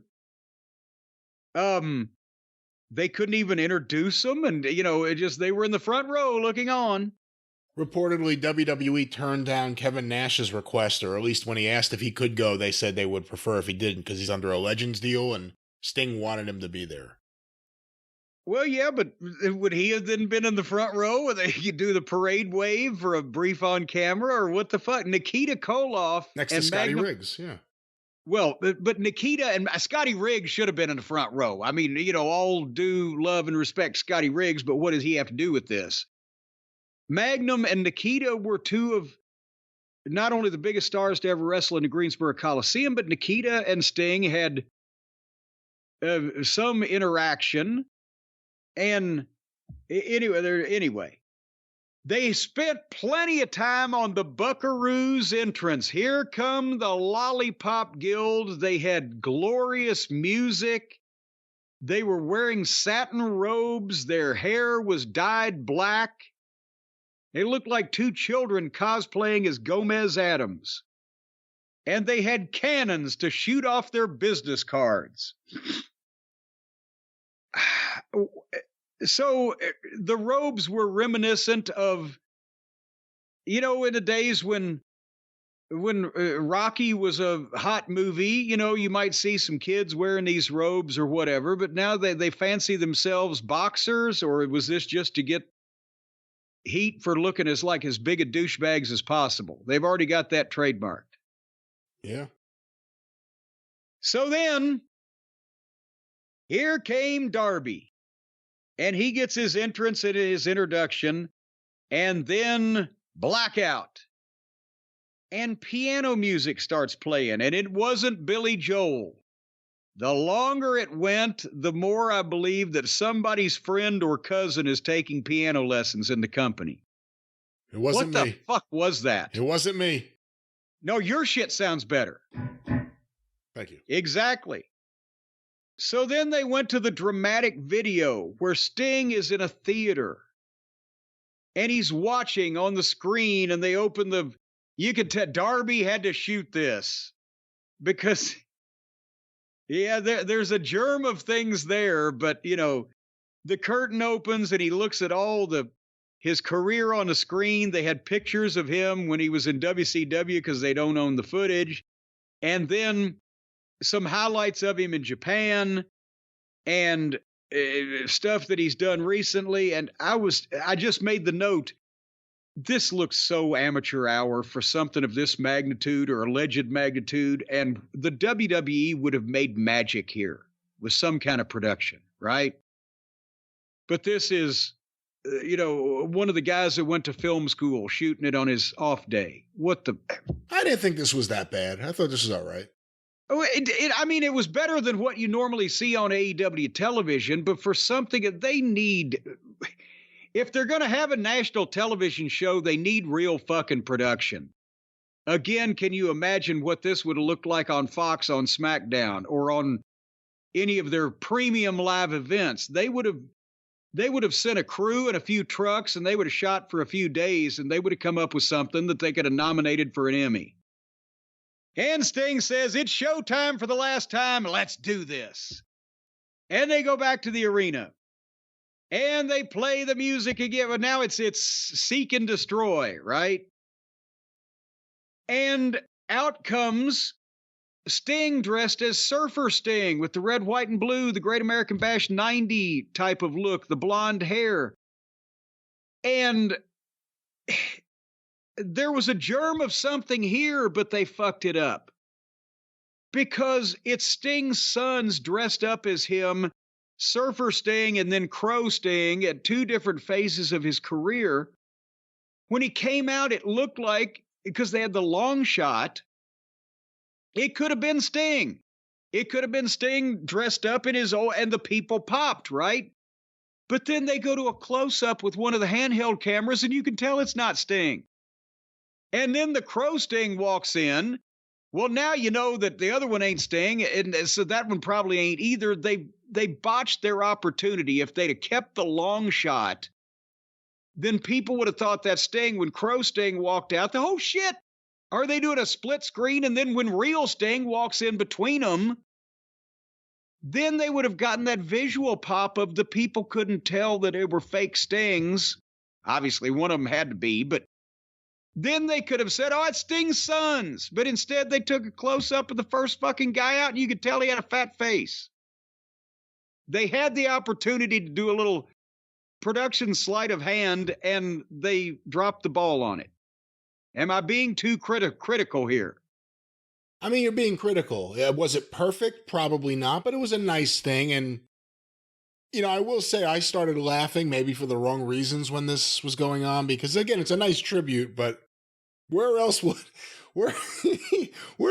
someone retire and their children in their 30s would show up dressed like they used to dress and then just start doing their moves? I mean, it's ridiculous on its face. Well, we ain't got there yet. And you told me beforehand, you watched it before I did. You said you enjoyed the ridiculousness of the spectacle that it was, or whatever. Yeah.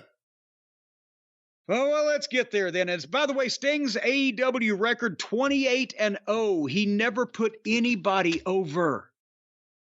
Selfish Sting. Old selfish Sting. Well, but no, he was never asked. I know. But goddamn, that's the thing. Of course, he shouldn't lose his retirement match, but all that money you've invested, they never set one guy up to get a young guy on the way up to get the rub of beating MJF when he was a heel. Nothing. Anyway. No, in fact, there was a promo once where Sting kind of punked out MJF, and I was like, oh, wow, they may do something with these two, and then they never did anything with those two. But I guess Tony, when he started AEW, was just obsessed with the idea of getting a WCW legend and giving them a long undefeated streak. Tony's affection and affinity for Nitro and all things late 90s WCW, which is why the biggest example of rotten booking ever, late 90s WCW, that led to the fucking crash of the most well-funded wrestling company to that point in time of all time, is what he wants to emulate. So he's doing good there. So at the bell to ring to start the match, Darby hit a dive on both of the Buckaroos on the floor. And then Stinger started hitting Stinger splashes. And then his sons jumped in the ring. And they did Stinger stumbles. They did back and forth. They were doing Stinger splashes to the fucking little Buckaroos in the corner. And just constantly. And by the way, this is a tornado match with no rules and no disqualification and no count out and a lazy booking. And you got a 65-year-old legend that you're trying to give a great match to on the way out. So there's always going to be smoke and mirrors, but the smoke is not usually from shit really on fire, and the mirrors usually don't have real glass in them that people are thrown through. Sting got the Scorpion on both Bucks at the same time and then beat both of them up on the floor with chairs while his sons were setting up tables. And Darby was putting a 12-foot ladder up, at least 12 feet, maybe 15. And then everything came to a complete halt while Sting and one of his sons and they all started pulling out panes of glass from under the ring. And then suddenly it looked like it was a goddamn window replacement job where everybody's carefully carrying panes of glass to different places to set them up where they're supposed to be while nothing else is fucking happening. And they've got one pane of glass leaned up against the ring, and they've got on the other side of the ring 3 chairs lined up on one side and 3 chairs lined up on the other side, and they put the pane of glass in the middle of that. And then Sting's got his baseball bat, and they do a spot where he swings at one of the Buckaroos and he moves, and Sting hits the metal stairs real hard for the sound, right? But then he turns around and the other one's behind him and he swings at the other Buckaroo, and that one ducks. and he hits the glass with the bat, but it doesn't break. So he draws back, just hits it again, and breaks it on purpose. And we'll talk about the glass and see if we can figure out what the fuck with it here in a few minutes. But at that point, they walk fought all through the arena to go back to the stage so that all four of them were on the stage. And Nikki suplexed Darby off the stage through 2 tables set up with black cloth over the top of them. But then Maddie suplexed Sting off the stage on the other side through 2 tables covered up in black cloth. And then Darby and the Buckaroos go back to the ring and they buckle bomb Darby on a ladder in the corner, but moments later he's up making a comeback, beating up both of them. And I wrote, this is a complete fucking farce of this. This is a parody. So then Darby set up the ladder and in the middle of the ring and went to almost the top of it, and just as Nikki, for no apparent reason, is just staggering in front of the chairs with the pane of glass, Darby does a cannonball off the top, and the other dipshit brother pulls one brother out of the way, and Darby goes back first off a 15-foot ladder in a ring, through the glass, through the chairs, and to the concrete floor. And everything explodes everywhere. And they also, at some point, there was another pane of, they throw him and through glass later on, Sting, that was leaned up in the ring in the corner. So when he went ass first through it, it shot glass everywhere in the crowd. Now, here's 2 things. Was it real glass or was it fake glass? Well, to be honest, I don't know.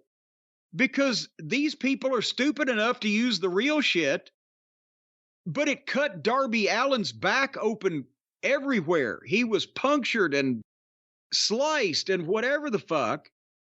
But besides that, it blew into a million pieces. So whether it was fake glass or real glass, if you get that in your eye, if somebody opened their mouth at the right time and went down their fucking throat, or some kid, it lands in their drink and they drink and, oh, I'm choking, mommy. The carotid is sliced from the inside out. What the fuck? And whether it was fake glass or not, it was a real bump off a 15-foot ladder through shit onto chairs on the concrete. And here's why I'm finished with Darby Allin. Because unlike most of these guys that AEW has jerked off the indies, he's got some talent and some charisma. He has an appeal. And as we've mentioned before, years ago, before, we found that it wasn't going to take place, if you produced him and you brought him along, he could be a dynamic underdog babyface that fucking sells and blah, blah, blah. But they've made it so preposterous that nothing can stop him. And the littlest guy just comes back from everything. And then we've gotten to know that as a person, as a human being, Darby Allin is the biggest fucking moron that has ever stepped foot on this earth and drawn a breath. He's a goddamn mental case, and he ought to be put away somewhere for his own safety and those of others. He is not producible because he's a complete idiot. Even if you tell him, don't do this shit, you make the business look like shit, you make it phony as fuck, and you're going to kill yourself, and we're going to lose our investment in you because you ain't going to be worth a shit. All those many reasons. He just wants to do this shit because he doesn't care whether he hurts himself or not, which is the classic textbook definition of a fucking moron. So I cannot continue to support a guy that has some talent and some charisma that refuses to use it. And refuses to set any kind of example and refuses how to do this the right way, or to learn how to do this the right way. And now, after he's goddamn done this, he's going to come back and finish the match, by the way.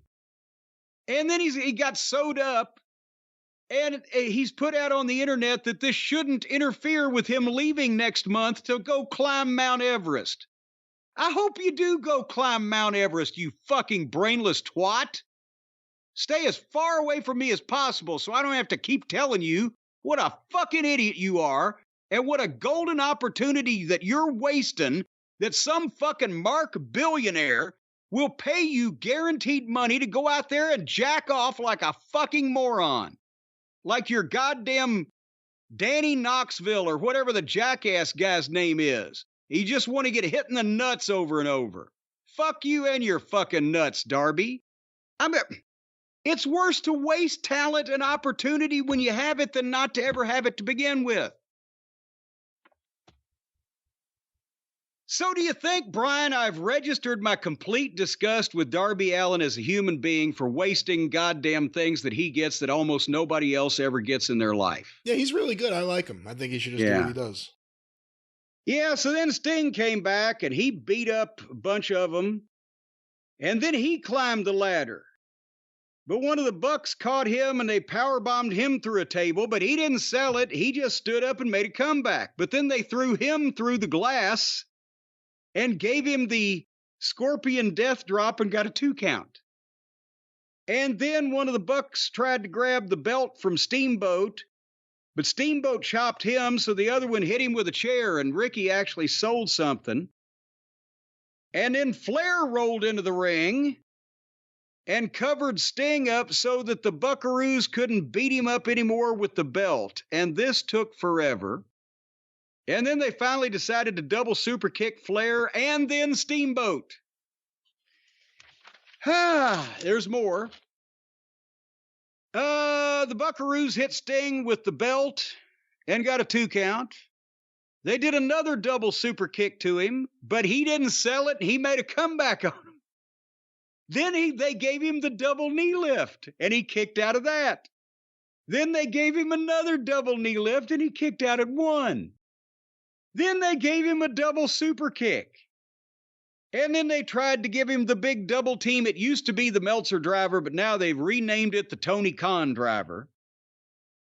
And they were going to go for that, but Darby pushed whichever one. I thought that was Jimmy Jacobs, the Tony Khan driver. No. That's only in automotive terms. This was actually a wrestling move. But Darby came back from the dead and pushed whichever Buck was on the top rope off through a table. And then Sting hit the death drop on the other one and got a 2 count. Jesus Christ. And then Darby, who's still covered in blood and his back is bleeding everywhere, and this nitwit, I would have got anywhere near him. He goes up the top rope and hits the coffin drop where he drops his bloody mess of a back on one of the Buckaroos. So there's hepatitis for the future. Hey, Darby was homeless. Don't all homeless people have hepatitis? Or is that something else that the homeless people will get mad at us for throwing around? Yeah, they'll get mad at you because I'm not saying it, and of course that's not true. Well, of course it's not. But I bet Darby does. And finally, Sting got the scorpion on whichever one of the Buckaroos was in the ring at the time, and finally it was over. And Sting and Darby Allin retained the tag team title, and you'll never guess, Brian, we never could have seen this coming in a million years. The tag team title has been declared vacant and will be filled in a tournament on TV in March. So, Darby Allin enrages me. Darby Allin makes a fire burn within my fucking bowels at the ignorance of him. And I'm almost moved to travel and leave and go out in public and leave my home and travel somewhere just to tell him what a stupid idiot I think he is. But I'd probably end up getting COVID on the way. So. He'll beat you with a skateboard. Oh, yeah, fuck his skateboard. I would shove his skateboard up his fucking ass. Because I'm sorry, but, you know, he's 145 pounds, and I know nothing can kill him, but also he really can't do anything effective except getting beat up. We didn't really see him do anything except fling himself around and damage himself. It's not like he actually has holds and moves that he hurts people with. He just makes them tired out trying to kill him. Anyway, I will make another comparison. This match, the way Sting went out. Sting got over as a major star in the wrestling business, working for the second largest promotion in the country. Did Sting get over by doing any of this shit? Any of it? No, that's the thing. Since Sting has come back, and again, he's an older guy, and I guess they had to hide a lot of what he couldn't do through these matches, but these are kind of the matches we saw him work here and nowhere before here. Ever. You never said, oh, Sting had that fucking bloodbath, or Sting. Well, I mean, there were a few wild matches, him and Cactus blood. Jack, yeah. Yes, I'm saying you always have matches with blood, but there weren't any bloodbaths, like Sting was noted for having bloodbaths, or Sting was noted for street fights, or Sting was noted for fucking taking high bumps off of fucking ladders through furniture. Is there an example of Sting going through a table before he joined AEW? Maybe in TNA? With the Dudleys around, probably. But the point is, Flair made Sting a star in the same building 35 years ago in a 45-minute match that was twice as long as this one and seemed like it was a third of as long, and they didn't even use a chair, did they? No. No. Eddie Haskell was sitting in the chair. Yes, and one of the penthouse pets. I'm sure somebody was sniffing that chair later on. Jason Hervey.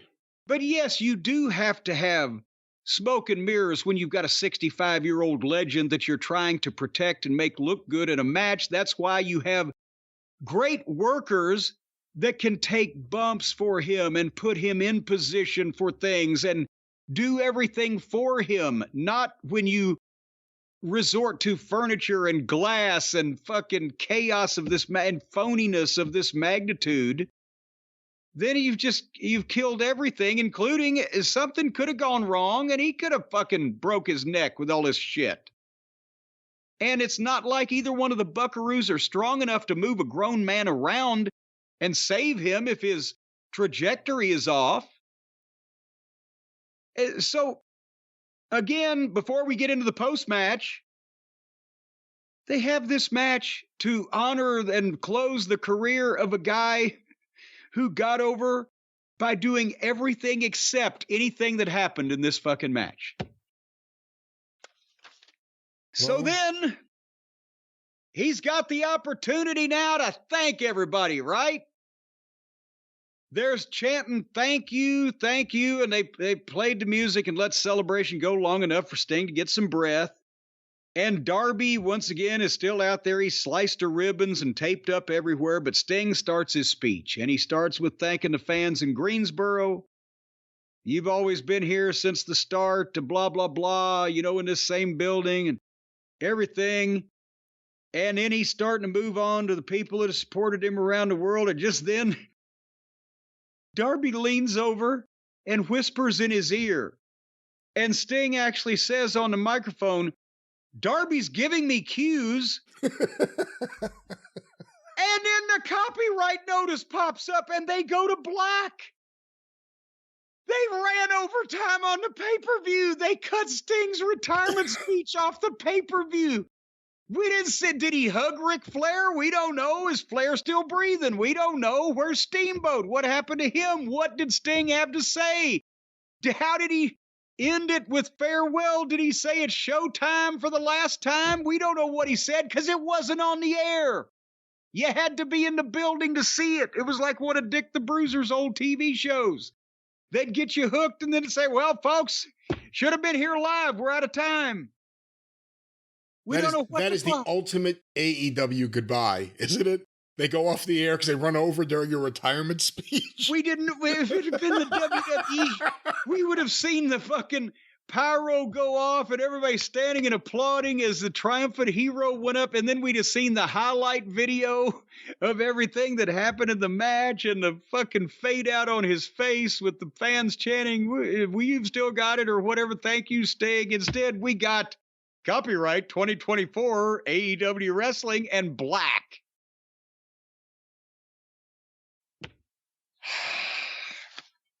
And this time you can't blame fans for not setting their DVR. Shut it down. That's what are you going to do? Buy the pay-per-view after the pay-per-view? Here, let me just, I'll get a $50 insurance policy. Let me get the best of fucking stand-up from fucking Josephus, just in case the real pay-per-view that I bought runs over. Well, that was AEW Revolution. Tony Khan tweeted this out this morning, Jim. Last night at AEW Revolution, Sting completed the greatest comeback in sports history. Sting's 3-year run in AEW, from ages 61 to 64, 30 matches, 30-0 record, 29-0 in AEW, 1-0 in Noah for the Great Muta send-off, retired as AEW World Tag Team Champion in the best last match ever. Oh my God. Oh boy. Well, let's, on that note, Jim, let's, before we get out of here, because we've been going a while, a little bit of audio, just a little bit from Tony Khan's media scrum. Nothing wacky, but I thought you said it was from Tony Khan's media scrum. How can it not be wacky? Well, he couldn't get too crazy. He kept saying he had an 8 a.m. meeting in, I think, West Palm Beach for the NFL. So this is a rather subdued Tony Khan in Greensboro. Let's go to some audio here. All right, listen, while we have some time, let's talk Sting. Let's talk about you as a fan. We know Tony Khan is... That's Renee Moxley Good. She's now hosting the media scrum the way they have Byron Saxton hosting it in WWE. And she's dressed like one of the Rockers. She's wearing more ridiculous stuff each and every week. I think, you know what? One of her best friends fancies themselves a designer, I bet you. She thinks like, this is my chance. This guy will let anyone do anything. I've always wanted to be a star or at least dress like one. Now I could do it. But let's go back to her question. A huge wrestling fan. That's why we're here. That's why we have AEW. But for you to be able to be a part of Sting's final match, what did that mean for you? We got to see you out in the ring with him, but talk to me about some of that. Well, it was... No, we didn't get to see it. I wish we would have seen that. How come that was cut off? Did they make everyone sign an NDA? Let's go back to this. Most exciting and the best night I've ever had in wrestling, Renee. I grew up as a huge Sting fan, and to be here tonight in the Greensboro Coliseum, I felt like it was the right place at the right time. When I talked to Sting about when he wanted to go out and how he wanted to go out, it felt like this was the right time, the right place, and I feel like we have just done everything perfectly. It was a perfect night, and top to bottom, I thought it was AEW's best show. The build and the way we got to the pay-per-view, I thought it was the best show we've ever done. And top to bottom, it was a perfect night, and you couldn't have asked for anything better, which is perfect because we were perfect. He's used perfect 4 times. We didn't even see the goddamn speech. How can that be perfect? We did everything perfect except show the pay-per-view buyers what they paid to see. What? Wanted to give Sting a perfect send-off, and I think we did that. He's such a great person, and he's had this amazing career. And to think back years ago, maybe 5, 6, 7 years ago, who would have ever thought this was going to be possible where we got tonight?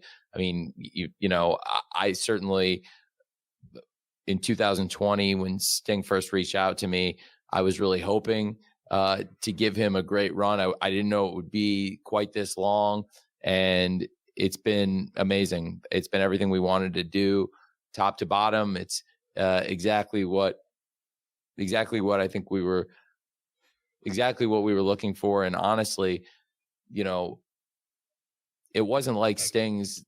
Oh, you got something to say? This is 2 times in a row that we have heard Tony speaking that he has gone from the Federal Express guy down to grasping for words and repeating himself. Have they changed some type of the medication? Well, again, we don't know what medication he would or wouldn't be on, especially on this day where he has a big meeting the next morning. But let's go back to this. A political person. Sting's not a political animal or anything like that. He's definitely a very giving person, and he wants to give and give and give in pro wrestling. So it wasn't like when he came in, he had ever pushed to have an undefeated run. It wasn't like he ever tried to take the spotlight or wanted it. And it was really something I felt very strongly about. No, you were just stupid enough to give it to him. of Sting coming back and having this run and giving him the undisputed spotlight and really give him the best run ever in AEW. Sting went out undefeated. When you look back, every match he ever had, Sting and Darby won. And it really built to a great moment in Phoenix when Sting and Darby won the championship. And that could have been it. But then, of course, it led to the setup for what I thought was the best send-off ever in pro wrestling, what we did tonight for Sting. And let me stop it there. That's twice now because he did it in the tweet too. Yeah, go ahead. Well, I mean, there have been a few that were somewhat well thought of, and then of course guys went back on them. But if you count, has there ever been a great send off where one of the guys didn't go back on it? But there have still been greater send offs, for fuck's sake. Terry Funk in Japan in '83, maybe the best. Flair had a great one until he realized he couldn't stay away and went back to TNA. Yeah. Well, Tony thinks this is the best one ever. This would be the send off for some bank addicted drug robber like that fucking Gage clown on the garbage circuit. This would be a send off for him. Hey, let's throw everybody off the ladder and fucking break all the glass. You're not accepting how perfect this night was. Let's go back to Tony. Sting put himself in that position to totally put himself through 30 matches, 29 in AEW plus 1 in Japan, 30 matches in 3 years, the greatest comeback ever, I think, in sports. And for Sting to go out there.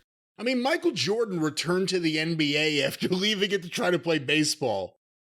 I think that comeback, I don't know. Well, he wasn't 60. He wasn't 61. I guess that changes it. That changes things. I believe at 64 years old, and we can say it now, he said time caught up to him, but I don't think it did. I think if it was getting close, I think Sting outran time and finished on top. And tonight was timeless and perfect in every way. So thank you very much for asking. Yeah, thank you for giving it. Let me stop there. I'll get some audio from Sting so you can hear what he had to say. But well, and let me just make one more comment about this whole thing, and something that we kind of touched on a little bit earlier. When you say, well, he's 65, there's got to be smoke and mirrors. He can't go in there and have the 45-minute match with Flair. So this is the way they smoke and mirror it up, which kind of proves the point that I've been making for years and years since I've been talking about this stuff since they've been doing it. Garbage wrestling takes no talent.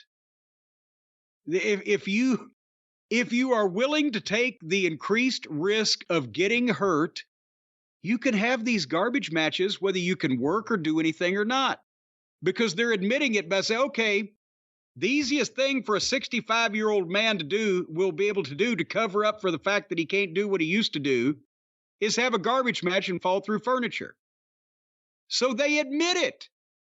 Whenever they have someone that cannot perform up to a professional standard, they put them in a garbage match because that's the great equalizer. You do not have to have talent at professional wrestling to have a garbage wrestling match. It's easy. Just be willing to get hurt. Prove my point. Well, here is Sting and Darby Allin joining the media scrum with Tony Khan in the middle.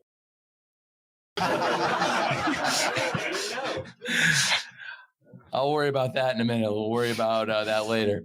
But I wasn't sure. I wasn't sure if you'd come in. You didn't have to. This is above and beyond. Ladies and gentlemen, let's hear it for Sting. Thank you. Sting and Darby. We were just singing your praises. Unbelievable. Thank you. First question. Lyric Swinton, SNME Radio. Thank you, Sting, for an incredible career. Question for both you and Tony. So a lot of people have always talked about AEW's usage of legends and veterans, and there's so many people above the age of 50 who are honestly doing some of the best work of their careers in AEW. So for Tony, what do you hope to leave as a legacy for how wrestlers are treated, in the final stages of their career? And for Sting, what made AEW so special for you to want to do your retirement run here? Let me stop it there. How many wrestlers? Go ahead. Well, I was going to say, what the fuck? Is she an idiot? What made it special? It's the only other place besides the WWE where somebody was willing to pay him $1 million. That's not hard to answer. Well, first of all, I take it on a case-by-case basis, but tonight, first and foremost, this is the greatest case of all. This is the greatest of all careers, the career that spans the most history. And there's a generation of wrestlers. There's a generation of wrestling when wrestling was the biggest thing in the world that a lot of us grew up on. And there's one person going into tonight that was still wrestling. And for the past 3 years, he's carried this place. We're very fortunate the life Sting is pumped into this place, that we were the final stop on what is the greatest career of all time. So first and foremost, on a case-by-case basis, I just think of everything. It's in front of us. And tonight, the most important thing we've ever done was to give Sting the greatest send-off we could. It's nice to be a fan. It's nice to give him this night the greatest career of all time. The greatest career of all time. Move over, Bruno, Andre, Stone Cold, Rock, Hogan, Longzon, Londos, Strangler Lewis. It's Sting. Come on, you could even get by with saying one of the greatest of all time. That's subject to interpretation, and you're not giving a set quantity. But when this is, come on. I mean, if I can't see Sting, but I would imagine he was even looking a little embarrassed, wasn't he? He looks a little dazed. I mean, he just had a long match. Well, let's go to Sting. And that's one of the reasons why I wanted to come here. I mean, the very first conversation I had with Tony really, really said a lot, because he just had something about him that just told me, I am going to make sure that you retire the right way, that you're going to go out the right way. I don't like the way you've been treated over here or over there. You will not be treated like that here. And I saw an opportunity, liked Tony, and I liked all the wrestlers, male, female, the whole package. So a lot of the same behind the scenes people from WCW way back when. And there's the brand just really seemed to fit me. I was their brand and they were mine.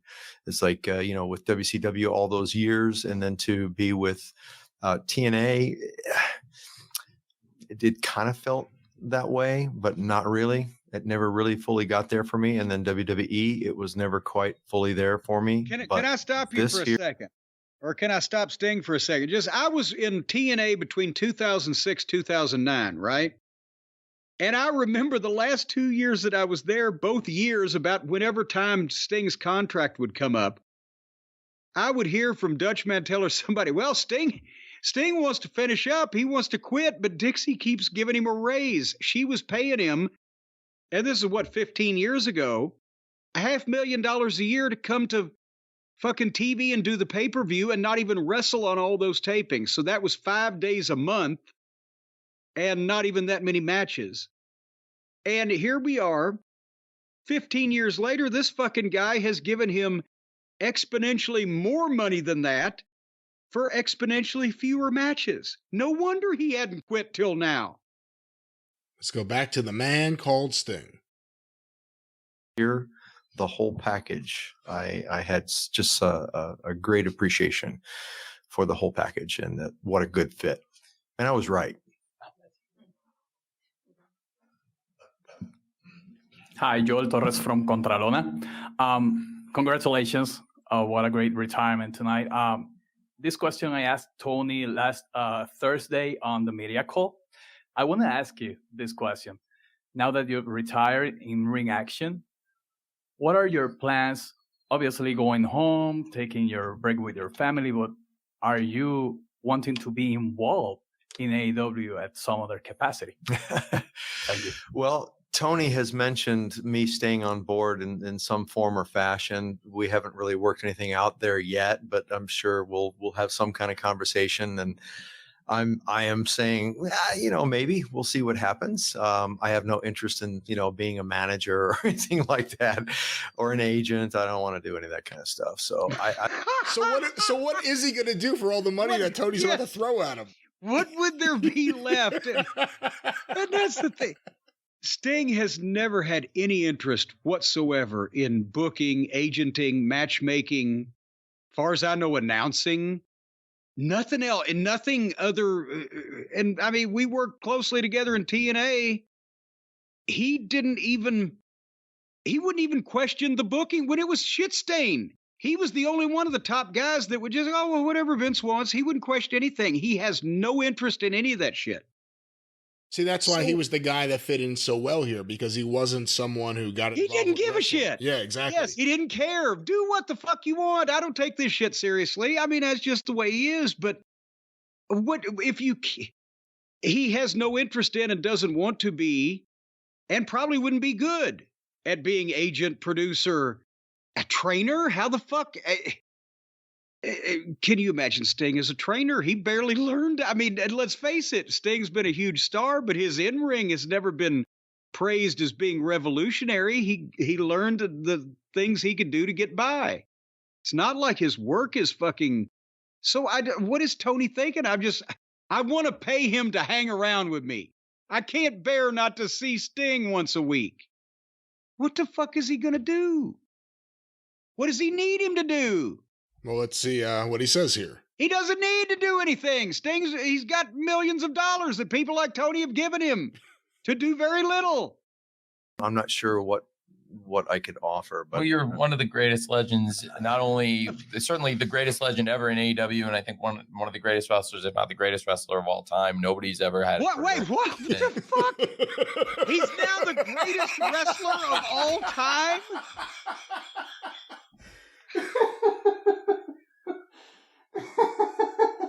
What's going on here? It takes such a jump. You know, you're one of the greats of all time. You are the greatest of all time. All right, let's go back to Tony and Sting. It has spanned more than yours, and what you've done for us here, we're all in your debt. So please, not only is the door always welcome and open for you, but I hope you will be back. And like I've said, we'll figure it out. We want you. The Forbidden Door 3, the door is always welcome. The door is always welcome. Here. Well, yep, I'm willing to have a talk. God damn, he's like, please, can these motherfuckers leave me alone so I can go home and retire? I got too much fucking money. I'm not going to live long enough to spend it. Why do they keep wanting me? This is literally the retirement match media scrub, and Tony's trying to talk him into staying. Yeah, 15 years ago, he's like, what else can I do? I don't need. I'll finish up. No, here's more money. Well, what? Well, why would you turn down that much money for doing that little? Just a little bit more from Sting, because this is probably the last time we will be hearing from him, unless he resigns to become a commentator. I guess he didn't rule that out. Boy, howdy. Corey Lee with the Wrestling Observer. I wanted to kind of talk a little bit about the early part of your career. There was almost like a little bit of a crossroads with your career. You started obviously with Jim Hellwig, the Ultimate Warrior, and you kind of separated a little bit. He went his way. Kind of separated a little bit. You kind of separated a little bit. Went in opposite directions, never to again work in the same place, except for like 3 months when WCW hired everybody. I want to talk about these crossroads you got to where you went a completely different direction. Eddie Gilbert, Rick Steiner, the First Family. And I just want to talk about that part of your career and kind of at least kind of reflect a little bit on,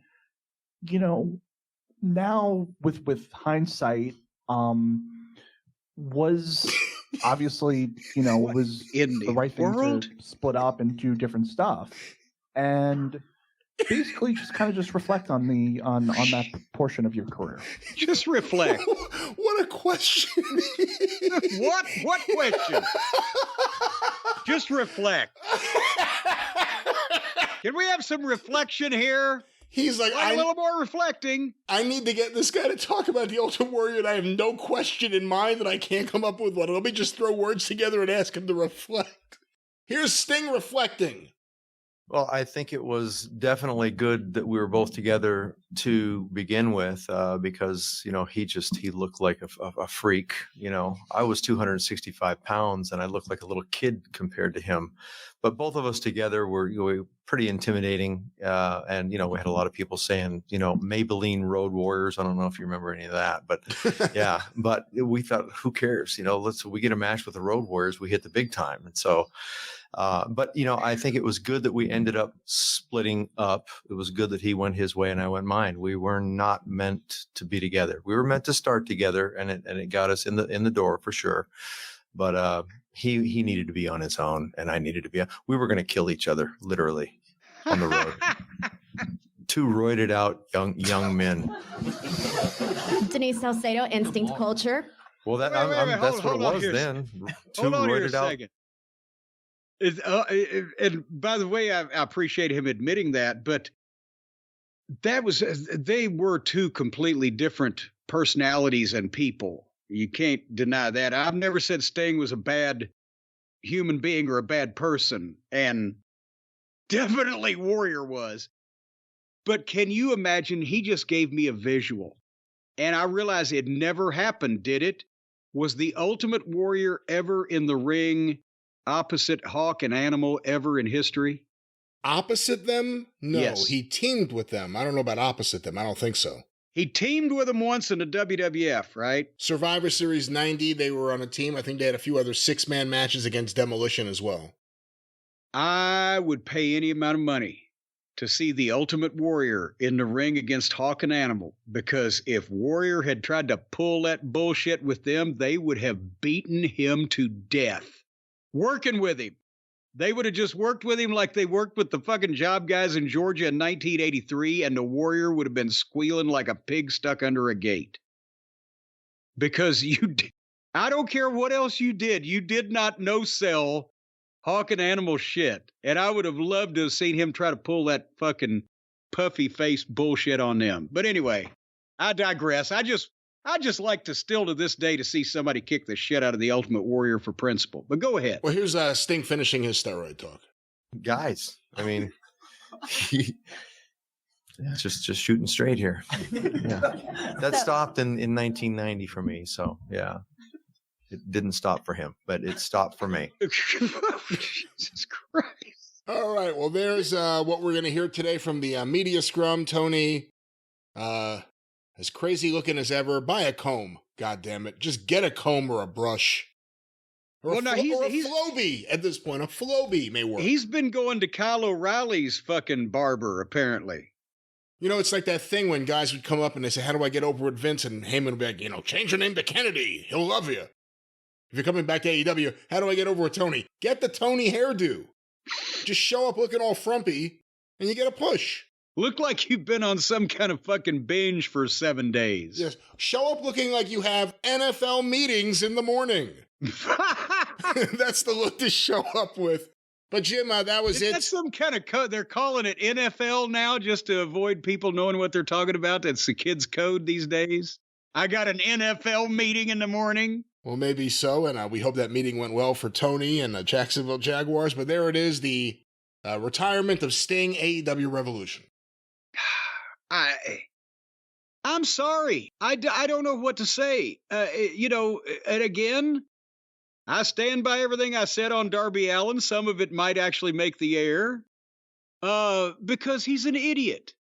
And by the way, I didn't mention he would have missed the guy he was aiming at to begin with. He completely overshot him.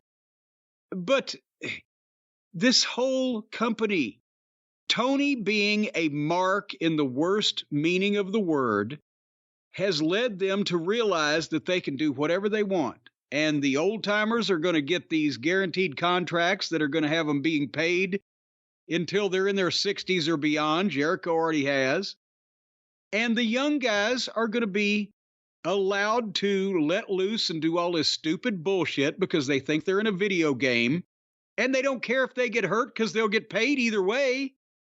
There's still that nagging aspect of the severe pain, but they don't care about that because they want to be on Jackass. So that's why that not only will this company never go any further than what it has, but why that it is slowly contributing to the erosion of the wrestling audience as a whole, because I said at the top of the review, subliminally, slowly, like erosion over a period of years, you see nobody's doing this shit, and it registers less and less when the somebodies do it. And that's why, as I mentioned before, and I will bring it up again, The WWE is winning this battle, running away with it, and fucking doing better than they have in years in terms of crowds and more money than they ever have because of the finances these days. And it's half or a third of the audience they had 20 years ago. And they don't do all this mostly. But it doesn't matter what company people see wrestling as wrestling. It's either good wrestling or bad wrestling. Maybe low budget wrestling. But it's the same when everybody falls off a fucking ladder and hits the ground. Well, if they get up, it's fake. If they don't, well, that might have been real. But they always get up. They won't let us believe anything. That's why the business is slowly eroding. And the WWE in 10 years, owned by TKO, if they do find another trust fund baby to finance another promotion, AEW will be gone by then it'll be the same way. They will be fighting for a smaller audience than they have now because people will have had 10 more years to see this shit and it'll register even less. So that's what they're doing for us. Thank you very much, guys. You've managed to take a business that had an audience of 10 or 12 million people and make it into a business that has an audience of 2 or 3 million people. I would like to give you a round of applause. And that applause sounds like an FFA meeting at the Holiday Inn, and that's about how big the crowds are going to be in 10 years if we keep seeing wrestling shows like this one. So fuck your fucking match of the year, and fuck your goddamn greatest pay-per-view of all time. It sucked. Well, that was AEW Revolution. The fun continues. Their next pay-per-view, I guess there was something to the Joan Collins tweet last month. AEW Dynasty coming in April. From St. Louis. Yeah, now they just did March. They've added April. They'll be back again in June unless they add May. Boy, they've got a set amount of fans and they want to bankrupt every single one of them, don't they? Oh, I have it here. Young Bucks tribute show in May called Mayflowers. AEW presents Mayflowers coming in May. Yeah, Mayflowers, that was the daughter of Wayland Flowers, who used to have a thing going with Madam, but that's a story for another time. Are we done here? We are certainly done. Thank you. Fuck you. Bye-bye, everybody.